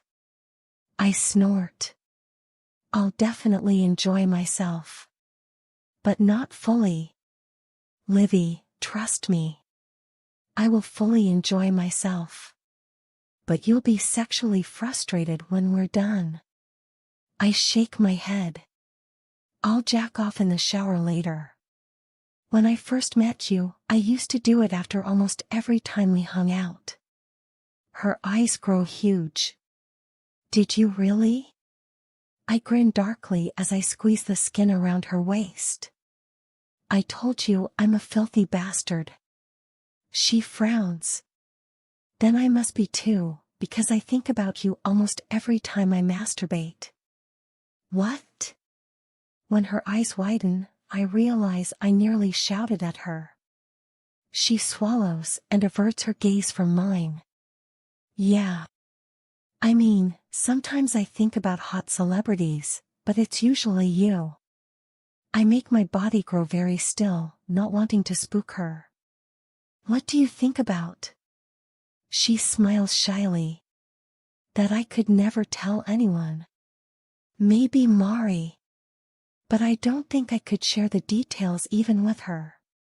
Trust me when I tell you that Christian girl fantasies are twisted, and it's not just me. Purity culture messes with our heads. Mari thinks I should do my master's thesis about it if I end up going to grad school. Twisted how? She smiles, and her cheeks grow pink. Cole, trust me. It's weird. Like, I would be totally fine telling you if I thought it would turn you on, but I'm positive it won't. I grip her at the back of her neck and force her to look at me. Let me be the judge of that. Tell me, angel. Livy. Angel. I love it when he says it like that, like it's a filthy word instead of an endearment I don't deserve. His fingers cut into my neck as I stare up at his face. Those blazing dark eyes are fixed on my face, and his jaw is hard. He looks like he wants to spank me, and goodness, I think I'd like it if he did. It's too embarrassing, I say. He grips my neck tighter, and it sends an electric heat into my belly. You can do it. His jaw ticks. Shut your eyes. Pretend I'm not here. Something about the commanding tone of his voice makes my eyes fall shut of their own will. I think about being hunted. We're in a forest, and you're chasing me. Why am I chasing you? Because you want to, my lips close. Why can't I get the words out when I think he'll like them? I gasp when he yanks my head back and presses a kiss against my neck. You can say it. Tell me why I'm chasing you. You want to fuck me. He groans against my neck. Good girl. He slides his hand along my thigh and up under my shirt before settling on my belly.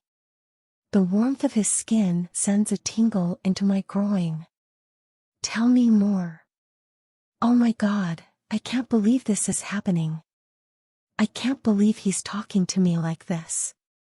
In my fantasy, I say, you're a stranger, but it's you. Do you know what I mean? Yes. His voice is rough. I'm running for my life, because I'm not really sure what you're going to do to me. What are you afraid I'm going to do? I don't know. He squeezes my neck, and I let out a gasp. Yes, you do. Be a good girl and tell me. I swallow. I'm not sure if you're going to fuck me or hurt me, and for some reason, knowing it could be either one really turns me on. He groans, and the sound drifts over my body like warm water. Goodness, he really likes this, and here I thought I was a deviant for even thinking it. His fingers slip into my pants, and my gut clenches as they trail their way downward, stopping just at the edge of my underwear. What do I do when I finally catch you? He asks. I open my mouth and shut it, wincing afterward. This is the really embarrassing part. Tell me, angel. His warm breath tickles my ear. When he slips his hand into my underwear and settles his fingers on my clit, the breath leaves my lungs in a rush. I'll reward you. His fingers start to move, and I'm lost. Lost like I am at night when I escape to this dark, primitive world that provides my only wild escape from my pristine life. You pin me down by the arms and press your hips against mine, I say, so I can't move. You tell me I can try to get away, but you won't let me. And then you shove yourself inside me. Oh fuck, Livy. His voice is a rasp. When he starts rubbing me lighter and more quickly, I whimper. Is this really what you think about? Hot shame washes over me suddenly. When I try to pull away, he squeezes my neck firmly. I didn't mean that as a judgment. It makes me crazy to know you think about these things. Can you feel me right now? When he moves his hips forward, something hard and sharp presses against my butt. If I had known this years ago, I would have devoured you. You don't think it's kind of a deviant fantasy? He presses a hard kiss against my cheek. No, I really don't. You're not hurting anyone. It's just for you. And now that you've shared it with me, it's making me lose my mind. Tell me more. The lull of his voice is both comforting and erotic at once. It took me years to realize there's something deeply titillating about being forced to do the thing I desperately wanted but was always forbidden. I lean my back into his shoulder. You cover my mouth to make sure I don't make a sound. His groan is almost pained. Because you'd be loud. I know you'd be loud. His lips graze my cheek, and the pace of his fingers grows more rapid, making my stomach grow taut. I don't know if I'd be loud. I'm not loud when I touch myself. I only make a sound when he halts the movement of his fingers, I hunch forward. Say it, he commands. Say it. Oh God, I love this. I love having him order me to do the things that have always made me scared and ashamed. I thrust my hips to get more of the touch I crave. No, he withdraws his fingers further. Not until you say it. I take a small breath. When I come, he kisses my shoulder. Good girl. When he returns his fingers to my clit, the up and down motion is much more frantic. I really like it when you talk like that, I say breathlessly. When I call you a good girl? Yeah. You are a good girl. Such a good girl to tell me your fantasy and use filthy words. Do you want me to reward you? Do you want me to make you come? Yeah. Please. Oh fuck, Livy. I've always wanted to hear you say that. He removes his fingers from my clit. I shriek when he grabs me by the waist and lifts me into the air. Chair legs scrape against the tile floor just before my back is set on the hard kitchen table. His eyes are bright, and his jaw is set as he stares down at my hips. As he yanks down my yoga pants roughly, he looks so much like the primitive stranger Cole of my fantasy. After tossing my pants on the floor, he grips my thighs and spreads them apart. My initial instinct is to shut them, but thankfully, his grip is too firm. His eyes are half shut as he stares between my legs. Fuck, you're gorgeous. Heat washes over me, pooling in my belly. My fantasies were never this specific. I never imagined him finding that part of me beautiful. It makes me feel like a goddess. He drops his head between my legs, nuzzles and inhales, and the heat of his breath makes me gasp. He hums. I'm going to be spending a lot of time here this week. The first brush of his tongue is like fire. Oh Jesus, that slippery softness is so much better than a finger. After only a few strokes, that familiar wave of pleasure is already building. The delicious torture makes my hips buck, but he holds them tightly. You taste like heaven. His words send liquid heat into my belly. As he sucks and licks my clit, I'm pulled into the dark forest. He's caught me, and now he's feasting before he ravages me. His mouth drifts lower too.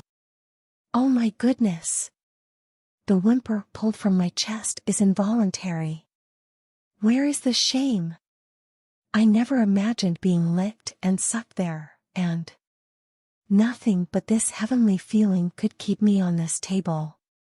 My hips start to flail, but he holds me tightly against the table. You can't get away, he whispers against my clit. You're mine now. Euphoria crashes over me, and I scream. Oh my God! I whimper. Oh my God! When the final wave of pleasure washes over me, my hips buck one last time before my whole body grows limp. As I melt into the table, Cole's face enters my clouded vision. You're perfect. He presses his lips against mine and slips his tongue into my mouth. I set my hand on his shoulder as I kiss him back. His body is trembling. You're shaking, I say. That I am. He stands, grabs me by the hips, and lifts me. Cradling me against his chest, he carries me to the couch and sets me down gently. I'll be right back. He smiles. I frown as he walks into the bathroom. A few seconds later, the shower faucet turns on, and my stomach sinks. He's going to get himself off. I don't know what happened to me after that orgasm, but the prospect of touching his penis isn't nearly as scary, especially when the alternative is waiting out here while he reaches that blissful state without me. I push myself from the couch and march toward the bathroom. Mist seeps out through the doorway, and by the time I make it inside, he's already in the shower. His big form is murky through the wet glass, but I can make out that up and down motion of his hand. My languid body comes alive again. I peel off my shirt and unhook my bra. The misty air on my bare nipples makes cold shame twist in my stomach, but I can't let it stop me. He'll like seeing me naked. I know he will. When I open the shower door, his head jerks up, and his eyes grow wide. Holy shit, you're naked. His gaze roams from my chest to my hips and back to my chest again. A giddy smile rises to my lips. Can I help you out? His mouth drops open. Fuck, I can't believe this is actually happening. Yes, of course you can. Get in here. I keep my gaze fixed on his upper body as I step inside. Goodness, he's so beautiful. The water flows over his bare, muscled chest, and strands of his dark hair is plastered against his face. I always loved looking at him whenever we went swimming together. This is so much better. I can't look at his penis just yet, because if I do, I might chicken out, but it hovers just outside of my vision. I keep my gaze fixed on his face as I kneel down on the hard tile. His dark brows draw together. Oh fuck. I grin up at him before finally letting my gaze fall, and the sight in front of me makes my stomach do a little turn. Oh fuck is right. It's big. It's really big, but didn't I expect that? I don't have anything to compare it with, but he's 6'5" and built like a lumberjack. There's no way his penis wouldn't look big to me. I can do this. I can fit at least the tip of it in my mouth. I look up at him. I thought it would be veiny and scary and ugly, if I'm being honest, but I actually like the way it looks. His rigid expression softens a little. It likes the way you look too, and it was already just a couple seconds from exploding so. I plunge forward and wrap my mouth around the tip. Fucking Jesus, Livy, he shouts. I move in the back and forth motion I've seen in movies, not quite sure what to do with my tongue, but he doesn't seem to mind.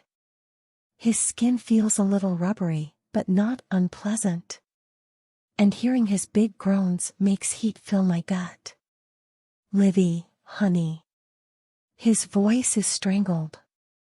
I'm going to come. I hum, and he groans again, sounding almost in pain.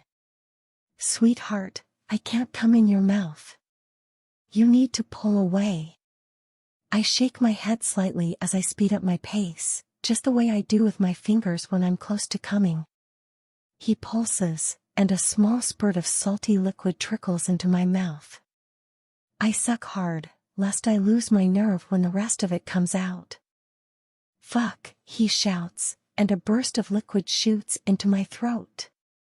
I gag a little, but I keep my mouth in place. He digs his fingers into my hair as he hunches forward. Oh God, you're an angel.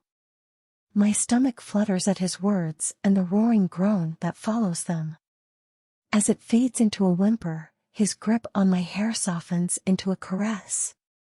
When I pull back, a little bit of cum dribbles out of my mouth. I look up at him. I guess I couldn't swallow all of it. He releases something between a cry and a laugh and shakes his head. I can't believe that just happened. I stand up and wrap my arms around him, relishing the slickness of our wet bodies pressed against each other. It was fun, and I never thought a blow job would be fun. They always sounded gross to me. I never thought I'd get one from you, and I've imagined it a million times. In fact, I was imagining exactly that just a minute ago. He squeezes me tightly. I don't think I'm ever letting you leave this house. I smile against his chest. I don't want to go anywhere. He lifts my slippery body and pulls it against his chest, pressing a hard kiss against my cheek as he carries me out of the shower. Let's go to bed. After gently laying me down on the mattress, he crawls in next to me and pulls me against his warm, damp body. I twist around to look at his face. Are we going to have sex now? Even after all of that, nervousness flutters in my belly, but he shakes his head. His gaze grows hooded as he brushes his hand against my cheek. Let's lie here for a little bit first. I just want to look at you. His expression is as tender as I've ever seen, and something tugs at my chest. I recognize that look. It's a reflection of my own heart. I think he really is in love with me, but there's only one way to find out for sure. I can't keep holding on to my delusional hope, no matter how much it's warmed me over the years, because in the end, it's as flimsy as an old baby blanket. It's preventing me from moving forward and growing. If he doesn't love me, if he doesn't want to be with me, I need to know. After he takes my virginity, I'm going to tell him how I feel. Cole. Her deep breath makes a little rumbling sound. She furrows her brow and rolls onto her stomach, mumbling softly. A smile rises to my lips. She roused herself from sleep with her own snore. Now would be the perfect time to wake her up with a kiss, but I won't do it. I'm just going to keep watching her, like the sap I've become over the past half hour I've been awake. She's the most beautiful thing I've ever seen, and it makes me want to weep. Why do I feel this way? Why does seeing her lying here with her mouth open and that little furrow on her brow make my chest constrict so tightly that I can hardly take a breath, as if I'm mourning the loss of her when she's as close as she's ever been? I'm in love with her. I shut my eyes and roll to my back. That's what this is. The deepest love and the deepest denial. Some part of me must have known all along that if I ever got this close to her, I wouldn't be able to delude myself anymore. Love is misery. Even when it's as beautiful as this, with her warm body next to mine as the morning sunlight creeps into the room. Who knows what she feels for me or how long it will last? I'm on the path to losing her forever, and there's no getting off it now. She stirs again, but this time, she turns onto her back, and her eyes start to creep open. When they focus on my face, a sleepy smile twinges her lips, and that ache in my chest grows sharper. Morning, beautiful. Morning? Her voice is raspy from sleep. Yep. I lift my hand and tuck a strand of dark hair behind her ear. I think that orgasm wore you out. She blinks a few times. I'm still a virgin. I laugh as I press a kiss on her cheek. I guess by your purity standards, you are. You won't be for much longer, but first, I want to take you somewhere. Right now? I smile as I glance at the window. Yep, and we need to go soon. A little while later, we're walking up the hill at the edge of my parents' property. It has the best view of the ocean, and even though we missed the sunrise, because it turns out my angel is a little sluggish in the morning, it's still a beautiful sight. The sun is molten, casting an orange glow over the water. I can't believe I'm here with her. We've shared so much time together over the years, but never the morning, and there's something hauntingly intimate about seeing her with her hair still a little mussed from sleep and her nose pink from the cold air. Wow, Livy says. Do you wake up this early a lot? I do not. I actually can't remember the last time I was up this early. This is a perfect spot for reflection. I wish I had my prayer journal. Her nose wrinkles as she stares out at the water, and maybe a bagel. We didn't have dinner last night. She takes a step forward and peeks back over her shoulder. No, you ate me instead. My mouth drops open. I think that's maybe the filthiest thing I've ever heard you say. I yank her up against me and kiss her softly on the head. What a good girl you are. She looks up at me, her eyes wide. Is that always how you are? During sex, I mean? How? Are you always so commanding? I smile lazily. That's why I was afraid I'd scare you. I'm kind of dominating during sex.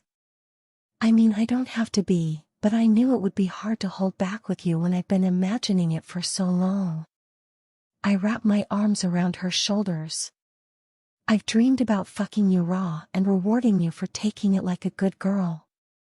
And I love it. Like, really love it. I always thought I'd be too embarrassed to enjoy sex like that, but now I don't think that at all.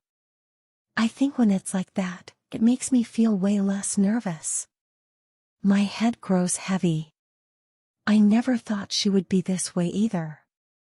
I thought she'd need me gentle and soft, how I usually am with her. That fantasy. My God. I'm not sure if you're going to fuck me or hurt me, and for some reason, knowing it could be either one really turns me on. I can't believe this is who she's been all these years inside that demure little exterior. I lower my lips to hers and kiss her hard. Come on. Let's get you fed so I can get back to commanding you. Livy. After deciding to get breakfast at a coffee shop near the wharf, we take a small trail down to the beach.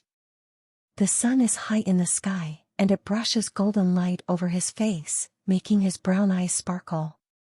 I'm in heaven, holding his big hand while we take a morning walk on the beach after spending the night with his arms wrapped around me. I never thought this would happen. I already got a text from Mariana, I say, and she's never up this early. She wanted to know how last night went, but I feel like a text can't do it justice. He grins. I'm hoping I get a whole chapter in your prayer journal. Chapter? I smile. Do you think I divide my journal by chapters? I've never given journaling too much thought, except for yours. I can't tell you how desperately I used to want to read it. I was tempted sometimes, especially when you brought it to school. Heat washes over my face. What kind of high schooler brings her prayer journal to school? Oh man, how embarrassing. No wonder I've never been laid. He squeezes my hand as he pulls me away from the water, which is now only inches from hitting my shoes. You won't be able to say that soon, Angel. Maybe that's what you should text Mariana. Say you'll call her after you've been good and railed. My stomach flutters for a moment before it sinks. Cole must sense the change in my mood, because he turns to me with a questioning frown. I swallow. Do you know about the lie we made up for my parents about where I'm staying this week? Yeah, that you're staying with Mari, or going on vacation with her or something? It's so elaborate and so stupid. The story we came up with is that we're spending the week at her friend Brenna's. We called it a week-long slumber party. I'm not very close with Brenna, so my parents would never believe I would go. And since my dad and Mari's dad are really good friends, Mari is actually staying with Brenna this week just to corroborate my story. He nods slowly while licking his lips, and I can sense the direction of his thoughts. I'm a baby compared to him. He hardly even had to ask for his parents' permission back in high school. His mom even allowed him to have girls sleep over, which was unfathomable to my innocent mind back then. It must seem outrageous that I'm still letting my parents control me at 21 years old. It's ridiculous, I say. I'm a grown woman. I know that's what you're thinking, and it's okay. I wasn't thinking that. If you weren't, you're being way too forgiving of my flaws. It's absurd, and it's just one symptom of my whole problem. I'm only still living with my parents because I was too scared to go away for college like you did.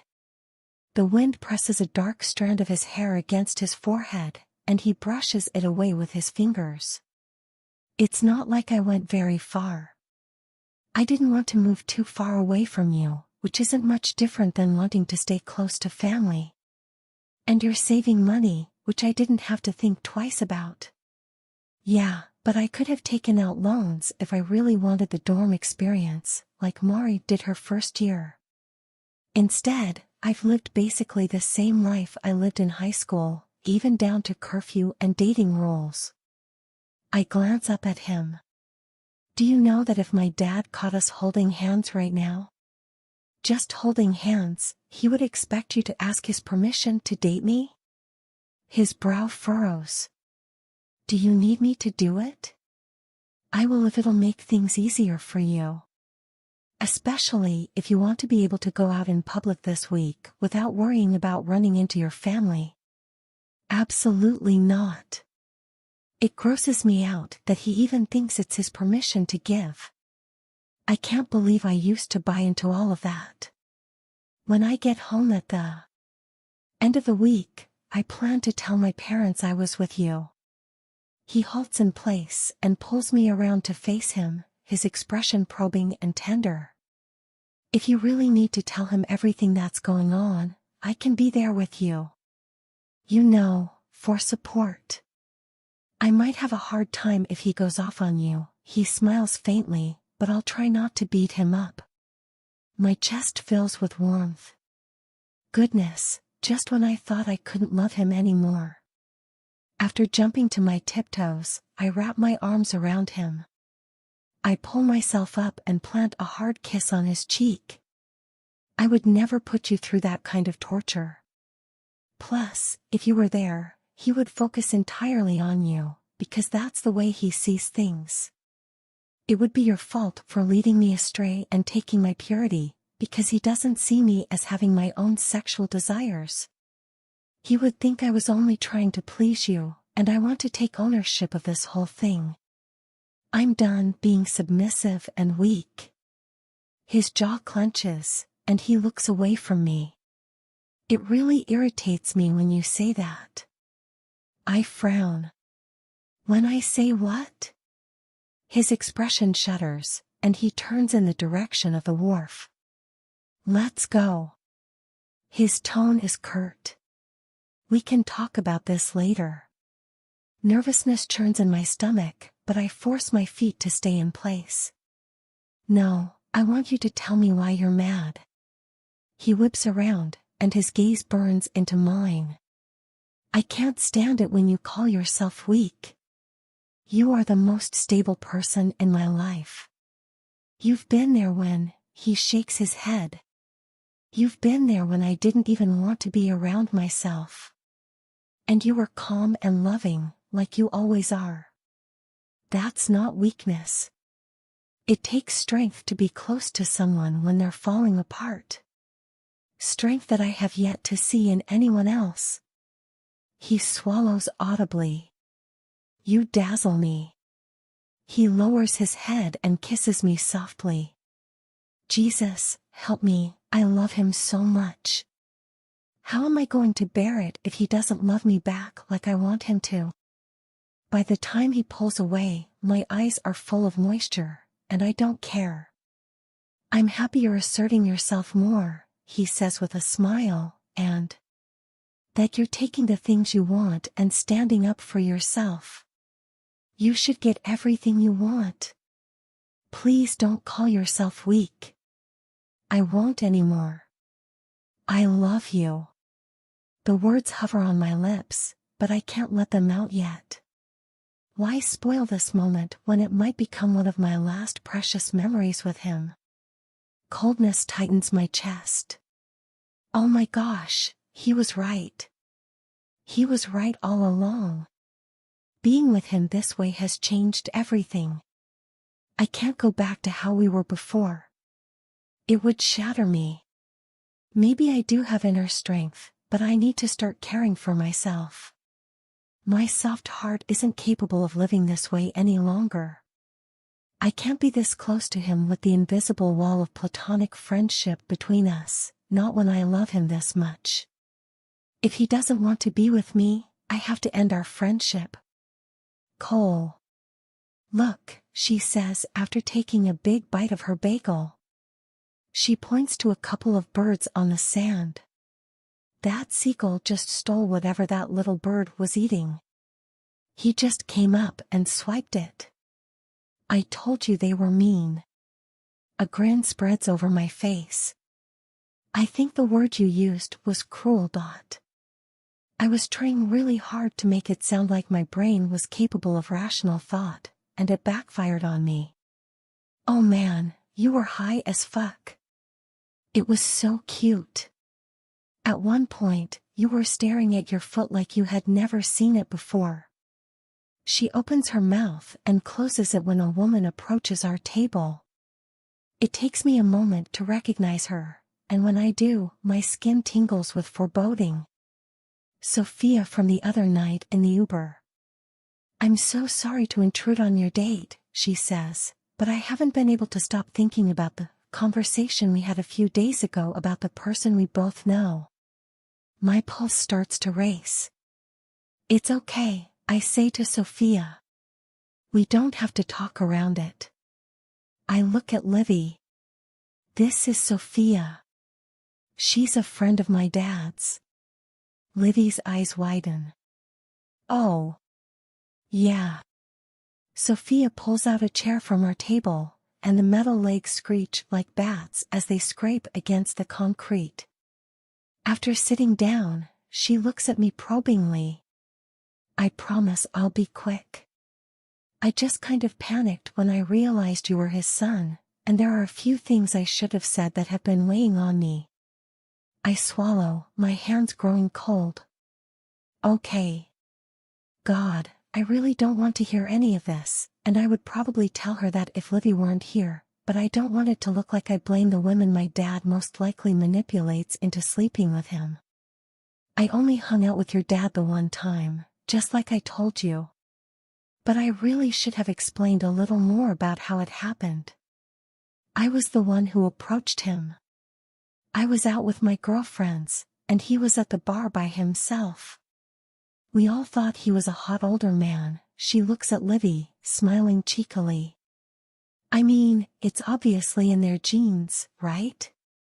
Fuck, Sophia probably thinks Livy's my girlfriend, even though I tried to take Sophia home a few days ago.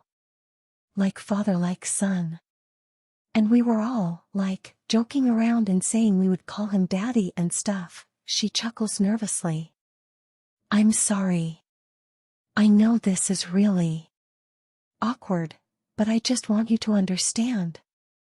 We made bets about which one of us would get drunk enough to hit on him, and I was the one who finally did at the end of the night. And I mean, I was pretty buzzed, and I think your dad was really drunk. I lift a hand. You don't have to defend him. No. Please let me finish. I close my mouth and take a deep breath, wishing I could burst out of my skin to escape this conversation. So I ended up going home with him, and we did have sex, but after we were done, he was super sad. Like, I'm pretty sure he almost started crying. He told me he was out getting drunk because it was the anniversary of the day his wife told him about her affair. What? She winces. Oh shit, I'm sorry. I don't mean to bring up family drama. I just wanted you to know that I'm pretty sure it was a one-time thing for him. He was really sad about his wife. I got the impression he really loves her and regretted what we did. My hands press against the table. I want to tell this woman to stop talking and go away before I lose my mind. Sophia. I try to keep my voice soft. I don't hold you responsible at all, even if you did approach him. The thing is, you have no clue what you're talking about. It was not a one-time thing. He does this all the time, and whatever he told you about an affair was made up. He's a liar. Okay. Her posture grows remote, as if she's finally picking up on how unwelcome this conversation is. I'm really sorry I interrupted you guys.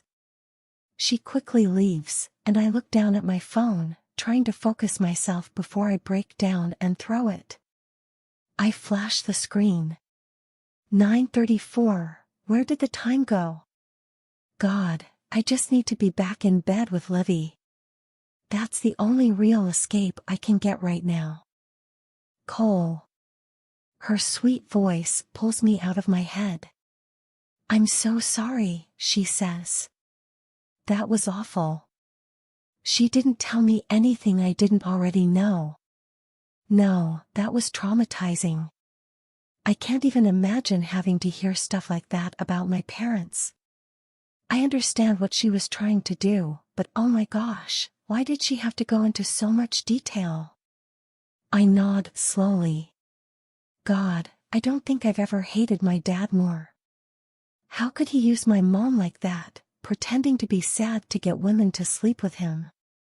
Isn't it enough that she stood by his side all these years while he's fucked other women, some of them in my mom's own home? I'm never getting married. What? When I jerk up at the sound of her voice, her brows are drawn together, and her mouth is tight. Fuck, I must have mumbled that. I clear my throat. I just fucking hate my dad. She purses her lips as she nods. Do you want to head home now? Her voice is tight. Home. I get to take her home with me. I get to keep her there for a while, the only person in the world who makes me feel safe and warm. I'm never letting her go.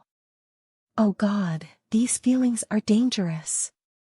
I can't have her this close forever. Ultimately, it will drive her away. I have to make the most of the short time we have. Yeah, let's get of here. I force a smile. We have unfinished business. Livy. I run my palms over the skirt of my dress. The white nylon fabric is unwrinkled, pristine, just like my pure little life. I hope he dirties it by the end of the night. Just before I turn around and walk out of the bathroom, I grab the silver ring from the counter and slip it onto my finger. In just a few minutes, everything this ring represents will be gone. I smile as I walk out of the bathroom and into Cole's bedroom. When he looks up from his phone, he smiles warmly. Thank God, he's come out of his somber mood. I'll think about his marriage comment later. I already knew he was scared of commitment. It doesn't necessarily mean he won't take the risk of being in a relationship with me, especially if the next hour is as spectacular as I think it could be. You're wearing white, he says. Yeah, I want to recreate all the things I always planned to do on my first time, except I want it way, way filthier. I probably would have worn white lingerie on my wedding night, but this was the best I could do on short. Notice. I lift my hand in the air. I'm also wearing my purity ring. I would have given it to my husband before we had sex, but I think I'd rather wear it. It seems dirtier to have it on while you're railing me. He chuckles softly, shaking his head. This is so fucked up. You think so? Purity culture isn't really biblical, so it doesn't feel like blasphemy to me, but we don't need to do it like this if it creeps you out. It doesn't. You're just so different than I thought you would be. His smile grows lazy. You're kind of a little freak. Only because you make me so comfortable. After I plop down on the bed, I plant a kiss on his cheek. Okay, I have one more thing to show you, and you're going to die laughing. I reach into the pocket of my dress and pull out the tattered paper. I wrote a letter to my future husband when I was 13, and I want to read it to you. Oh my God. I laugh. I know. Just wait till you hear it. I spent so much time trying to word it eloquently, and it's so basic. It also took me probably an hour to make all of my letters perfect, because I wanted it to look really pretty for my husband. That's kind of sweet. Oh, it is. So sweet and so sad. Okay, I take a deep breath as my gaze drops to the calligraphy letters. Dear future husband. Today I made a promise to God that I would wait for you. I'm saving my first kiss and my first everything, I giggle. Isn't it so sad that I had to say everything instead of sex? I couldn't even write out the thing I was promising to save. Okay, I need to skip some of this, because it's a bunch of evangelical jargon. Oh, this is the best part right here. The ending. I pray that you will wait for me too, but it's okay if you don't. You might be on a different journey than me, and I trust in God's plan. No matter what happens in your life before we come together, know that I already love you with all of my heart, and I will love you forever. I let the paper fall to my lap, heat enveloping my chest. It's so embarrassing. Could there be any less sexy foreplay? When Cole stays silent, I turn to him. His brows are drawn together, and his gaze is unfocused. I think it's really sweet, he finally says. What is this shift in his mood? He looks more like he did an hour ago after that wretched conversation at the coffee shop. Sort of, but I didn't really know what I was saying. All of these letters are very similar, because our youth pastors usually guide us on what to say. Most of the girls at my church wrote something like this. Yeah, but I bet you really meant it. It's very like you to love someone without them having to earn it, and to stick by them no matter what. I nod slowly. There's no reason to tell him that I don't think that part of me was ever healthy, or that I'm glad it's starting to change. He's clearly touched by my letter, and I don't want to spoil the mood. I'm startled when he grabs me by the shoulders and presses a hard kiss against my lips. His mouth moves to my jaw, and he starts trailing it down my neck. You're an angel, he whispers against my skin. The bedroom version of his usual endearment is so much better than the earnest one. That feels good. When his mouth returns to mine, he immediately slips his tongue inside. His kiss is frantic, almost desperate, as if he's searching for something. When he sucks my lip into his mouth and bites down, I gasp. He stiffens before pulling away. My gaze falls to his rapidly moving chest. Sorry, he says breathlessly. He turns away and runs both hands through his hair. I've wanted this for 5 years. I think I'm losing my mind now that I'm about to get it. We might need to take breaks. Cole, no. I don't want you to stop yourself. I want you unhinged, like you were last night. He smiles warmly. We can be rough after you've gotten used to sex, but not right now. I could hurt you. I want you to be rough.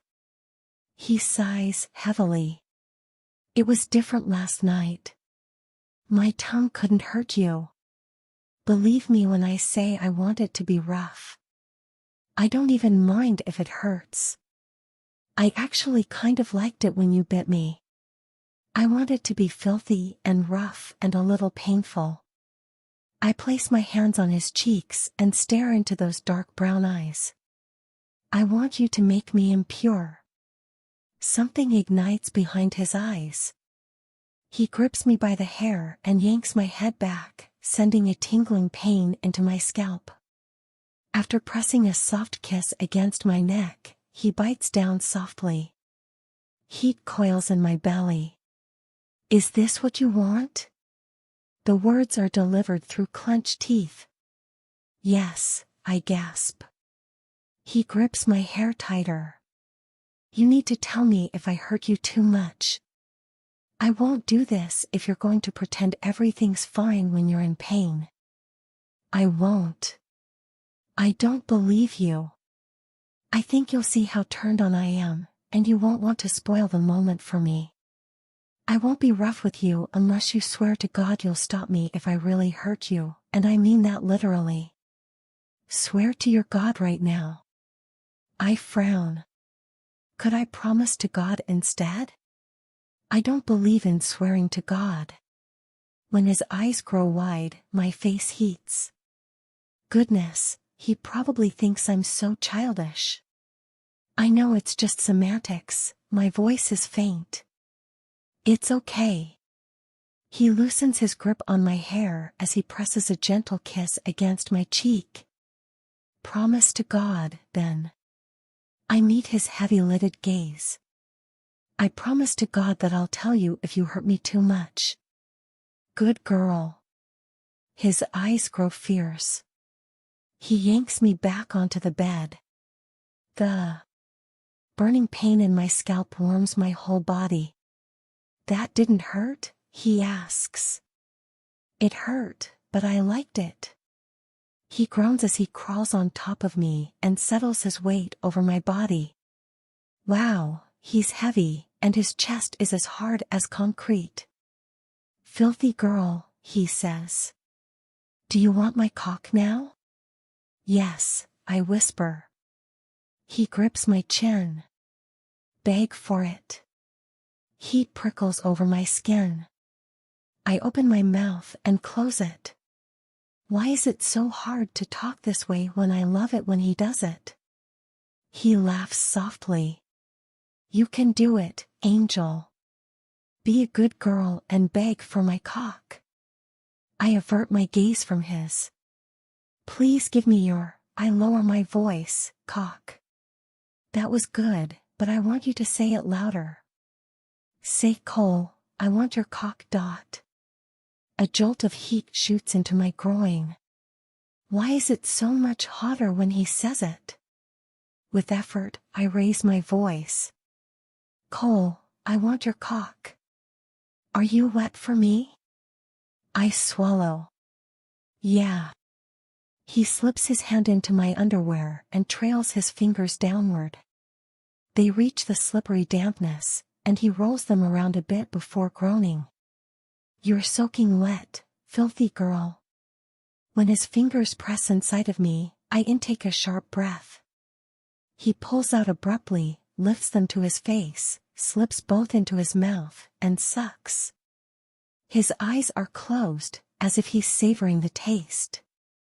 Goodness, I never thought he would want me this much. When he opens his eyes, his gaze roams my face for a moment before he smiles. Are you ready to become impure, angel? Yeah. His brows draw together. Is something wrong? No, my skin prickles. Could you chase me first? I really liked it when we talked about my fantasy last night, and I think I want you to chase me and drag me back to the bed. His lips part. He stares at me for a moment. Are you serious? Yeah. His eyes grow wide before averting from mine. I never thought you'd be this kinky. Not in a million years. The tension leaves my shoulders in a rush. That dazed look in his eyes is not disgust. It's awe.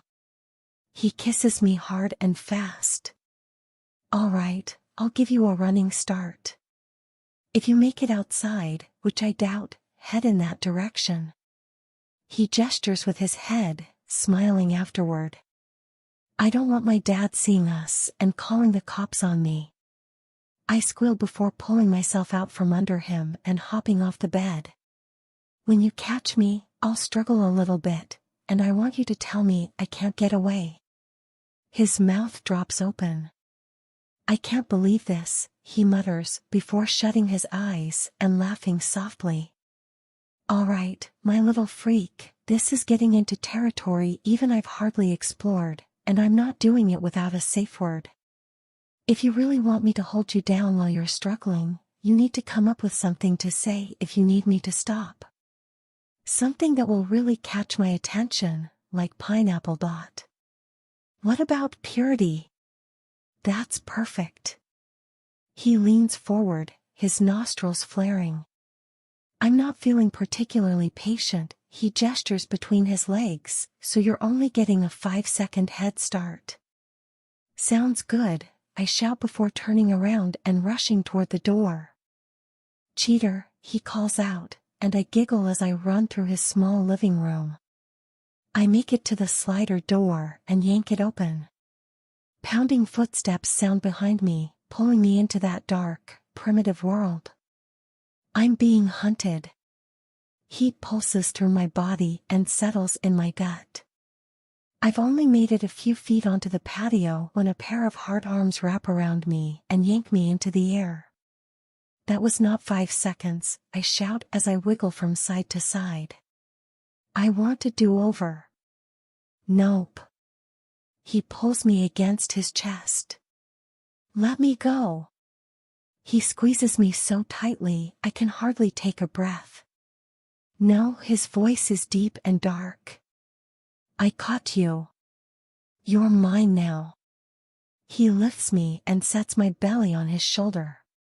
After gripping my thighs, he carries me back into the house. His big footsteps make my head bounce against his back. When we make it into his bedroom, he tosses me roughly onto the bed. I glance up at him, and his eyes are dark and sparkling. He liked that just as much as I did. Take that off now, he says, pointing to my dress. And look at me while you do it. My face heats, but I don't hesitate. His eyelids grow lazy as I lift the skirt of my dress to my chest.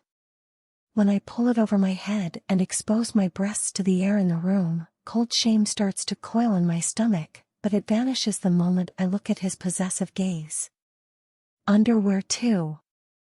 Now. And spread your legs open when you're done. I want to look at you. I grab the elastic at my hips. Even as nervous as I am, I'm able to pull my panties down slowly and enjoy the darkening of his expression. After I toss them on the floor, I open my legs. The little sound he makes is almost a whimper. He doesn't move for a moment, and the silence in the room grows thick as he stares between my legs. Shame starts to tingle over my skin, and I can't help but drop my gaze to the carpet. No, his voice is hard. Look at me now, or I'll spank you. My stomach flips over. Oh my God, I never thought I would want something like that. It was humiliating being spanked by my parents. Why is the thought of being bent over his lap making electricity shoot through my veins? I caught you, he says. You have to follow my rules now. All my instincts tell me to look at him, even though I want to be spanked. I keep my gaze fixed on the carpet, and my cheeks fill with heat. I never disobeyed my parents on purpose. Even playful disobedience feels extremely naughty. All right. In my periphery, I see him march in my direction. Time to be punished. In an instant, my belly is set on top of his hard thighs. His warm hand brushes over my bare butt, and heat fills my gut. Oh fuck, Livy. You have such a beautiful ass. I've wanted to touch it for so long. I grin. I bet you wanted to spank me 2 nights ago when I ran off. He laughs. I did. If you'd only told me I could, my resolve would have vanished. I'd have fucked you then and there. I hum. I want you to fuck me now. No, his voice is rough. You've been naughty. The sound of his slap echoes across the room. The sting sets in a few seconds later, like tiny needles pricking my skin. Jesus, help me, his hand felt stronger than wood. I guess I shouldn't be surprised. He is a pitcher. Wow. I gasp. He smooths his warm palm over my butt. Are you okay, baby? Yeah. I gulp in a deep breath to ease the pain. I don't think my parents ever even spanked me that hard. Oh shit. Am I traumatizing you by doing this? No, I say quickly. I really like it. I think I like pain. Hearing you say things like that is like a fever dream. His voice drops low. You're going to get a lot of it. I'm going to spank you more, and then I'm going to shove my cock into your tight pussy. You're going to take it like a good girl. Do you understand? I whimper. Yes. The pressure of his hand settles on my lower back. If you move at all while I spank you, you're getting fucked right away, and I won't be gentle. My vision turns into slits. Okay. A hard slap resounds, and this time the sharp pain makes my gut clench. I wiggle a little, just so I can get the punishment I crave. He holds me tightly. Looks like you want my cock. His big fingers squeeze into my waist as he flips my back onto the bed. After settling his hard body over mine, he grabs my wrists and pins them over my head. He's so heavy, I can hardly take in a breath. I'm going to hold you like this, he says, so you know you can't get away, but then I'm going to be gentle with you. He presses soft kisses from my jaw to my collarbone. Like this. He talks between kisses. Because I can't just hurt you. You're too sweet. Even when you're naughty, I want to make you feel good. I swallow. But you are going to hurt me. You're going to shove your cock inside of me. His groan is almost a growl. It'll only hurt at first. When he sucks my nipple into his mouth, I whimper. But then I'm going to make you feel so good. I want to keep you. I won't let you go, but I don't want you to run away from me again. A smile tugs at my lips. I love that he knows exactly what to say in my private fantasy world. What happens if I try to run away? With one hand wrapped around my wrists, he sets the other on the back of my head and brushes his fingers against my scalp. My eyelids fall shut, and when he grips my hair and yanks my head back, I gasp.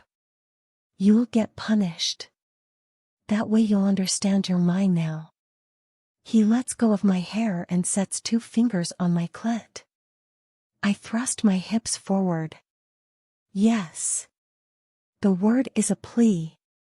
I won't let you go, Angel, but I'm going to make you feel so good that you'll want to stay with me forever. When he starts rubbing my clit, I whimper. You're going to beg me to stick my cock in you. Yes. Please, Cole. Not yet. He rubs faster. Is this how you like it? I shift back from his hard fingers, trying to find my rhythm. A little softer. He eases his touch to a little more than a tickle, and it's perfect. Electricity spreads from my core to the tips of my fingers and toes. Of course, he whispers into my ear, you're soft. Soft and sweet like an angel, and I've wanted to soil you from the moment I laid eyes on you. Cole. He lets go of my wrists and places a palm over my mouth, pressing down hard. Not now. Only when you come. I moan, and the sound is muffled against his hand. Abruptly, he withdraws his hand from my clit, and my hips jerk at the loss of his touch. I'm going to fuck you now. His eyes are nearly shut. Yes. As he gets up to undress himself, I look away for a moment, nervousness starting to flutter over my skin. The sound of plastic ripping open makes my whole stomach flip over. That must be the condom. This is really happening. In a moment, I won't be pure anymore. Cole. I'm never letting her go. Those soft brown eyes stare up at me as I grab my cock and place it between her legs. As I start to work my way inside, a warm wave washes over me, making me dizzy. Oh Christ, you're tight. Too tight? As soon as the words are out, she winces and turns her head. Sorry. What a virgin thing to say. Oh God, she's sweet. And all mine.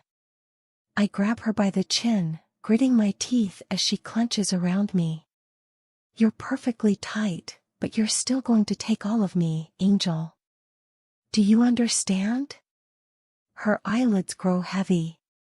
Yes, Cole. When I push myself all the way inside, I let out the groan I'd been holding in. It sounds like a roar to my ears. It's only when I start to move that a shred of humanity pulls me out of my primitive sexual haze. I glance down at her, and those pretty dark brows are drawn together. I place my hand on her cheek. Oh Livy, baby. I forgot to ask you if it hurts. She shakes her head. It doesn't. After running my fingers from the back of her neck to her scalp, I grip her tightly by the hair. Tell me the truth, Angel. You promised to God you would. It's just a little uncomfortable, but it's already going away, and I don't want you to stop. I want you to call me a good girl again. Tenderness tightens my chest. You are a good girl, taking my whole cock. When she stares up at me with those big, beautiful eyes, full of awe and trust, I lose myself. Here she is, my angel. I caught her, and now that I have her by the hair with my cock deep inside her, I'm never letting her go. I'll be good to her, but I won't let her go. I'm going to mark you, I say. So that everyone knows you're mine. Okay, it sounds like a question. I lean forward and lick her neck before biting down. She hisses, but I don't think I really hurt her. I pull away and look down, loving the red print on her pretty skin. If anyone asks you about that, say Cole gave it to you. I grab her hips before thrusting hard. Because I own you now. She whimpers, nodding frantically. Yes. I own every part of you. I grip her by the neck and squeeze tightly. Say it. Say, Cole, you own me. She thrusts against me, clearly trying to find her own rhythm, but I won't let her. Not until she gives me what I want. Cole, you. I give her neck a squeeze. Say I own you. Say it. You own me. Her words flow through me like a drug, and my eyes fall shut. I ram into her tightness again and again, clenching my teeth to keep the unbearable pleasure from sending me over the edge. I need more. So much more. All of you, I say, as I trail my fingers down her big, luscious ass. I slip one finger between her cheeks and press it into her tight hole. She shrieks, and I laugh. That's mine too, I say. Every part of you. Oh God, Livy, I'm going to fuck all of it. Fuck you raw. I pound into her so hard that her head presses into the wall. Cole. Yeah, you like that, don't you? Filthy girl. My fallen angel. Yes. Her dazed eyes tell me she's close to coming, so I place my hand on her skin and trail it down until I find her clit. I rub softly up and down, and she releases a soft little whimper. Her pussy clenches around my cock. The pleasure is so overwhelming, I could die. When I slam into her again, she stares up at me with her brow furrowed and her lips parted. It's the look. The look that makes me feel like a hero and a dark villain at the same time. A look that stirs ancient feelings of subduing and conquering. When I remove my hand from her clit, her eyes widen. Cole? She's sexually frustrated, and God, I shouldn't be doing this. This should be about her pleasure only. But I can't help myself. Tell me you're mine forever, I whisper into her ear. And I'll let you come. I pound into her. She intakes a sharp breath. You're mine. No, I grip her shoulders and dig my fingers into her skin. Say, Cole. I'm yours forever. She whimpers. Cole, I'm yours forever. Pleasure radiates throughout my body. I'm so close to coming. I have to grit my teeth to fight it. I place my fingers on her clit and rub slowly. Yes. I increase the pace of my fingers, and each thrust into her sends spasms of heat throughout my body. Say it again. Her brows draw together. Say what? Say, I'm yours forever. I'm yours forever. This time, she shouts and moans as her body flails every which way. Yeah, that's it. Come for me, baby.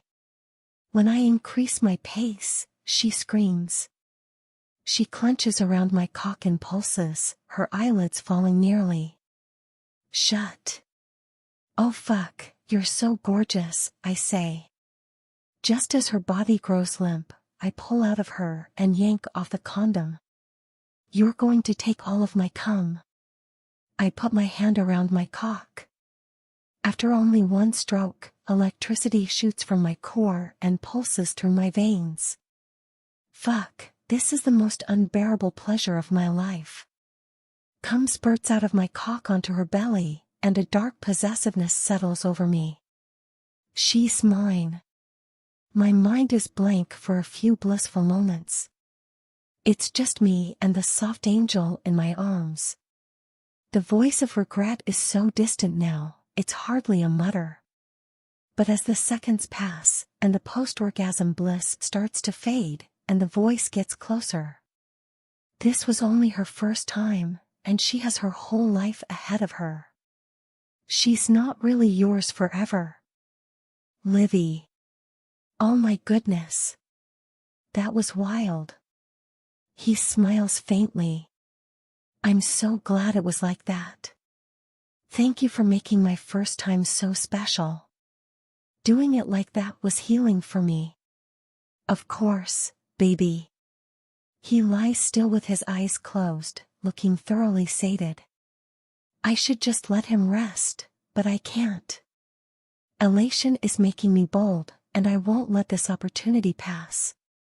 I think we're good together. Our friendship means we have really good communication, and that leads to explosive sex. My insides quiver, but I have to press forward. It's time to face my fears. I want more. I don't want to go back to being just friends after this week. His eyes pop open. He opens his mouth and closes it. My stomach plummets, but I try to push away the ominous feeling taking over my body. This is okay. He's just surprised. Livy. When he doesn't say anything more, my head grows unsteady. Could I have misinterpreted everything? I mean, maybe. Was it just me? Did I think it was really good sex because of my lack of experience? No. God, no. After reaching out and grabbing my hand, his gaze falls to the sticky wetness on my belly, and he smiles faintly. I wouldn't have done that if I hadn't completely lost my head. You're right. It was explosive sex.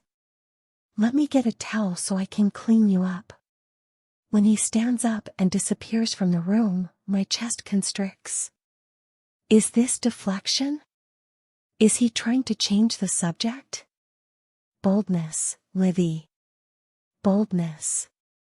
Well, if it was spectacular for you too, I call out, then it's probably only going to get better.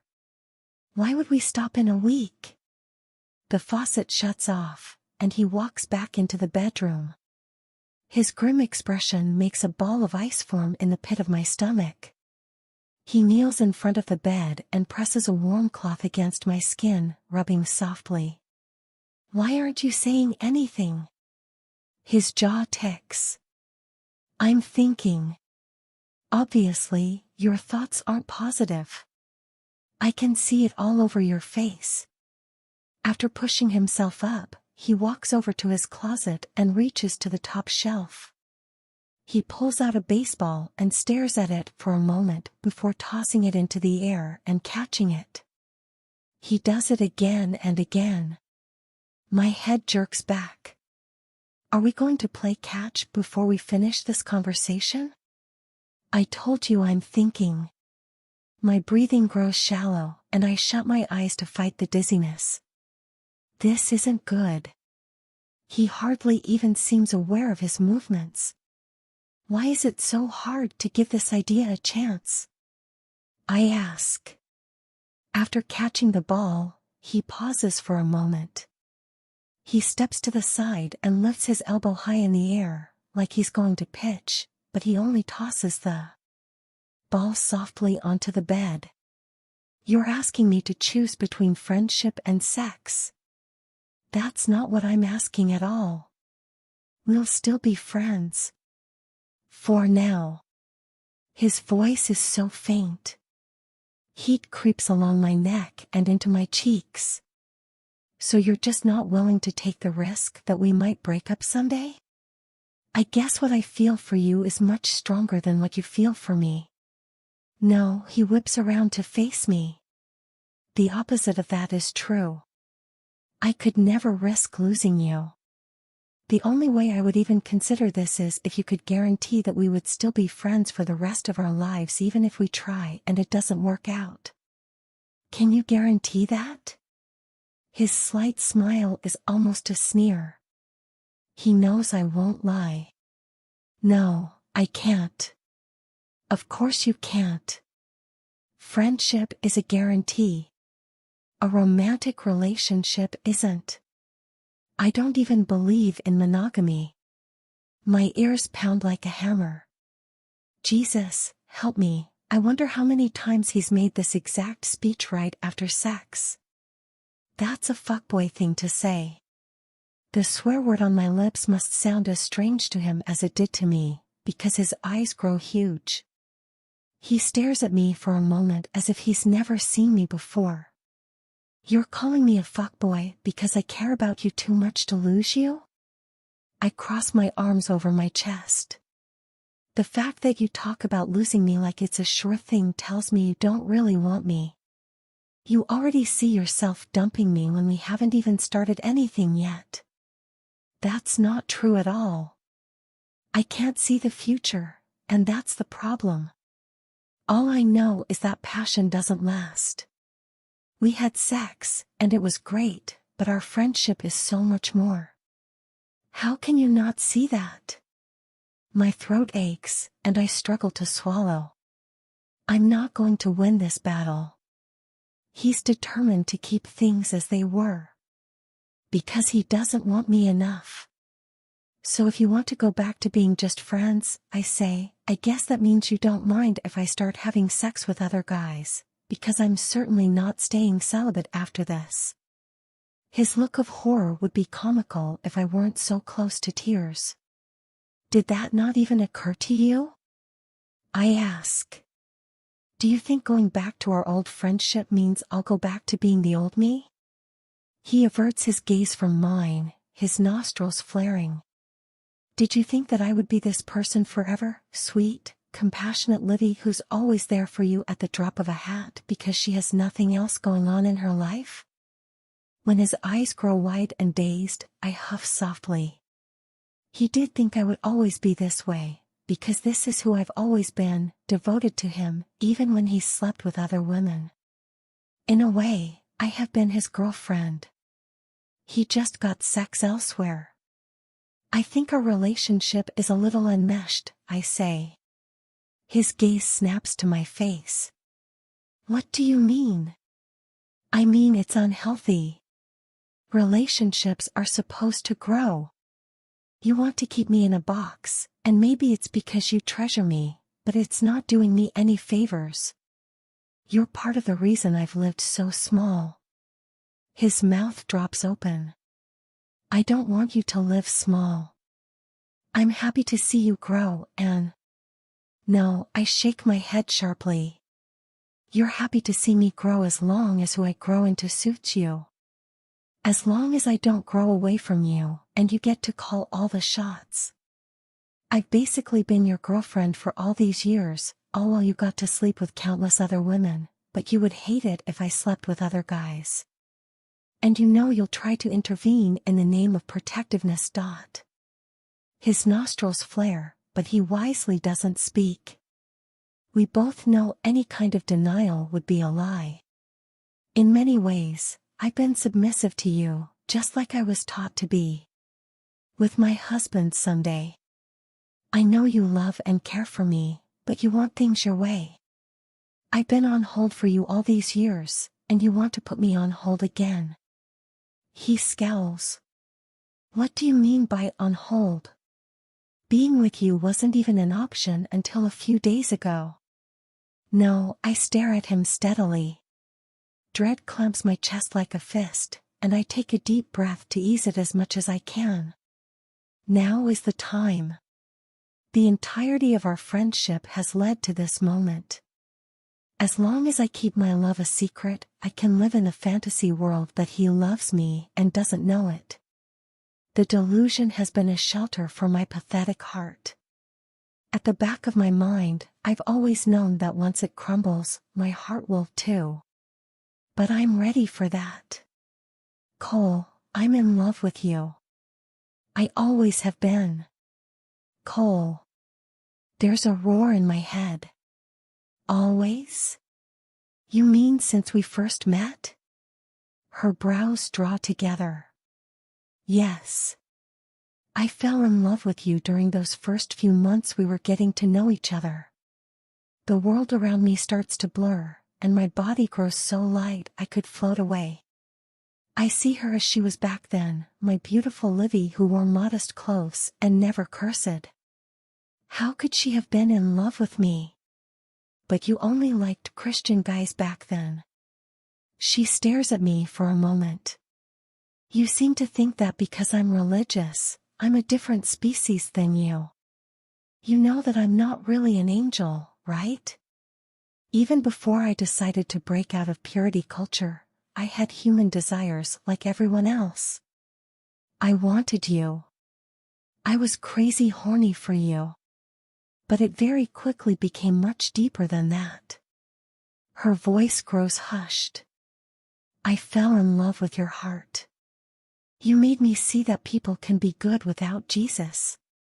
My faith might never have evolved if not for you. My chest seizes, and I avert my gaze from hers. Oh God, she really loves me. How is this happening? Am I in heaven? So, you loved me as I was back then? I exhale a shaky breath.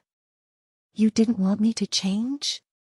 It was so much deeper than that. I thought you were designed for me by God. There was no way I could love you so much if you weren't going to become a Christian someday, but I didn't really think it would change you. You were already everything I wanted, just by being you. I nod slowly as adrenaline pulses through my veins. Oh God, if only I had known this during my last few weeks at that church. Those were some of the most miserable days of my life. that was when I finally realized that I could never be with her. I would have fallen into despair if I hadn't rationalized my way out of it. I still had her. Maybe I couldn't get everything I wanted, but I got enough to sustain myself, and what I had was a sure thing. She would never abandon me as long as we were just friends. I held on to that comfort so fiercely that I refused to see it for what it really was, a delusion that provided a shield for the true despair. The despair of believing her feelings would never match mine. How could they when I had so much evidence to the contrary? I loved her from the moment I met her, just as she is, but she wouldn't even consider me unless I completely transformed. I was cursed to live like my mom, waiting for someone to love me when they never would, at least not in the way that I needed. Oh God, I've been so wrong. And so stupid. As you can see, she says, I've been on hold for you for many years.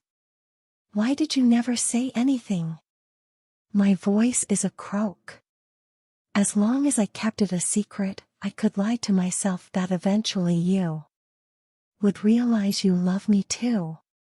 She glances down at the crumpled blanket on the bed and smooths it out with her palm. But I'm not that weak anymore. I don't need to lie to myself. She meets my gaze. I'm done waiting for you. You made your choice, and it doesn't work for me. We can't be just friends anymore. A buzzing sounds in my ears. Her face shifts for a moment, like she's someone else. This can't really be happening. She couldn't have really said that. My head grows heavy. I shut my eyes for a moment to fight the dizziness. What?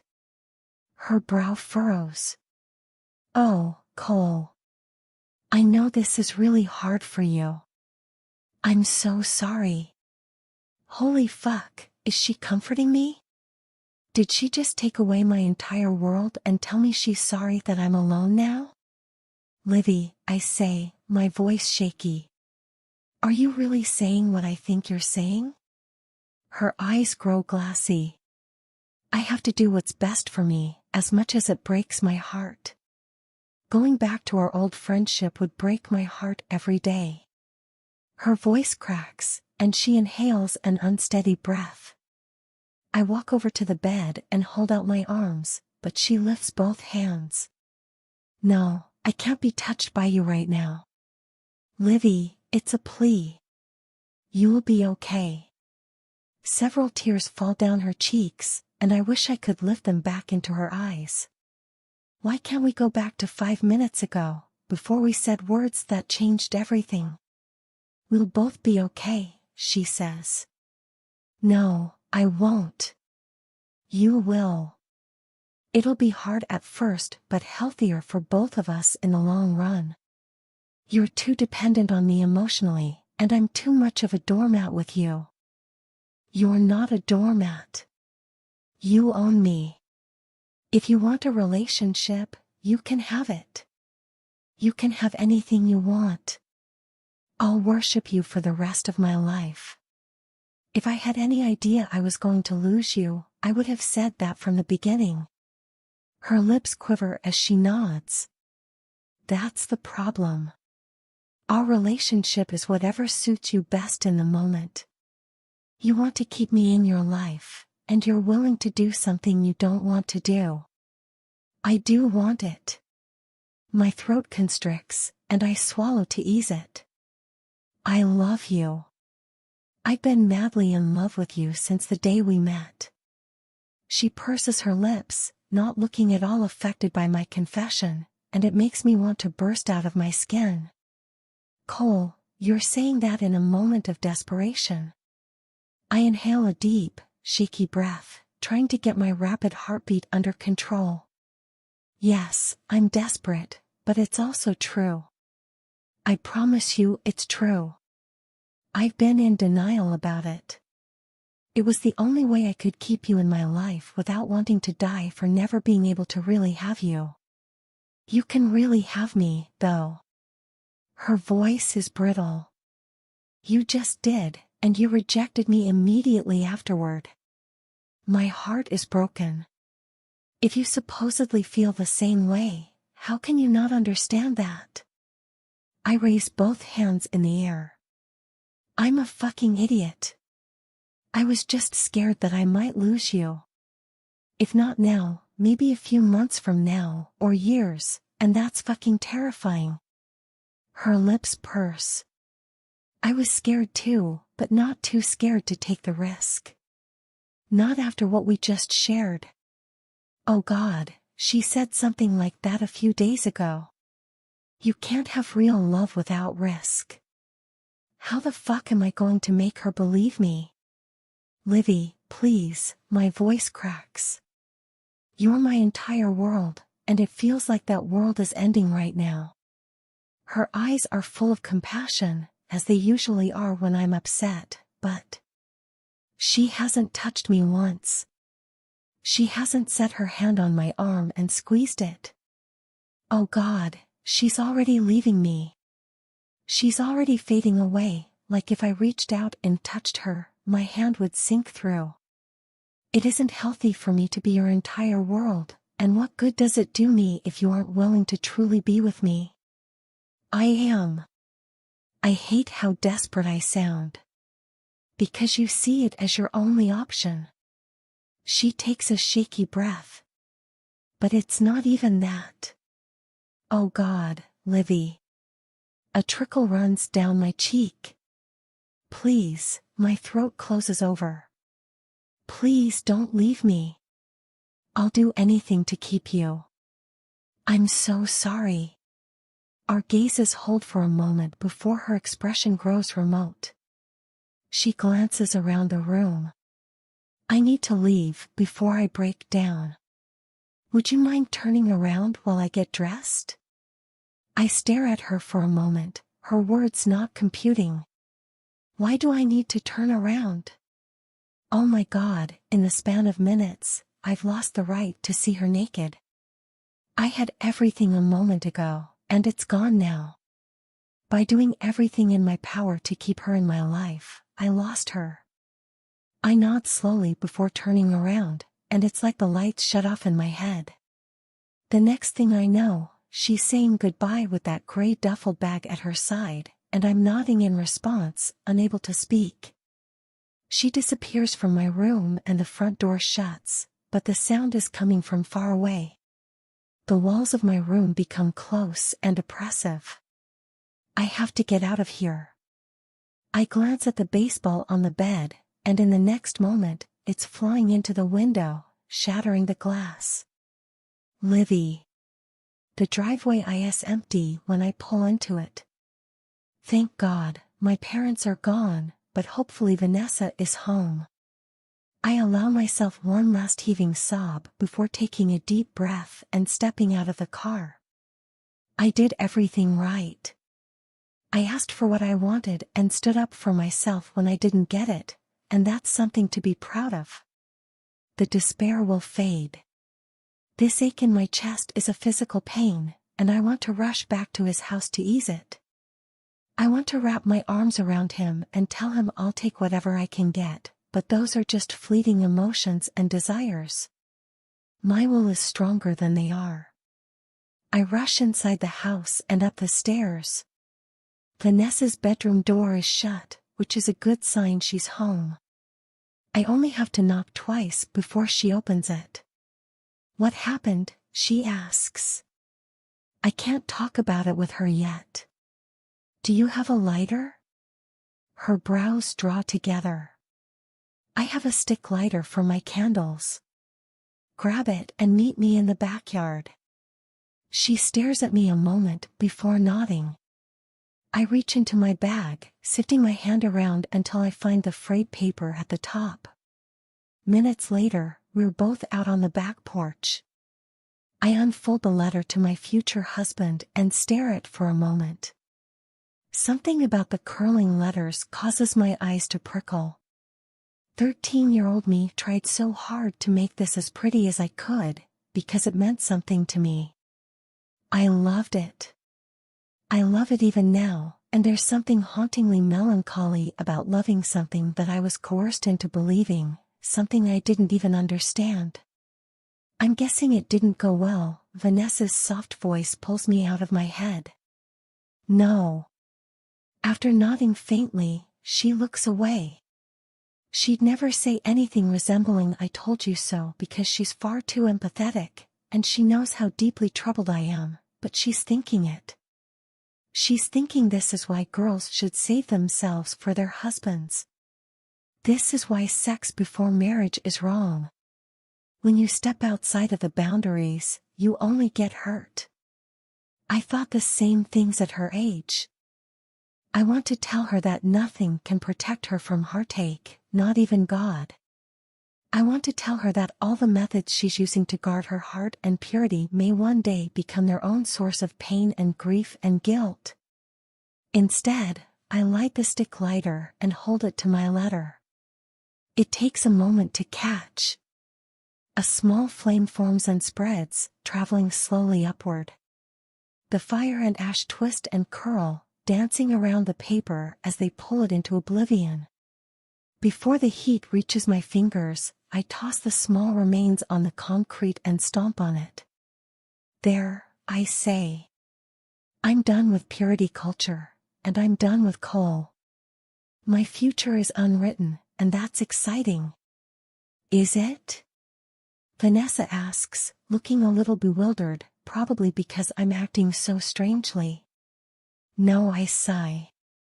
Not at the moment, but I have hope. Coal. The world is dark again, just like it was years ago before she came into my life. I'd almost forgotten what this feels like. A dust cloud has swept over everything, and yet it all looks exactly the same. She left her water glass on my dresser, and even from here I can make out a little pink smudge on the edge from her lip gloss. Her white dress sits crumpled on the floor, in the same place she left it after she slipped it over her head. I can't disturb any of it. It's as if I can pull her back into my life by preserving the world as it was just before I lost her. Fuck, I need to get out of this room. When I step outside, the afternoon sun is high in the sky and relentlessly bright. If things had gone differently, if I hadn't been so selfish and short-sighted, I probably wouldn't even know the time right now. I'd be in bed with her in my room, and we'd be speaking as softly as if it were the dead of night. As soon as I get inside my parents' house, I walk into the kitchen. What the fuck am I even doing here? I can't eat or drink anything right now. Honey, what's wrong? When I glance up, my mom is sitting at the kitchen table. Fuck, how did I not even see her? I forgot she was due back today. Her expression fills with alarm as she strides in my direction. She sets her hand on my forehead. Are you sick? No, I'm fine, I say, though my voice is as husky as when I have a cold. No, you're not. She scans my face. Have you been crying? Her eyes widen as if a thought occurs to her. Are you upset about the divorce? No, it has nothing to do with that. Everything's fine. I'm just tired, but I did. God, I can't believe I have to tell her I did the exact same thing her piece of shit husband did a few days ago. I broke a window in the guest house. Her head jerks back. What happened? I sigh heavily, shutting my eyes. It was an accident, but I cleaned everything up. I'm going to get it replaced as soon as I can, and when I get my first paycheck, I'll get that whole place deep cleaned for you. She stares at me for a long moment. Why do I think it wasn't an accident? Tell me what's going on. I don't want to unload on you, not with everything you're going through with Dad. You'll be doing me a favor by unloading on me. If you don't, I'll worry. In the end, I tell her the story because I'm too exhausted to argue with her. With each detail I share, the tension leaves my shoulders, and based on her concerned but placid expression, my mom isn't disturbed by any of it. I wasn't in a rage when I threw the ball, I say when I'm finished. I was honestly just... I don't know. I hardly even remember throwing it. You were in shock. I guess so. She nods slowly, her brow furrowed. What are you thinking? I ask. I'm just surprised you didn't want to be in a relationship with her. Whenever you used to say you don't do relationships, I always thought it was because you couldn't be with her. Because her religion is so strict. I huff, shaking my head. I'm a fucking idiot, Mom. I guess she just took me by surprise, and I freaked out. It's so stupid. Now I have nothing. Her expression grows stern. You need to talk to her. She's been gone 3 hours, and I've already called her 20 times. I laugh humorlessly. I think she turned off her phone, because it's going straight to voicemail now. Well, you'd better find a way to see her whenever she's ready.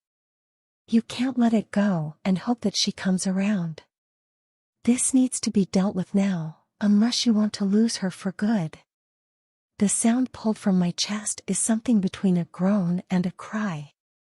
If I can't get her back, I'll be forced to live in this dark and desolate world forever. My stomach jolts when a thought occurs to me. She left a few of her things at the house. Would it seem manipulative if I brought them to her and asked to talk to her? She stares at me for a moment. Maybe wait a week or so. Give her a little bit of space first. I nod frantically, even though I have no intention of waiting even close to a week. I don't think I'm physically capable of it. I'll wait until tomorrow. Any longer, and I'll lose my mind. Livy. I scrubbed the sponge against the glass plate so hard that it slips out of my hand. I catch it just before it hits the bottom of the sink. Goodness, I need an outlet for all of this nervous energy. I wish I liked running. Livy. My sister raises her voice over the faucet water. I turn it off before twisting around. What's up? Something about her wary expression makes the back of my neck prickle. Cole is outside. In his car. My stomach flutters, and I hate myself for it.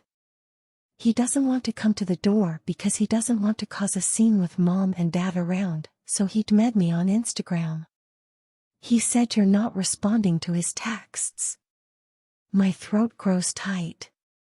I haven't even looked at his texts. I've been too terrified that I might slip back into being passive Livy and tell him I take everything back. He has a bunch of your stuff that you left at his house, Vanessa says. I didn't bring it in, because he asked if he could talk to you. My spine grows rigid. I can't. It's too soon. I'm too raw. I understand, but her eyes widen. Livy, he looks like he's sick. I think he's really devastated about whatever happened with you guys. My heart squeezes, and I wish I could hug him. Why do I still have these instincts?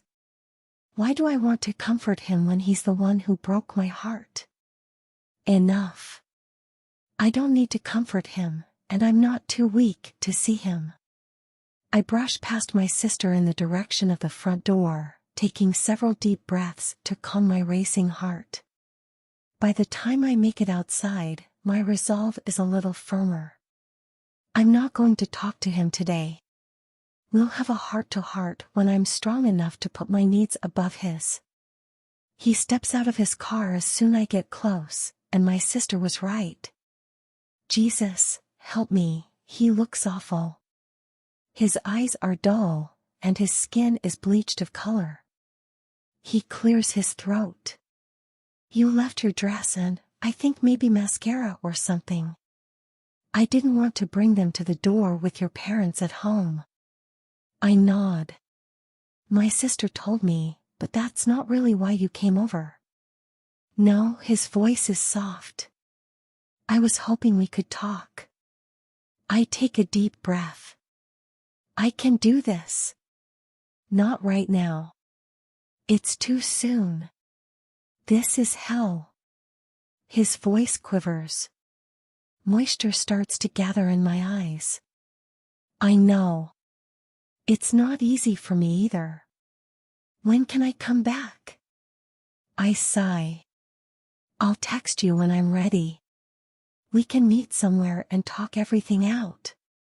When his face lights up, I lift a hand. We're just going to have a conversation. I'll let you talk, because I know I left abruptly yesterday, but I really don't anticipate anything changing between us. When his shoulders slump a little and his expression grows remote, I wish I could reach and touch him. That's understandable. His voice is so faint, I only just make it out. When his eyes grow bright and misty, I walk quickly in his direction and reach for the paper bag in his hands. I need to get away fast. His despair is squeezing my resolve into dust.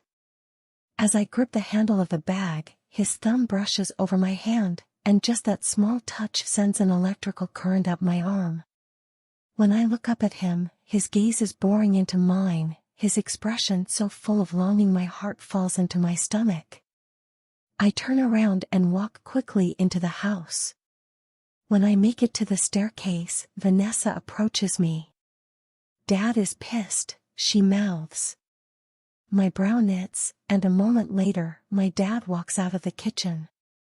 What's in that bag? His tone is full of accusation. I'm too emotionally exhausted to lie. A dress and a tube of eyeliner. Why did Cole have them? He picked them up from Mari's friend's house, Vanessa says quickly. My heart clenches that she's trying to cover for me even when I don't really need it. I'm done behaving like a child. My dad keeps his gaze fixed on me. I don't think that's where she really went. Why have I never heard of this Brenna until now?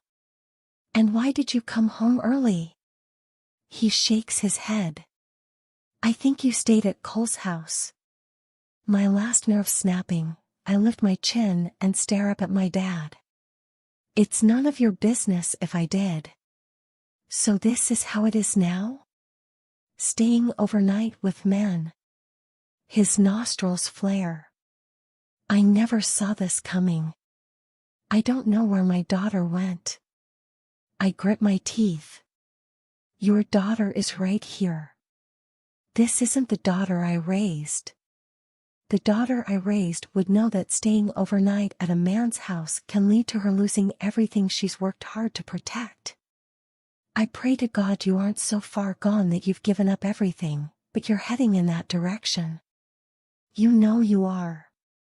You're becoming just like Mari. A flush of adrenaline rages through my veins. And Mari's a bad person? His expression grows grim. She's fallen away from the Lord, and it shows. Hector is like a brother to me, and she's breaking his heart. I just hope you don't break mine. His condemnation of Mari for living like a regular college student is enough. I can't handle this anymore. Well, you should probably add me to your prayer list then. I don't plan on abstaining from sex anymore. My dad's entire posture changes, his spine growing rigid. His hands drop to his sides. I pray to God that isn't true. His voice is tight. I huff out a humorless laugh. I just told you it's true. Believe me. My dad is utterly still. There's something strange about his expression as he stares steadily at me. His face crumples inward. He buries his head in his hands, and his shoulders start to shake rapidly. I stare at him for a moment, my head growing fuzzy. The sound of his cry registers, and a chill runs down my spine. It's high-pitched and strange. I've never really seen my dad cry.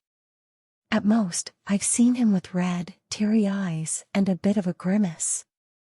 I've certainly never heard it. When my daze clears, I snap into action. I rush over to him and wrap my arms around him. "It's okay, Dad. I'm still me. You were my little girl," he says, or I think he does. His voice is muffled through his sobs. Under different circumstances, I might try to have a blunt discussion with him about how purity culture teaches men to infantilize their grown daughters, but I can't right now. Not while he's weeping. Instead, I squeeze him tightly. "I still am. This has nothing to do with my relationship with you. You're still my hero, just like you were when I was little. It's only a partial truth. Over the last year, my dad has become much more human than hero in my eyes, but right now, he needs my comfort." "Dad." It's Vanessa's gentle voice. When I glance up, she's standing a few feet away, her brow furrowed. She hates seeing him like this as much as I do. "We love you more than anything, but we're becoming adults now. We have to figure out things for ourselves. That's what God wants for us, too. It happened too fast," he says. "This isn't how it's supposed to be." Goodness, he sounds so young. I shoot my sister a sad smile, and she returns it. How strange that we're here comforting our father who once seemed like the king of the world. No one but God was bigger than him in our youth. Hours later, I lie in my bed with my sister next to me. She asked to spend the night in my room, probably because she's worried about me after the turmoil of the day. "Ness," I whisper, "are you awake?" "Yeah." Her voice is faint. What am I going to do if Cole begs to be in a relationship with me? She clears her throat. "Do you think that's what he's going to do?" "I think so. He's desperate, but it's not what he really wants." I clench my jaw. After we had sex, he said he still doesn't believe in monogamy. Clearly, it wasn't good enough for him to want to be with me long term. To want it only with me. Would you want a love like that? Would you want someone who's only in a relationship with you because it's a better alternative to losing your friendship? She's quiet for a moment, and the heaviness of the week pulls my body like a magnet into my bed. "No," she eventually says.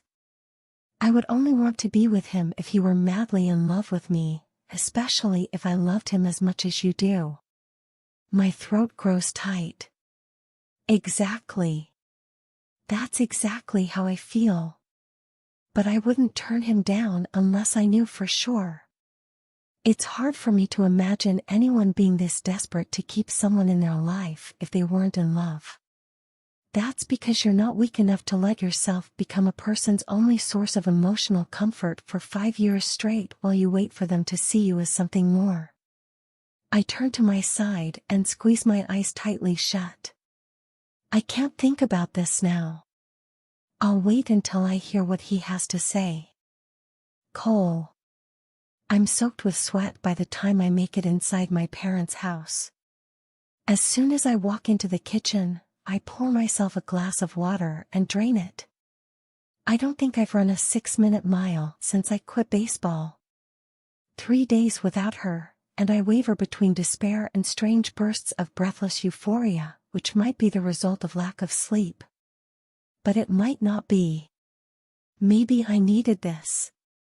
Maybe this hell I'm living in now is actually a wonderful gift. Without it, I might never have crawled out of my deep pit of denial. Losing her friendship has opened the door to that beautiful world I got to live in for less than 24 hours. The one I was too terrified to make my permanent home. "Honey," my mom says, pulling me out of my head. I've been spending a lot of time here with her since Livy left. Even though I haven't been brave enough to share more than I did a few days ago, my mom's presence soothes me. You have dark circles under your eyes. You're not sleeping. I'm not going to be able to sleep well until I talk to her. Her brow knits. And what if your talk doesn't go well? My throat constricts at the thought, but I push it away. I can't think about that right now. Her frown deepens. You need to talk about what you're feeling. Holding it in doesn't do you any good. I'm too tired to talk. She sighs. Well, you know I'm here when you need me. Is that right? A deep voice says. When I glance up, my dad's tall form hovers in the kitchen entryway. He stands with his hands on his hips and a cynical smile on his face. How can you be here for him if you're breaking up this family? Jesus, is he drinking? He looks worse than I did the last time I looked in a mirror, with his red face and puffy eyes. When I shoot a questioning look at my mom, she shakes her head slightly before looking back at my dad. I'm breaking up with you, not my children. Oh, and by the way, I talked to Alan yesterday, and I have great news about the estate. I mean, when I say you'll be happy. Alan. My dad's eyelids grow lazy. So you're on a first-name basis with him already. That was quick. I scowl. Chill out, Dad. Most people are on a first-name basis with their lawyer. As you are, by the way, with all of the company lawyers. Leave her alone. You sound like a fucking child. My mom frowns at me. Don't talk to your dad like that. I'm about to roll my eyes at her, but the look my dad's face freezes me. He's staring at my mom with an emotion I recognize well, because it's all I've felt these past several days. It's longing. He's probably thinking about how my mom won't be around to defend him after the divorce. She won't have his back, and anyone who's been blessed enough to have her loyalty knows what a loss that is. My mom turns to him, and if she notices his look, she doesn't show it. Anyway, Alan, she raises her brows, has a whole plan about how we can keep the kids' trusts completely intact. I didn't fully understand it, but hopefully, once you hear it, you can break it down for me. I don't want to hear any of it, my dad says, and I can't keep myself from gawking at him. His petulance is strange to watch, like I'm seeing a version of him from decades ago, long before I ever knew him. He rushes over to the fridge and pulls out a beer. I shoot a wide-eyed look at my mom, but she doesn't seem surprised. Mark, honey, you have the Vaughn's meeting later. He ignores her and twists off the lid of his beer with his bare fist. Don't call me honey. You've given up that right. My mom purses her lips. Do you need me to text Lily and have her reschedule it for you? I'm perfectly capable of texting her myself. She turns to me and claps her hands together once. All right, her voice is chipper. I'm late for my knitting club, so I need to head out. As she walks out of the kitchen, my dad follows her with his gaze. He's not even trying to hide his desolation. Jesus, he looks so sad and kind of pathetic. It's unsettling, and it makes something soften inside my chest. I'm not affectionate with him anymore. Any affection I show is perfunctory, like a quick hug after coming home from a school break. It's so strange that I want to reach out and touch his shoulder and ask if he's doing okay. I clear my throat. Divorce is hard, Dad. It's well known that it's harder on men. He lifts his beer and takes another big gulp. We're not getting a divorce. I avert my gaze, heat washing over my skin. Good God, this is really getting sad. He's falling apart. Meanwhile, my mom seems just fine. As long as you're drinking, are you sure you don't want something stronger? I ask. I've got a bottle of Johnny Walker Blue at the guest house. I was saving it for a rainy day, and I'm probably as miserable as you are. He doesn't hesitate for a moment. That sounds great. A while later, my dad and I sit in my living room. He stares down at the brown liquid in his glass as he swirls it around. Having just run a hand through his hair, one side of it is slightly fluffed out. Sophia said he was sad after he had sex with her. Maybe this is what she was talking about. But why? Why would he pine for my mom when he's brazenly ignored her for years? You'll be okay, Dad. You know that, right? His gaze is fixed on his whiskey, and the only hint that he heard me is the slight tick of his jaw. You're a good-looking guy, I say. You'll get married again. I've heard women my age say you're hot. And I know for a fact that you've fucked women my age. Of course, but there's no reason to bring up Sophia. I don't want to marry a 22-year-old girl. That's not a real wife. I strain my eyes to keep them from rolling. He's in too much pain for me to be mean, but I guess a real wife is supposed to take care of him and every aspect of his life while he fucks 22-year-old girls behind her back. Then you can find a nice 40 or. How old are you? I'm 48. He frowns into his glass. It's too much work. I won't ever get married again. We both know that's not true. He lifts a hand and runs it through the other side of his hair, so now his whole head is disheveled. Your mom's going to get remarried right away. Let's say a year. Do you want the over or under? Jesus, does he really think I'm going to make a bet like that about my own mother? How drunk are you? Not drunk enough. Do you even know Mom at all? He scowls. It won't be hard for her. She never loved me. Good God. What a melodramatic, self-serving view of their failed marriage. Do all men of his generation throw themselves pity parties when their wives finally grow weary enough of their bullshit to divorce them? Is this why divorce is so hard for them as a rule?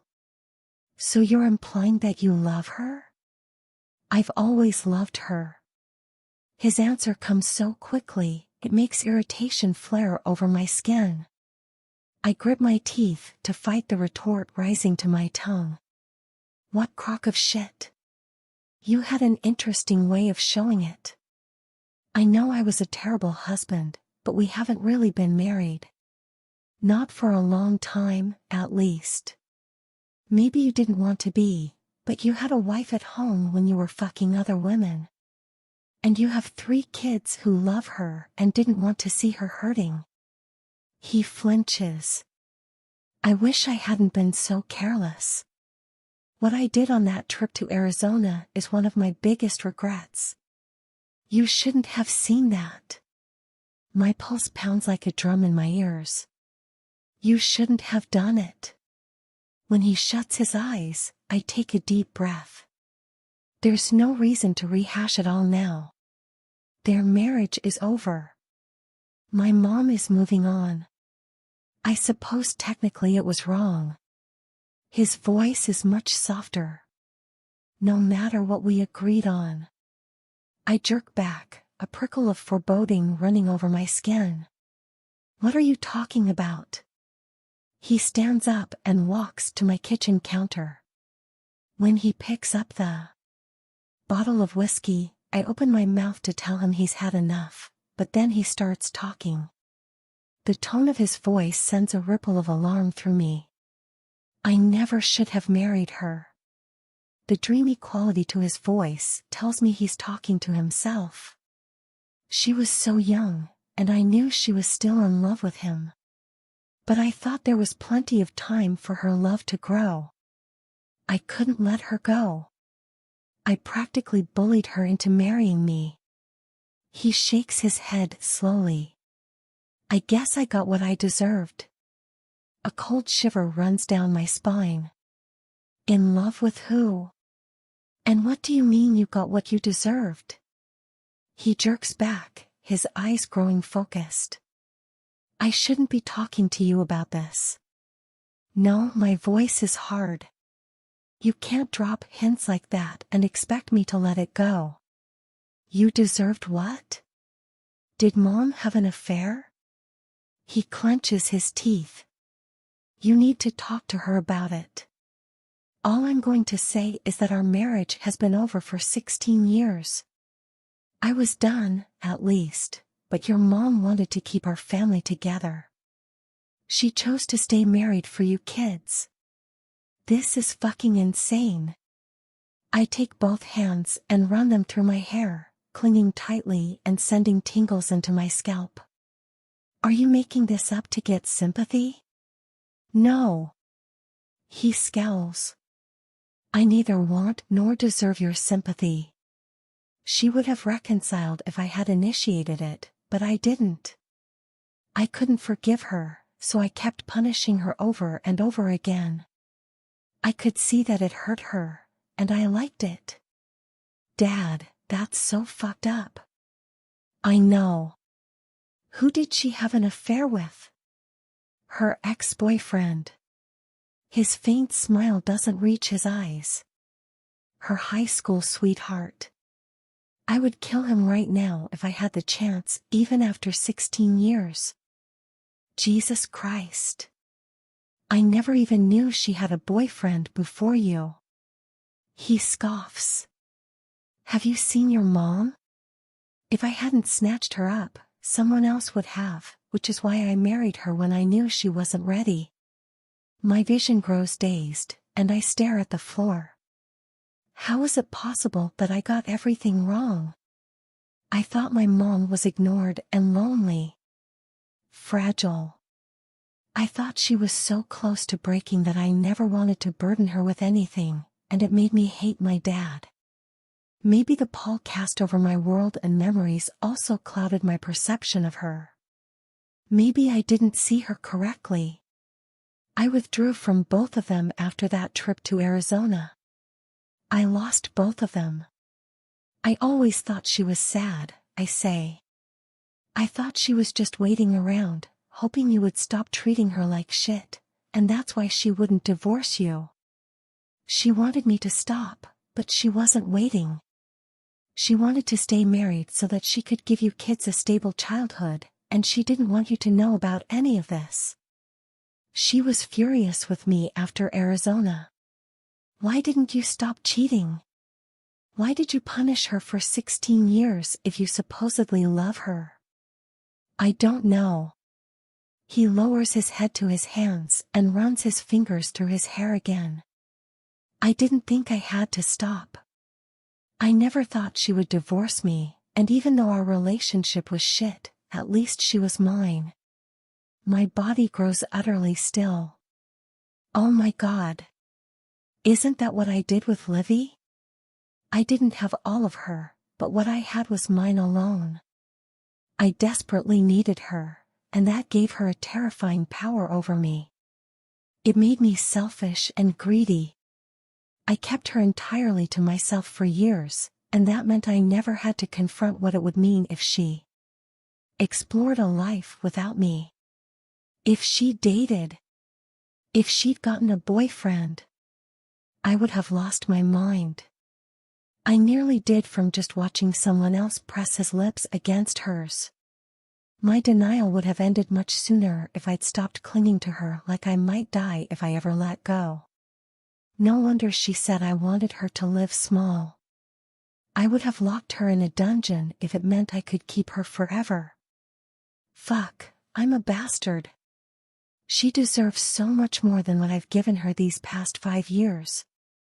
She deserves to overcome all her fears and live a wildly full life. I have to let her, no matter how much it terrifies me. You were afraid, I say. What do you mean? You didn't want to reconcile with her because you didn't want to risk what would happen if she did something like that again. You were protecting yourself. He sighs. Probably. It was torture finding out what she did. Yeah, but isn't this worse? He sighs. This is hell. It is hell, but it doesn't have to be. Not for me. I know exactly what I'm going to do. I know exactly how I can show her how much I love her. What am I going to do without her? My dad asks, and the pain in his voice pulls me out of my head. Oh God, he doesn't have the consolation of hope like I do. His stupidity has lasted longer and been much more destructive. He doesn't have a prayer of winning my mom back after all he's done. I can't even imagine his agony. Dad. What? I exhale as I try to find the right words. I think I've been a little unfair to you. Over the years, I mean. At first, his brow knits, but then his whole expression softens. Don't get me wrong, I'm still mad at you. You're a dick for all the things you've done. I know. Walking in on you having sex with another woman was traumatizing. Literally traumatizing. I can't even think about it without feeling like I'm going to have a panic attack. His expression grows somber. You have no idea how much I regret my carelessness. I lifted a hand. Let me finish. Mom made a mistake. It was a big one, but it's fucked up that you've punished her for 16 years over it. I know. I meet his gaze. I want you to know that I'll be here for you during this divorce. I know you probably have a lot of reason to think I wouldn't be, but I love you, and I don't like that you're in so much pain. He looks away from me and nods jerkily. I know it's to hide the fact that his eyes are misting. Oh God, I don't think I could handle it if he cried. I already want to burst with a tenderness I haven't felt for him since I was a teenager. To be honest, I say, I was dreading starting work and having you as my boss, but I'm kind of looking forward to it now. Maybe we can start getting lunch together or something. His smile is almost boyish, and it makes something click into place in my chest. We can start going to games again, he says. I can get Dodgers season tickets. I'd love that. Later that evening, I walk into my mom's knitting room. Hey, I say. Hey. She keeps her gaze fixed on her deftly moving fingers as she twists the blue yarn around the silver needles. So, Dad told me some things today. Oh. It's a small, faint sound, but there's a wealth of meaning behind it. There's only one thing he could have told me, and she knows what it is. Yeah. He seemed like he was telling the truth, but I won't believe it until you confirm it. She shuts her eyes, her face grimacing. It's true. My throat grows tight, and I take a deep breath through my nose. That's okay, Mom. I mean, not that you were apologizing, but... Her grimace grows. Do you wish I'd told you? I swallow. No. It's none of my business. I wish I hadn't made so many assumptions about your marriage. I wish I had just left it between you guys. She nods slowly. I thought I could shield you kids from all of it, but looking back, that seems naive. I probably should have divorced your dad years ago. It would have been healthier for you all in the long run. My body tenses. Stop making it all about us. Think about yourself for once. When her gaze snaps up, I finally see the tears, and my heart jumps into my throat. I'm sorry. I didn't mean to yell. It's okay, honey. Her pained expression softens, and she wipes under her eyes. Do you want to finally learn how to knit? I could use the company. Not even a little bit, but I can hang out with you while you knit. I could also use the company. When she smiles, I join her on the couch. Do you want to laugh? I ask as I pull my phone from my pocket.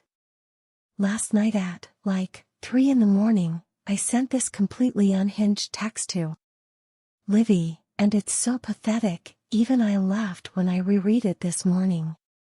She glances down at her needles. I won't find it funny. Oh, Mom, you underestimate me. I become a poet when I'm depressed. A really, really shitty one. She glares at me, though her lips are twitching slightly. If you want someone to laugh about your depression, you've come to the wrong place. Read the room better. I grin. We'll see. We'll see if your maternal instincts can withstand my masterpiece of patheticness. I think you're going to lose. It turns out, I don't make her laugh when I read her the text, but I am able to talk to her about the mixture of fear and hope that compelled me to write it in the first place, and the lightness I feel afterward makes me wish I had done this sooner. Livy. When I spot Cole through the shaded glass, I hesitate at the entrance.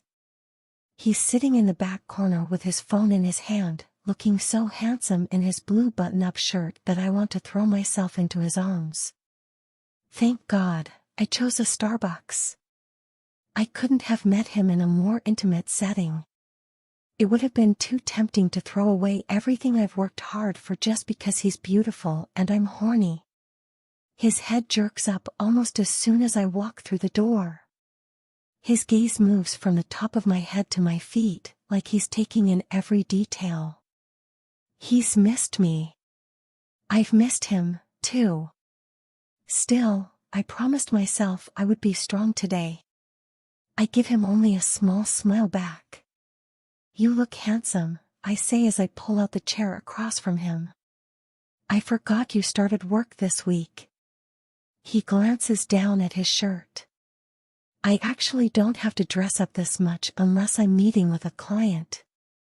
This was all for you. My smile grows. I love you in blue.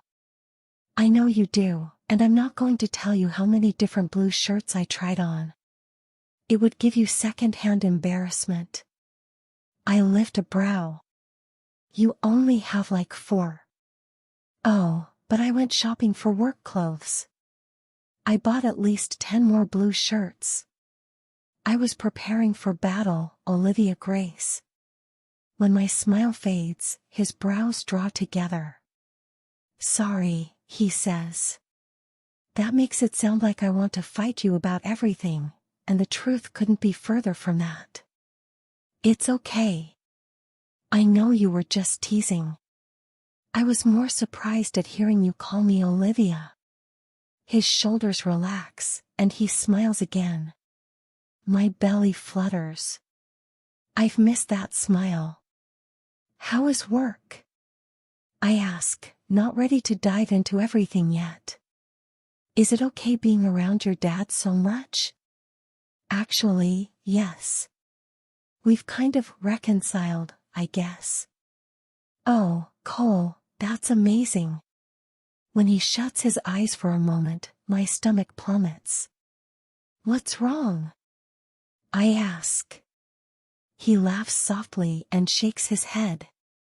He stares at the wooden table for a moment before lifting his gaze to meet mine. I love it when you say, oh, Cole. Do I say it a lot? No, his smile softens. But I love it when you do. The tenderness in his eyes makes my chest constrict, and I glance down at my lap to collect myself. I guess we should probably talk about everything. He clears his throat, and out of the corner of my eye, I see him straighten his posture. I have a story to tell you. My head jerks up. A story? His smile grows abashed. I rehearsed it many times, and it still doesn't sound like I want it to. I was hoping I could make it really good and sweep you off your feet. I swallowed to ease the tightness in my throat. I don't need a good story. I need a true story. It is that, and you were there for most of it, so it's not a new story, but I hope it will give you some perspective on why I'm such an idiot.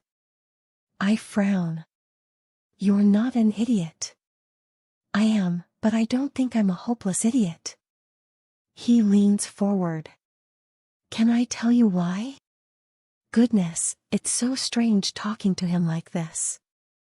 He's being so much more cautious with me than he usually is. Sure. He smiles warmly, and my body grows light. 5 years ago, around the time we met, I was going through a pretty deep depression. I didn't know that's what it was at the time.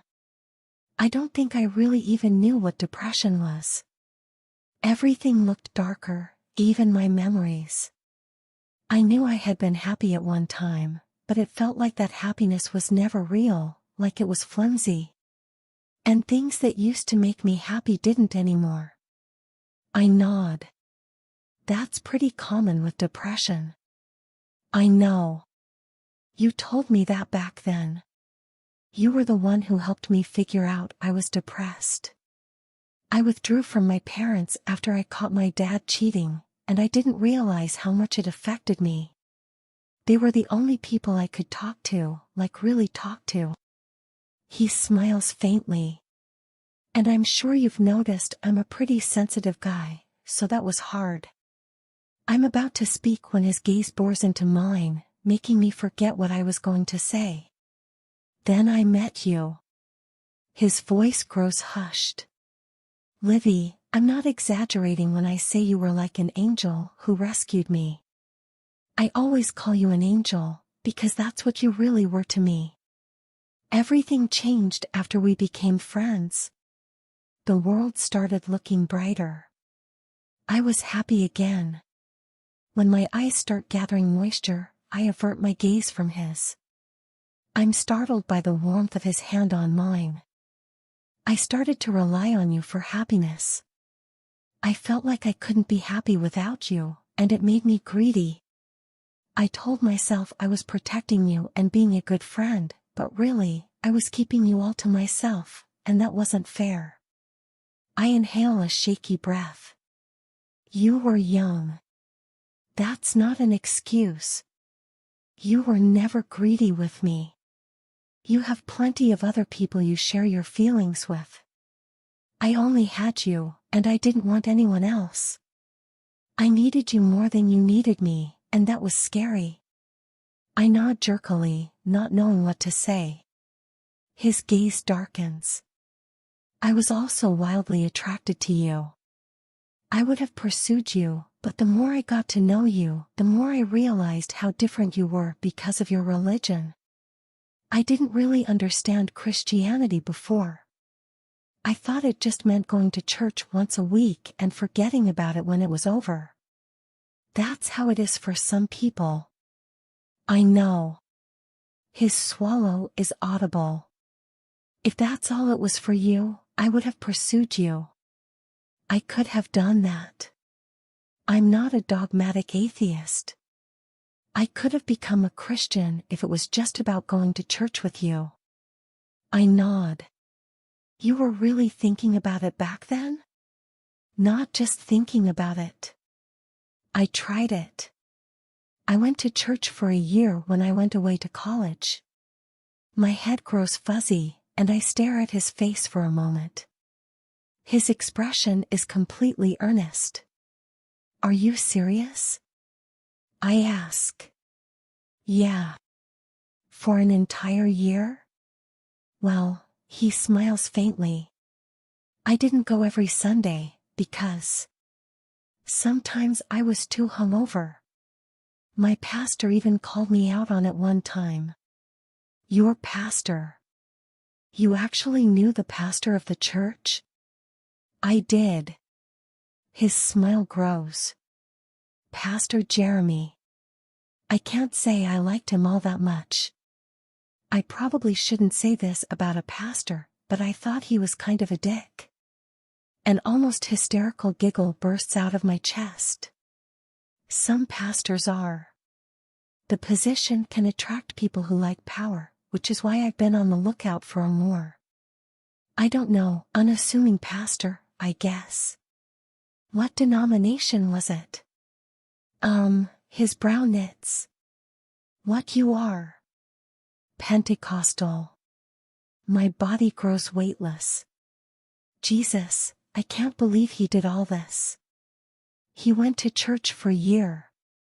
He found one in my denomination. He knew his pastor. All for me. Why did you go? I ask, even though I already know. I was trying to become the type of guy you wanted, but ultimately, I realized I couldn't. It just wasn't for me, and I knew you would see right through me if I pretended like it was. My throat grows so tight I can hardly speak. Why didn't you tell me? He hesitates for a moment. I was terrified of how disappointed you'd be if you knew I didn't like it, because it means so much to you. My eyes prickle. I guess I was pretty judgmental back then. No, his tone is firm. I never felt judged by you. I didn't go to church because I had any fear you didn't accept me as I was. I just wanted to become what you needed. Because I loved you, Livy. I love you now, and I'll love you forever. You were right that I put you on hold. I wanted you all to myself, because I was so scared of what would happen if I let you go, which is why there's only one way to make amends. He swallows. I have to let you go now. When my mouth falls open, he averts his gaze. I hope it's not forever. If I had my way, it wouldn't be for very long at all, but this isn't about me. What do you mean? I came here today to let you know that I'm on hold for you. Do whatever you need to do to break out of your shell. You told me you've lived small because of me, and I want to show you that I don't want that at all. I want you to live a full life, even if it scares me. If you need to make out with other guys and sleep around and experiment with your sexuality, he exhales an unsteady breath. I mean, I'm not going to lie, I hate even thinking about it, but I'll understand if that's what you need to do. Obviously, I shouldn't be around for it, since I've proven that I have no chill.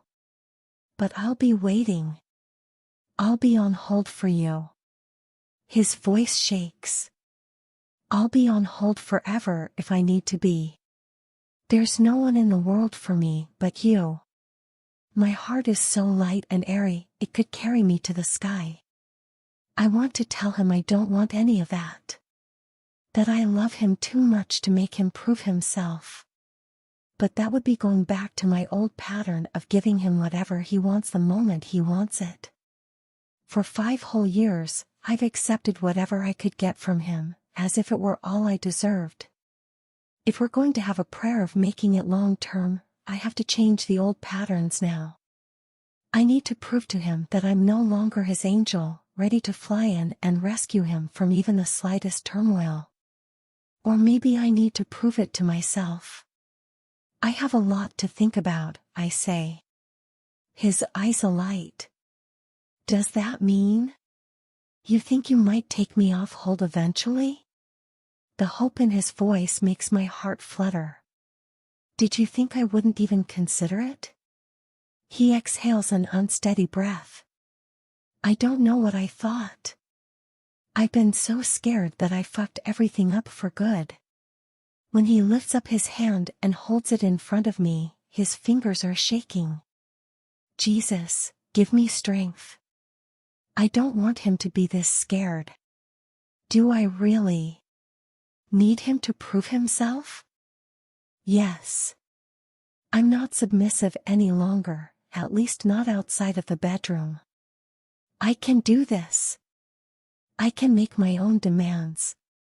I don't really like the idea of keeping you on hold indefinitely, I say. that would make me selfish. He smiles warmly. You deserve to be selfish for once. I shake my head. What if we use my impurity contract deadline? What if we decide to meet on September 17th, and we can talk again then? His swallow is audible. You mean like, you'll give me a definite answer? A yes or no forever? When I nod, he inhales deeply and runs a hand through his hair. Sure. Whatever you want. I'm not going to lie though, the thought of getting a no from you is terrifying. He laughs humorlessly. I think I'd rather just live in blissful ignorance. But it's healthier for both of us if you don't. His gaze grows unfocused as it roams the surface of the table. So we'll meet up again on September 17th, and you'll tell me how you feel? That will be our deadline, I say. If I come up with an answer for you before then, I'll come to you. He releases an almost hysterical laugh. Wow, you really want to torture me, don't you? I smile sadly. No, I don't.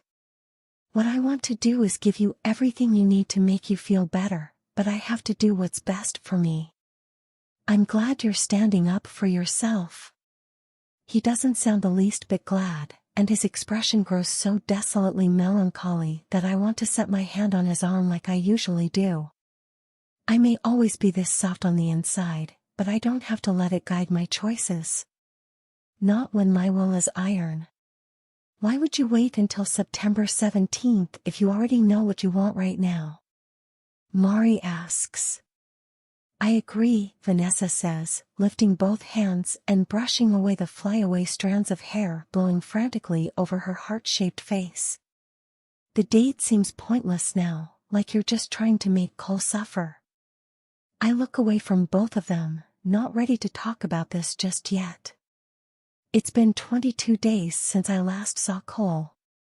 Despite my vow to go out and have adventures, these have been some of the dullest weeks of my life, full of morning prayer walks and late-night journal sessions.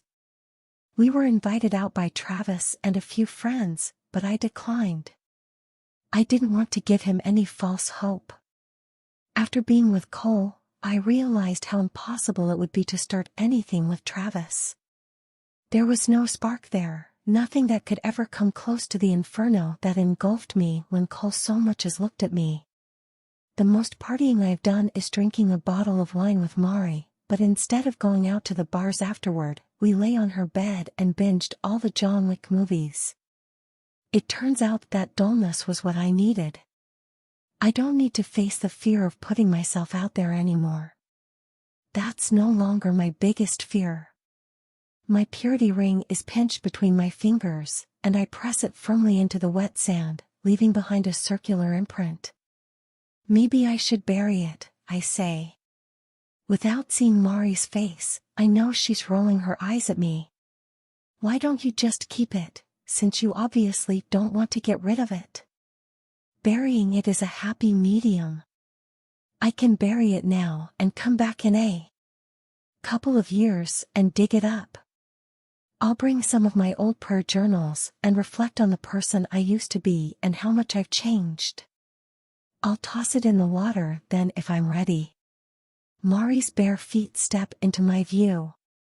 Do you know how sand works? You'll never find it again. If you want to be able to dig it up, you need to bury it in your backyard. Or don't do anything with it, Vanessa says. Keep it in your tin box. Mari plops down next to me. I second that. It's clearly important to you. And why wouldn't it be? It shaped who you are, and I happen to adore who you are. I wouldn't change a thing about you. I wouldn't either, Livy.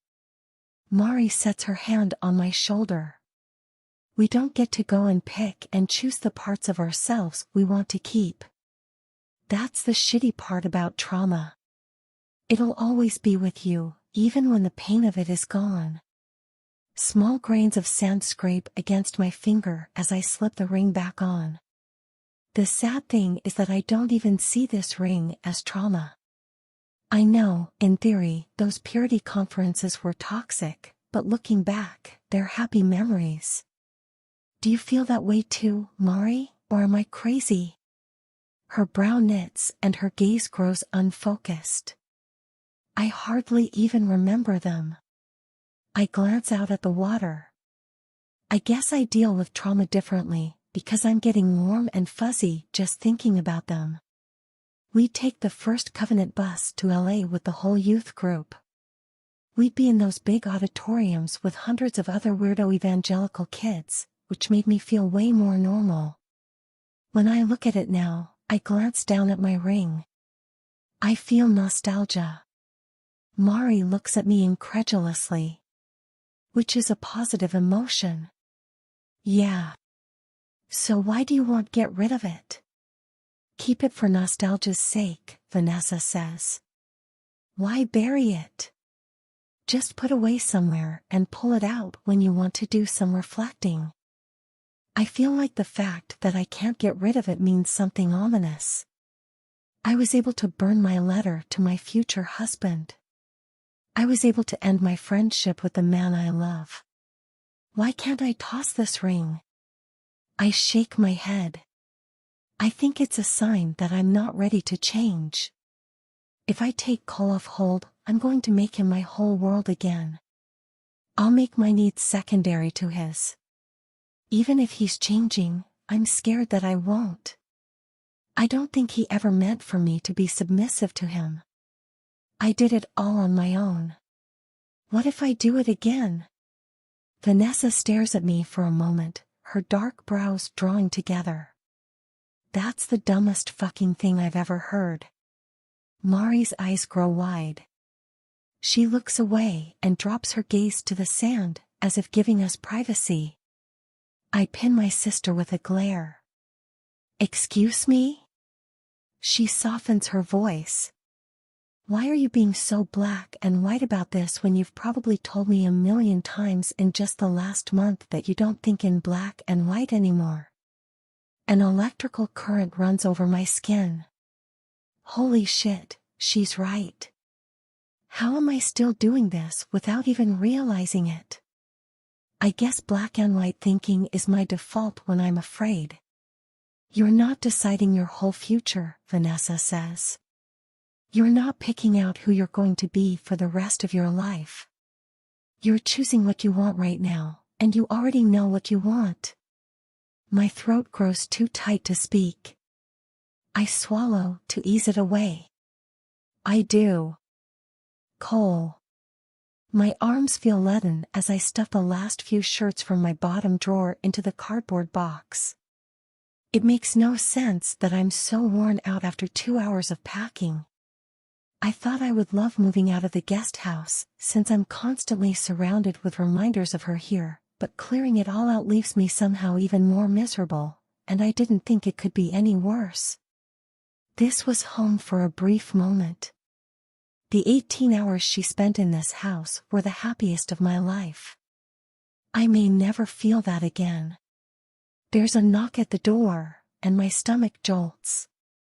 It's soft, just like her knock. But my mom's knock is soft, too. Not like Livy's though. Oh God, I think it's her. As I rush to the door, I try hard to manage my expectations. It's probably not her. I'm probably hearing things because I'm so desperate to see her. When I open the door and find her beautiful smiling face, a dizziness settles over me. It's July. It is July. She smiles cheekily and looks to the side. My pulse pounds like hammer against my throat. Livy, don't fuck with me. Why are you here? When her eyes widen, I flinch. Jesus, why am I practically yelling in her face when she might be here to tell me she wants to be with me? I shut my eyes and take a deep breath. Sorry, you just surprised me. She sets her soft hand on my arm, and I could die at the pleasure of it. It's okay, she says. I'll spare you the suspense. I'm taking you off hold. I want to be with you. Everything grows heavy. The joyful misery that began 5 years ago has finally come to an end. I love her, and she's mine. I grab her so quickly that she shrieks. Maybe I'm acting like a madman, but I couldn't stop myself if I tried. I lift her up high in the air and throw her over my shoulder. Oh my gosh, she shouts. What are you doing? I'm taking you to my bedroom. She giggles. I thought we were going to talk first. We can talk later. I caught you. You're mine now. I toss her roughly onto the bed, pulling off her clothes as I crawl on top of her. She's grown bolder since the last time we did this, unzipping my jeans and pulling them off along with my boxers. Are you moving? She asks as she cups my balls. I hiss as I grab her face and kiss her frantically. Yeah, tomorrow. I pull away and lower my head to her chest. God, I've missed this. I suck on her nipple. I've thought about nothing but this these last 3 weeks. Me too. I trail my fingers up her thigh and slip one inside her pussy. You're wet for me already. Good girl. She releases a breathless laugh. I can't believe this is happening so fast. Get used to it. I press soft kisses along her neck, and she hums. I will. As soon as I get the condom on, I shove myself inside her. I can't do preliminaries. Not when I've been so starved for her. Not when I've spent the 3 weeks wondering if I would ever be in heaven again. I love you, I tell her as I thrust. I love you too. I pull all the way out and ram back in. Why did you take me off hold early? She whimpers. I needed more of this. I want to laugh, but instead, I make my body grow still. No. Be a good girl and tell me the real reason. She smiles faintly as she lifts her hand into the air and spreads her fingers apart. She pulls off the silver ring, grabs my hand, and drops it into my palm. I wanted to give you this. I close my hand around it. You took me off hold to give me your purity ring? I've been trying to get rid of it for weeks, and I haven't been able to. I finally realized why. Her smile fades. I always imagined giving it to you. I swallow. You thought I'd be your husband someday. Her nod is jerky. I'm done with purity culture, but I'm not done with you. This is only the beginning for us. My vision grows misty. Oh fuck, Livy. My voice trembles. Are you real? Are you sure you're not an angel? She shoots me a sultry smile before lifting her head and biting down softly on my neck. I hope not. I like being naughty too much.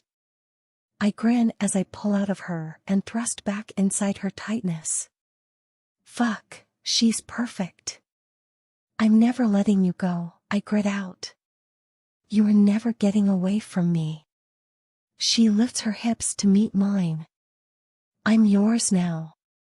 The next several minutes are a fever dream, as if my body disappears into hers. She's the only thing I need. My fallen angel who's mine because I caught her. Thank you for listening.